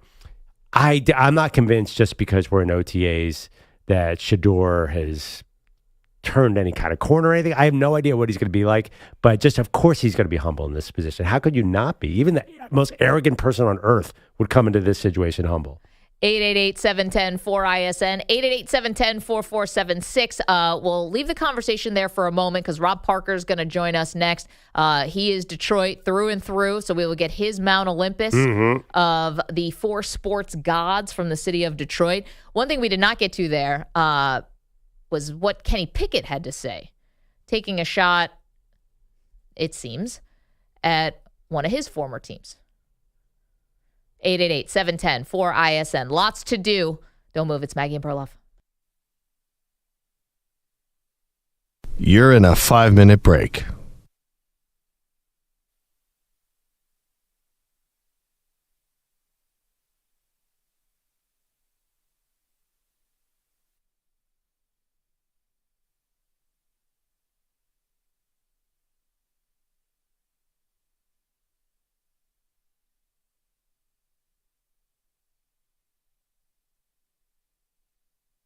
4 minutes, 30 seconds remaining.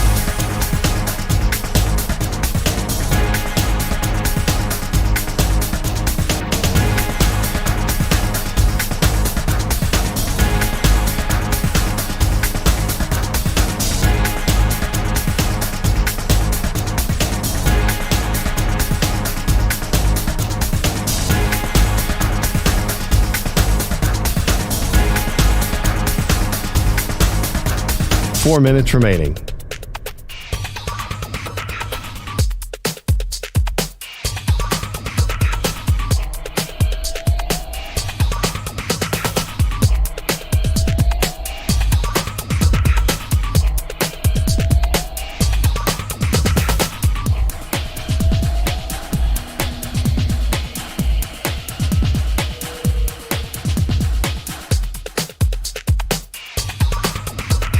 Three minutes, 30 seconds remaining.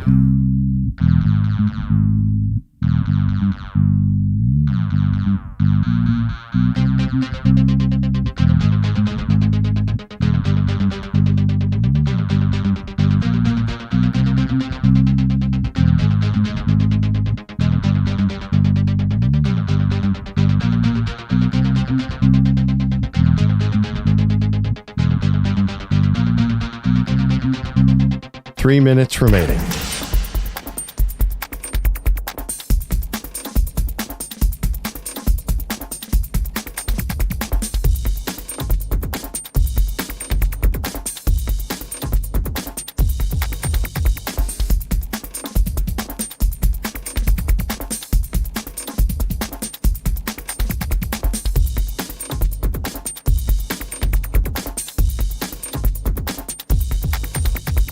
Two minutes, 30 seconds remaining.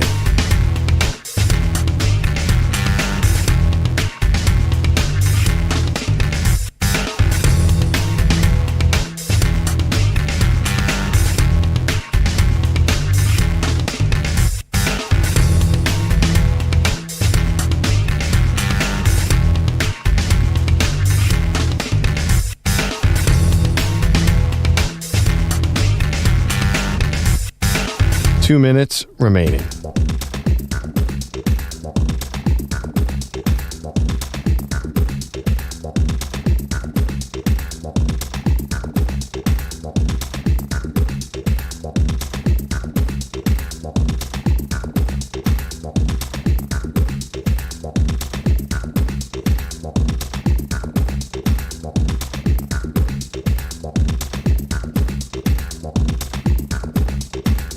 One minute, 30 seconds remaining.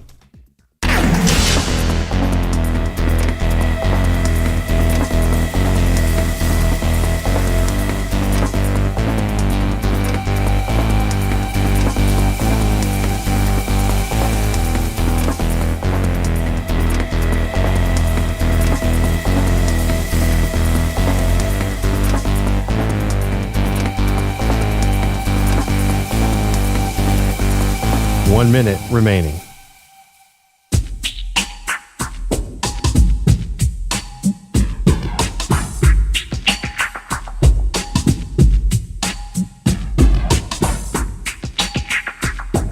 Forty-five seconds remaining.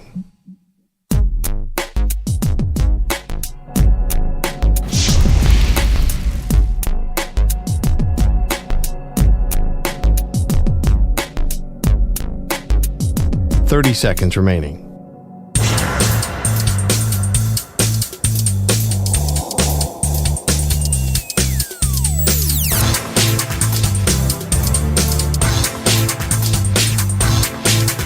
Fifteen seconds.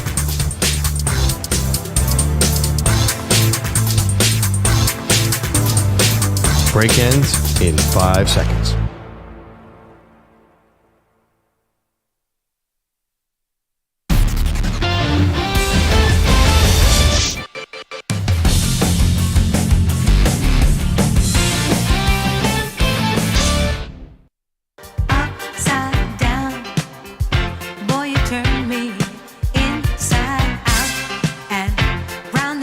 This portion of the show is sponsored by Hyundai, the all-new, all-electric Hyundai Ioniq 9. Space for up to 7, range for miles. Welcome back, Maggie and Perloff Show. The Bogusch. Ionic. It's not named after Dominique Wilkins. We love the Ionic. I like how you make it Ionique. Ionic Wilkins. I thought there was a. I thought Hyundai we got should him. consider that. Okay, sorry about that. Folks, you buy my decades theory that the 50s, 60s, 70s, 80s were distinguishable. The 90s, zeros, and 10s all meld into each other. Anything there? I only buy it because my brain is mush and I can't separate those three things. Like, you guys are all throwing out pop culture references and I would have struggled to put them in the right places. Yeah, like exactly. Like the zeros and the 10s have very similar cultural things. Yeah. But the 90s are very different. The 90s a little, Okay. yeah, I put the 90s closer to the 80s, but it was just easier to distinguish the 40s, 50s, maybe it's time, maybe it's just time, but it seemed like there were major cultural shifts that were very easy to determine. The 50s looked so much different than the 60s, and the 70s looked so much different than like the late 70s, and then the 80s looked like, wow, it's like neon colors everywhere. I mean, what are the bell bottoms of the 2010s? Yeah, what's the bell bottom? Like literally bell bottoms. They came back. That doesn't count. Right. Like what is, no, seriously, you mentioned Of the jorts. 2010s is skinny jeans. Yes, definitely. Skinny jeans were definitely a thing I thought for that women. was, And I thought that was the 2000s. Snapbacks too. The Strokes, 2000s. They came up with skinny jeans. I think, but with people actually like everyone embracing it, I would say 2010s. And that's you're having a backlash to it The now. fact that it's zeros and tens, it's not quite sure. You're the only one saying it's not quite sure. You don't want to. Oh, you're positive skinny jeans weren't a thing in the 2000s? I think with men, I think in terms of like, I think it would have been weird for someone in 2006 to be wearing skinny jeans. Yeah, you would have been just 3 years removed from wearing jeans that were like size 40. EJ's right. Okay. You weren't alive. I was. had clothes on in the 2000s. What are you talking about? These are my college years, so I feel like I was not wearing skinny jeans in high school. No way, no chance. Now I'm really thinking about it. Get out of here. I would have been laughed And at. I was in high school in the 2010s. Right. To me, like that's not quite as obvious as a disco shirt. But someone mentioned in the chat, Pearl. Like I think it's a fair point. Like you're like at that point, like an adult, like married. Like you're not trying to keep up with the trends in 2010. I go to a Halloween store and I see what an 80s guy looks like, and I just can't imagine an aughts guy. There will be one. Don't worry. Yeah, that will be one. He'll have a phone But in his it'll be hand. so much less. And also, too, we're talking about history as well. Like, there were definitely, like, obviously 9/11, COVID, but the Vietnam War lasted a long time. I think the Cold War lasted a long time. Reagan was a big game I'm also going changer. to emphasize. I think there is you're definitely underplaying like aughts fashion in terms of oversized shirts. Like maybe this is a too much. Like that was definitely a thing. Like oversized blank shirts. Yeah. Avril Lavigne. No, I'm talking about men. Yeah, I'm talking about NBA players. Yeah, look at what Allen Iverson was wearing to games. That was 2000. The Fab Five. No, that's 90s. That's 90s. Yeah. But Right, they invented the baggy shorts, right? That's baggy shorts on the court. I'm talking about like what you're wearing to like a party Sitting courtside. or sitting courtside. The club. Yeah, you're wearing like a fitted hat and you're wearing an oversized jersey or an oversized T-shirt. Can I also put another one there where your hat was like matching your outfit in a very obvious way? Well, Manny's today. Beige Manny's on doing beige. it now. But you're kind of doing that. It was like I'm wearing my red hat with my red Nikes. Yes. Like you had to match the hat and the shoes. Yes. It's like Nelly. Cameron wearing all Cameron. pink. Yeah, this all happened, bro. I don't like you're acting like this is But like I just think if I showed you the set of the show Happy Days, I said, what decade is this from? You would know immediately. If I showed you a set from 2000 versus 2015, it might be more confusing. If I showed you 106 in Park in 2005, everybody knows exactly what we're looking at.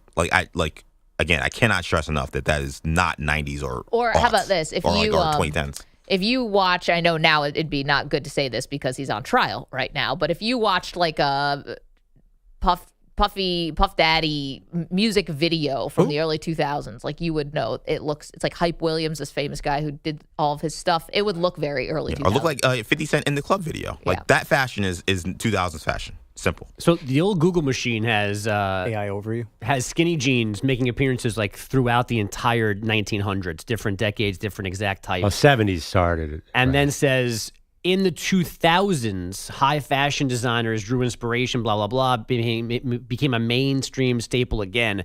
By the 2010s, skinny jeans were a staple for both men and women. So starts in the aughts, carries into the 10s, dies a little bit around 2020, and now is coming back again now, apparently. It was a big part of the the Strokes and all that in New York in 2001, right around 9/11. Yeah, but Elvis wore skinny jeans, according to this. Yeah. But I understand. You're probably right show about off skinny. the goods. But I'm just saying, like, it's not just about fashion, too. It's about, like, everything. Like, the 60s was very distinctive in my mind. I wasn't there for it, but if I say the 60s, it's like, oh, okay, the 60s. JFK, civil rights. Yeah, it was like MLK. that was very tied to that particular decade. I just think that the aughts and the 10s melded into each other. Fair. Let's get to Bogusch's headlines. What's up? Another history lesson. This one is specifically for young Manny. Way back in 2012, skinny jeans or not, Kevin Durant and James Harden, Russell Westbrook were all new players, and they were teammates in Oklahoma City. What? And they got the Thunder in the NBA Finals. Surely they were a dynasty. For the first time since then, thanks to Shai Gilgeous-Alexander, Jalen Williams, and Chet Holmgren, OKC back in the finals in party mode. They were wearing skinny jeans. After closing out the T-Wolves with authority last night, 124-94 in Game 5 in OKC. I think that's what makes us really good. Like, we have so much fun being out there together, and I'm sure we all know, like, when you're having fun with things, you give it your all, and you excel at it because you enjoy it. Now, whether that's your job or not, but whatever you have fun with, you excel at, and that's why we've excelled for sure. I'm sorry. I just this is the anti-Kevin Durant, who we're just obviously made the finals with OKC, but that guy seems like he's never having fun. Playing basketball specifically. Maybe in his personal life, he's having a great time, but basketball-wise, he always seems so miserable, maybe just the last 10 years. Yeah, no, I totally know what you mean. Yeah, It's like OKC fans have to be like, thank God. No, like they all want to do the interviews all together, smiling like they do it as a team. Like I feel like Durant would be like, "Get off me!" And there's so many NBA players that just seem so unhappy all the time. You know? Well, yeah, Haliburton also seems happy. But like Joel Embiid, and maybe it's because of injuries. You know who and looks Giannis, these guys don't look happy ever. You know who has resting miserable face? Jalen Brunson. He looks unhappy. Then you hear him talk. It's like, oh my God, his face does not look like the way he talks. I love that. Resting miserable face was a nice You know cleanup. what I mean, right? Yeah. Like, he always looks like, oh man, I've just been working my butt off for 30 minutes. And then he gets to the interview. He's like, well, yeah, I felt pretty good in the fourth quarter. I've been accused of having that same face. Miserable. What's it called? Resting miserable face? Yeah. Not the resting part. I am just miserable. Yeah. You're not wrong. SGA voted series MVP after 34 points, 7 rebounds, and 8 assists in Game 5. Jalen Williams scored 19. Holmgren had 21 points, 7 boards, and 3 blocks in a game that was over by halftime. OKC led 65-32 at the break. Minnesota had 14 turnovers, just 12 field goals at that point. Anthony Edwards with a unique perspective after his season ended. I don't know why people would think it would hurt. I mean, it's exciting for me. I'm 23. I get to do it a whole bunch of times. I'm hurt more so for myself, for Mike. I came up short for Mike. Like I said, we tried last year. We couldn't get it. We tried again this year. We're going to try again next year. But hurting is a terrible word to use. I'm good. Mike is veteran guard Mike Conley, who had no points and 1 assist in 21 minutes last night. That's not awesome.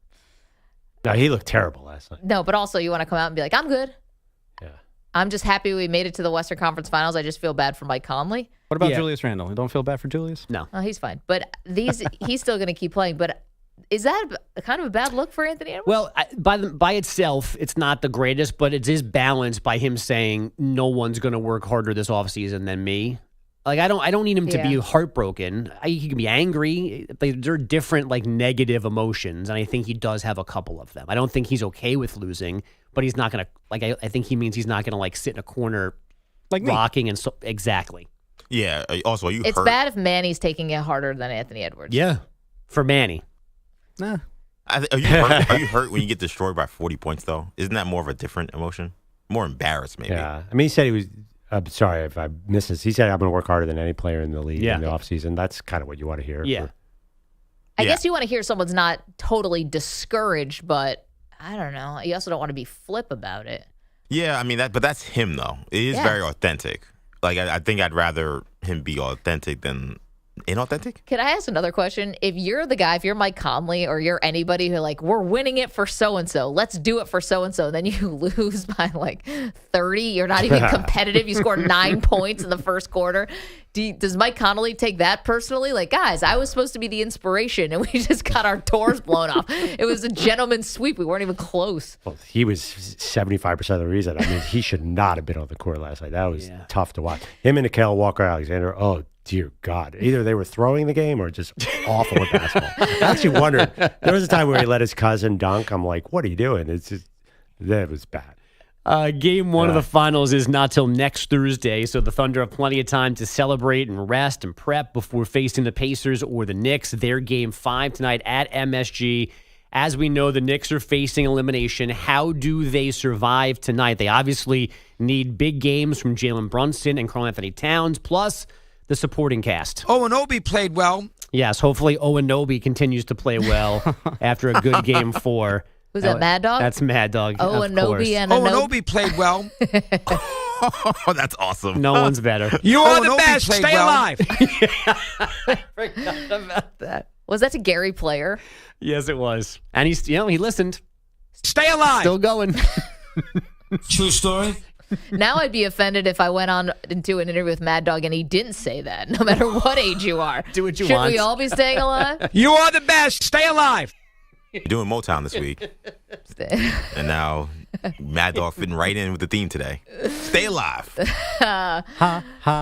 Bogusch, stay alive. Thank you so much. All right, so the Maggie and Perloff Mount Olympus. We are finding and we are determining the 4 sports gods from every great sports city in this country and parts of Canada. Today we are deep in debate about the wonderful Motown, the city of Detroit. That's where our next guest hails from. Rob Parker is an award-winning sports columnist who worked at the Detroit Free Press. He was a columnist for the Detroit News. He was the first on-air hire at the Fan, WDFN, Detroit's first all-sports station back in those 90s we were just talking about. He is Detroit through and through. Now you can see him as an MLB Network contributor, also MLB Bro. Rob, it's Maggie and Perloff. Thanks so much for doing this. How are you?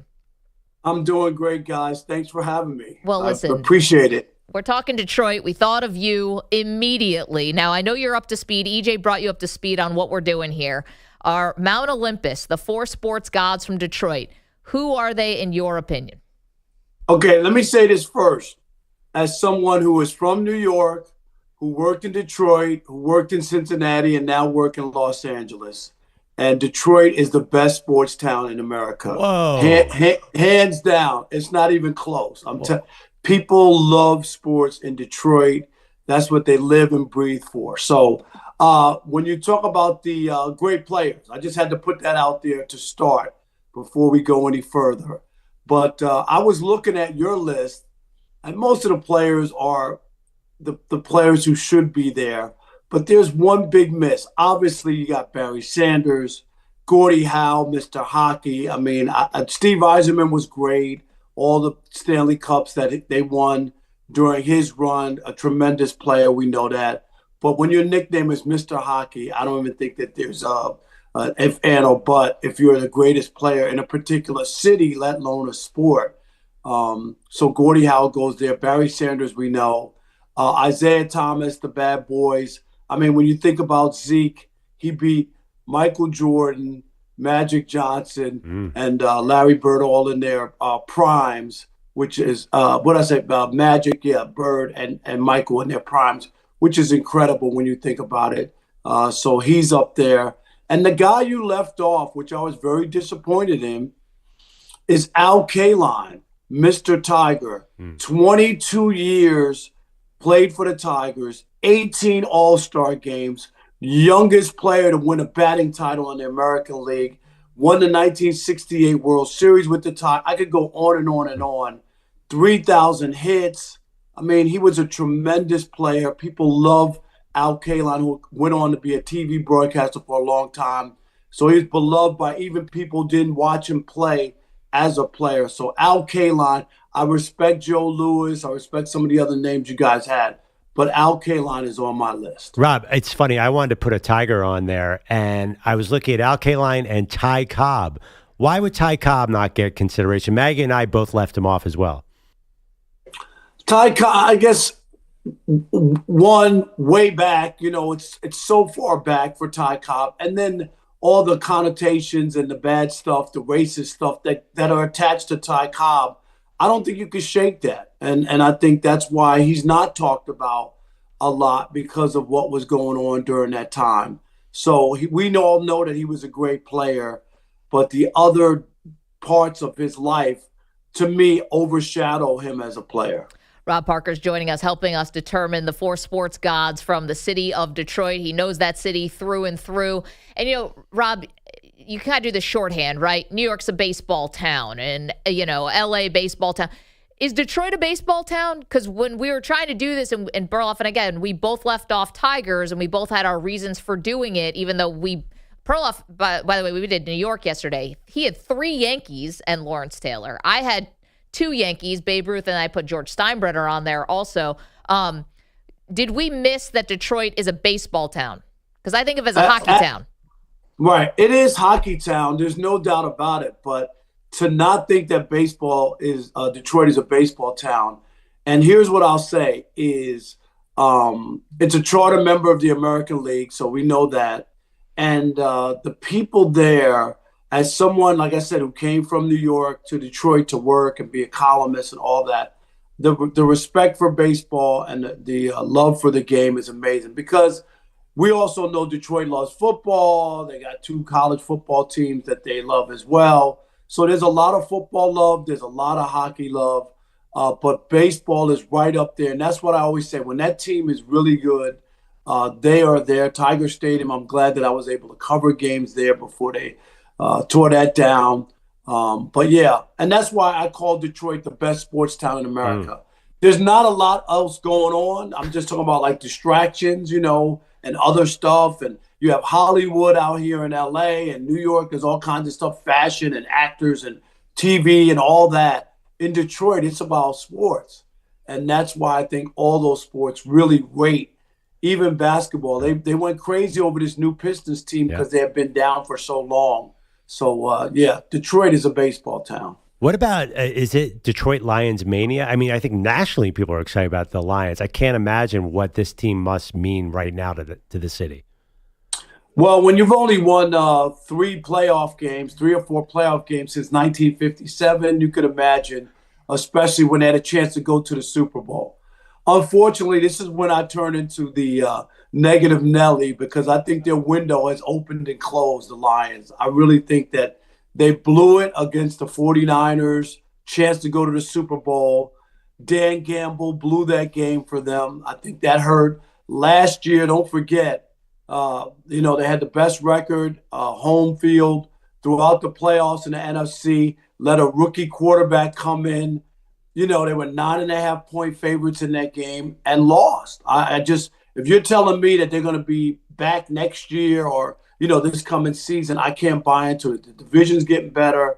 I just think that they lost both coordinators, so there's going to be a year of adjustment. So I think the Lions had a nice window for 2 years.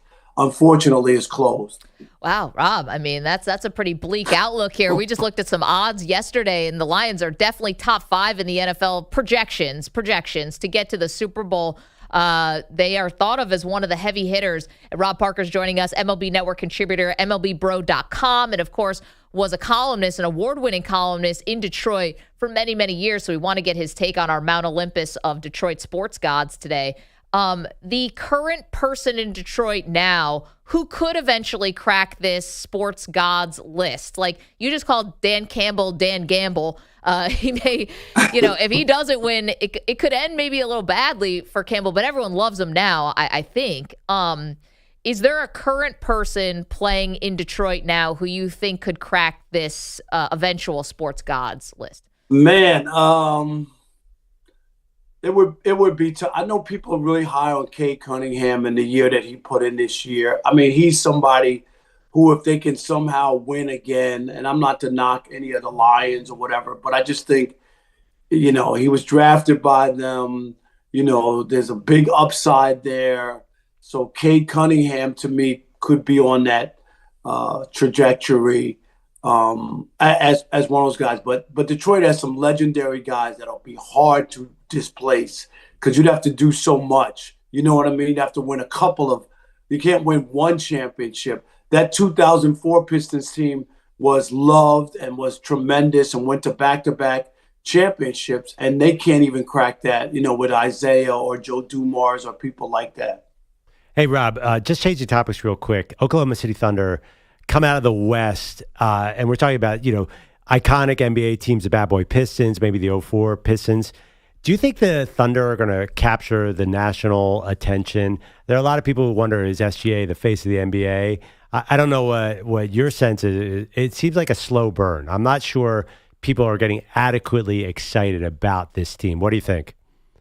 I don't think there's any excitement. If you're in OKC, you're excited. I mean, we could sit here and try to push because he's the best player on the current best team and say he's the face of the NBA. I don't buy that. I don't think he is. The same way I didn't buy Anthony Edwards last year because they were mentioning him with Michael Jordan. Oh, he's the face of the NBA. Is he? I don't think so.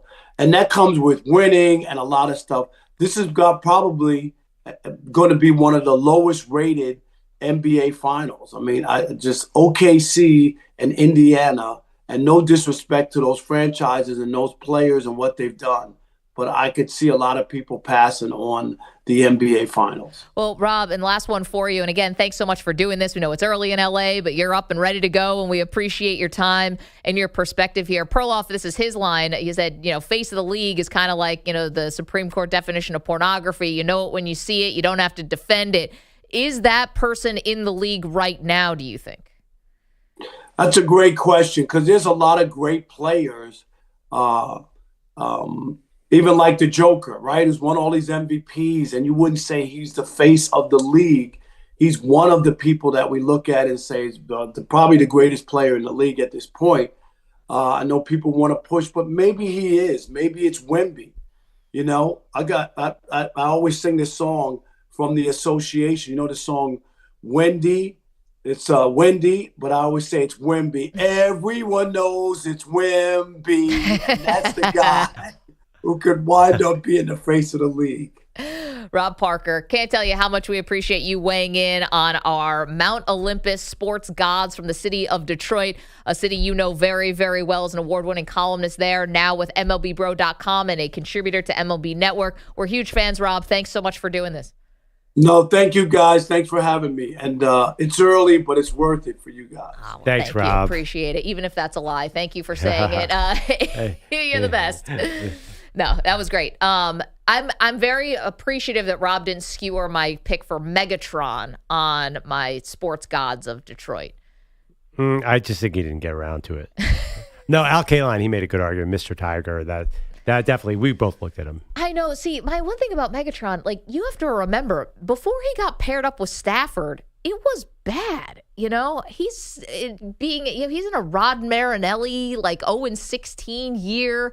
We love Orlovsky on TV. You don't want him throwing you the football. Well, I mean, again, though, I think that gets blurred with Stafford. Calvin Johnson was ultimately a major disappointment, too. He was the best receiver in the game, and he never had any success. Look what was around him. I totally understand. I think he's the same. It's the same type of thing with Barry. Nobody thinks that Barry was a disappointment. He was on teams that were never a threat. I actually think, and maybe because Calvin Johnson is, I think, maybe the most talented receiver I've ever seen. Yeah. I think Jeremiah Smith is about to blow past him, but that's besides the point. That Stafford is going to be higher on the list of all-time players, maybe. Quarterback bump. 888-710-4ISN. 888-710-4476. Coming up, Kenny Pickett takes aim at his former team, the Pittsburgh Steelers. What did he say? We have the details for you next. You're in a 5-minute break.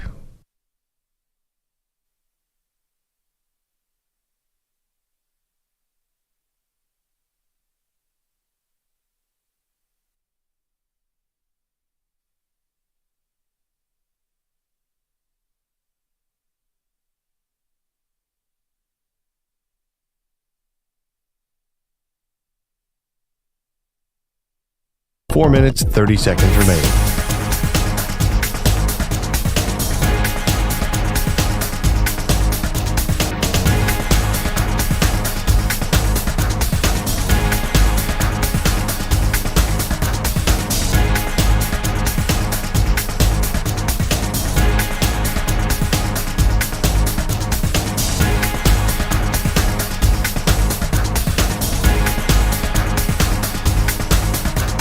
4 minutes remaining.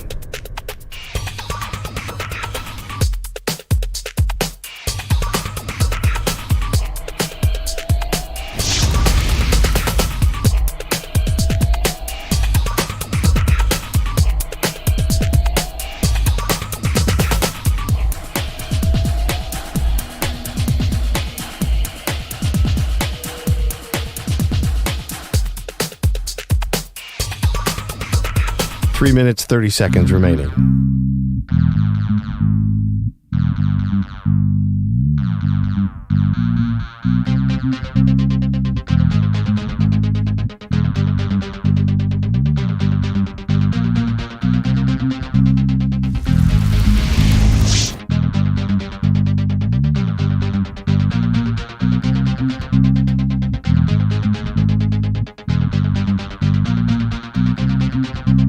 Three minutes remaining.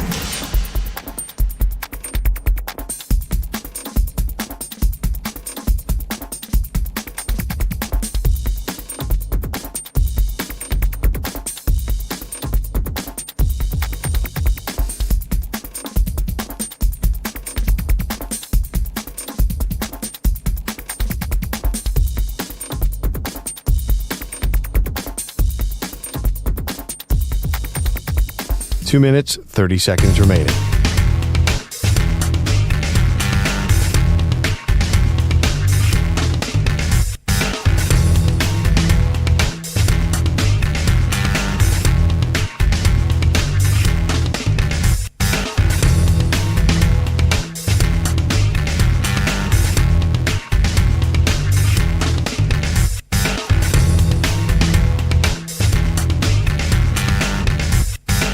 Two minutes remaining.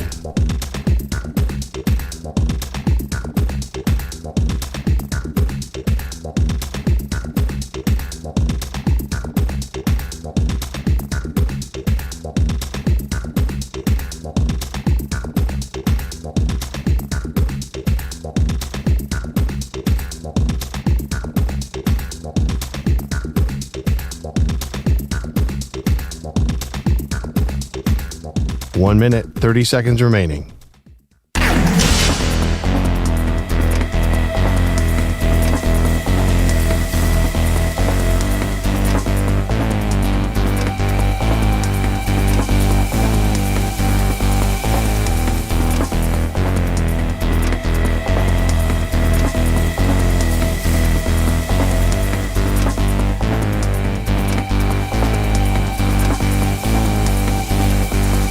One minute remaining.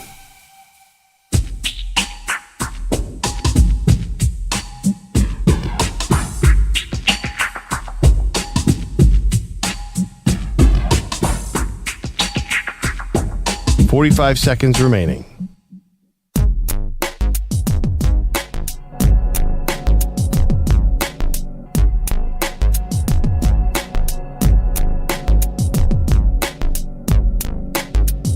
Thirty seconds remaining.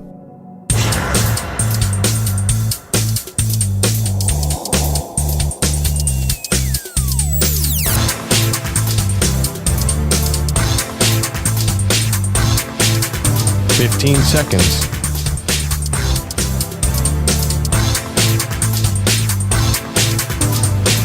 Break ends in 5 seconds.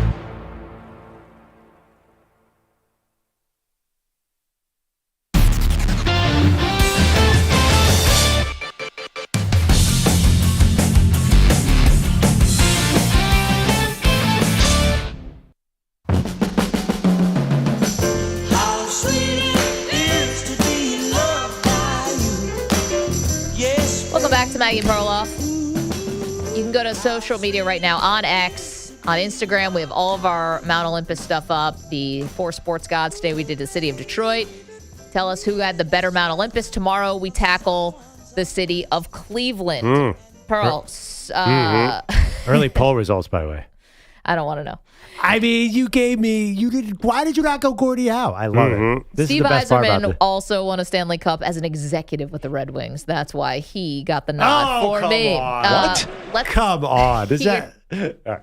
Let's hear from Kenny Pickett. Switch topics. Kenny Pickett, obviously, who's now with the Cleveland Browns, was a former Steelers draft pick, then went to Perloff's Philadelphia Eagles last year. So technically, Super Bowl champion Kenny Pickett was talking to the media yesterday. Let that sink in.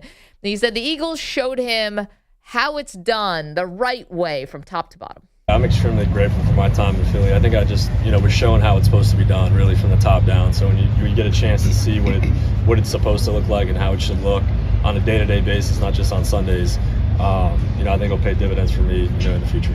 Go Bird!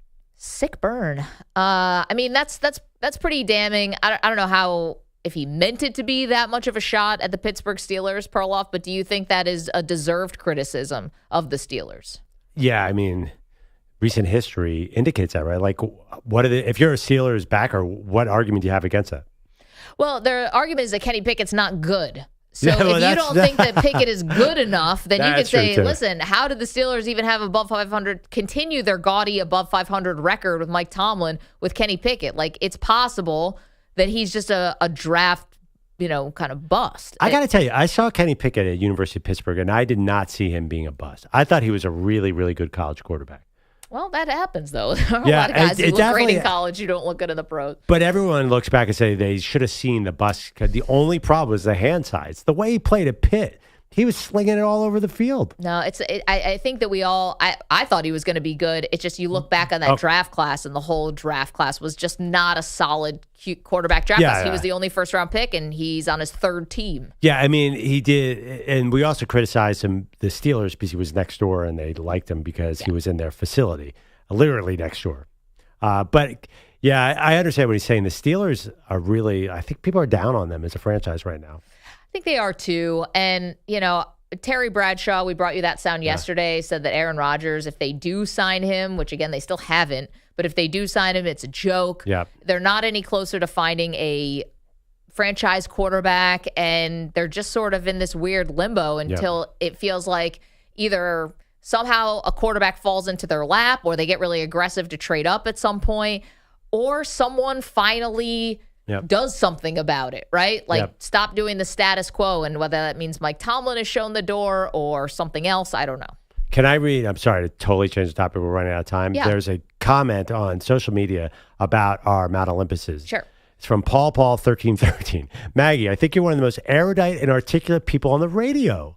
However, leaving Kaylin and Howe off your Mount Olympus, you are out of your mind! ! At least he didn't say it was on crack, which is what some of the Steelers fans said because of a take that you had that got attributed to me falsely. Yeah. I'll take that. You are out of your mind. But hey, you're erudite and articulate. But you should put Al Kaline on there. And I take it all back. You're a hack. Thank you, DJ Stewart. Thank you to Manny Rodriguez, Andrew Bogusch, Andrew Kaplan, Rob Parker, who joined us, all the Weedos and the coffee drinkers in the chat, everyone on the phones. You guys are fantastic. Tomorrow, Mount Olympus moves from the Motor City to Cleveland. So who rocks? I'll tell you tomorrow. Bye.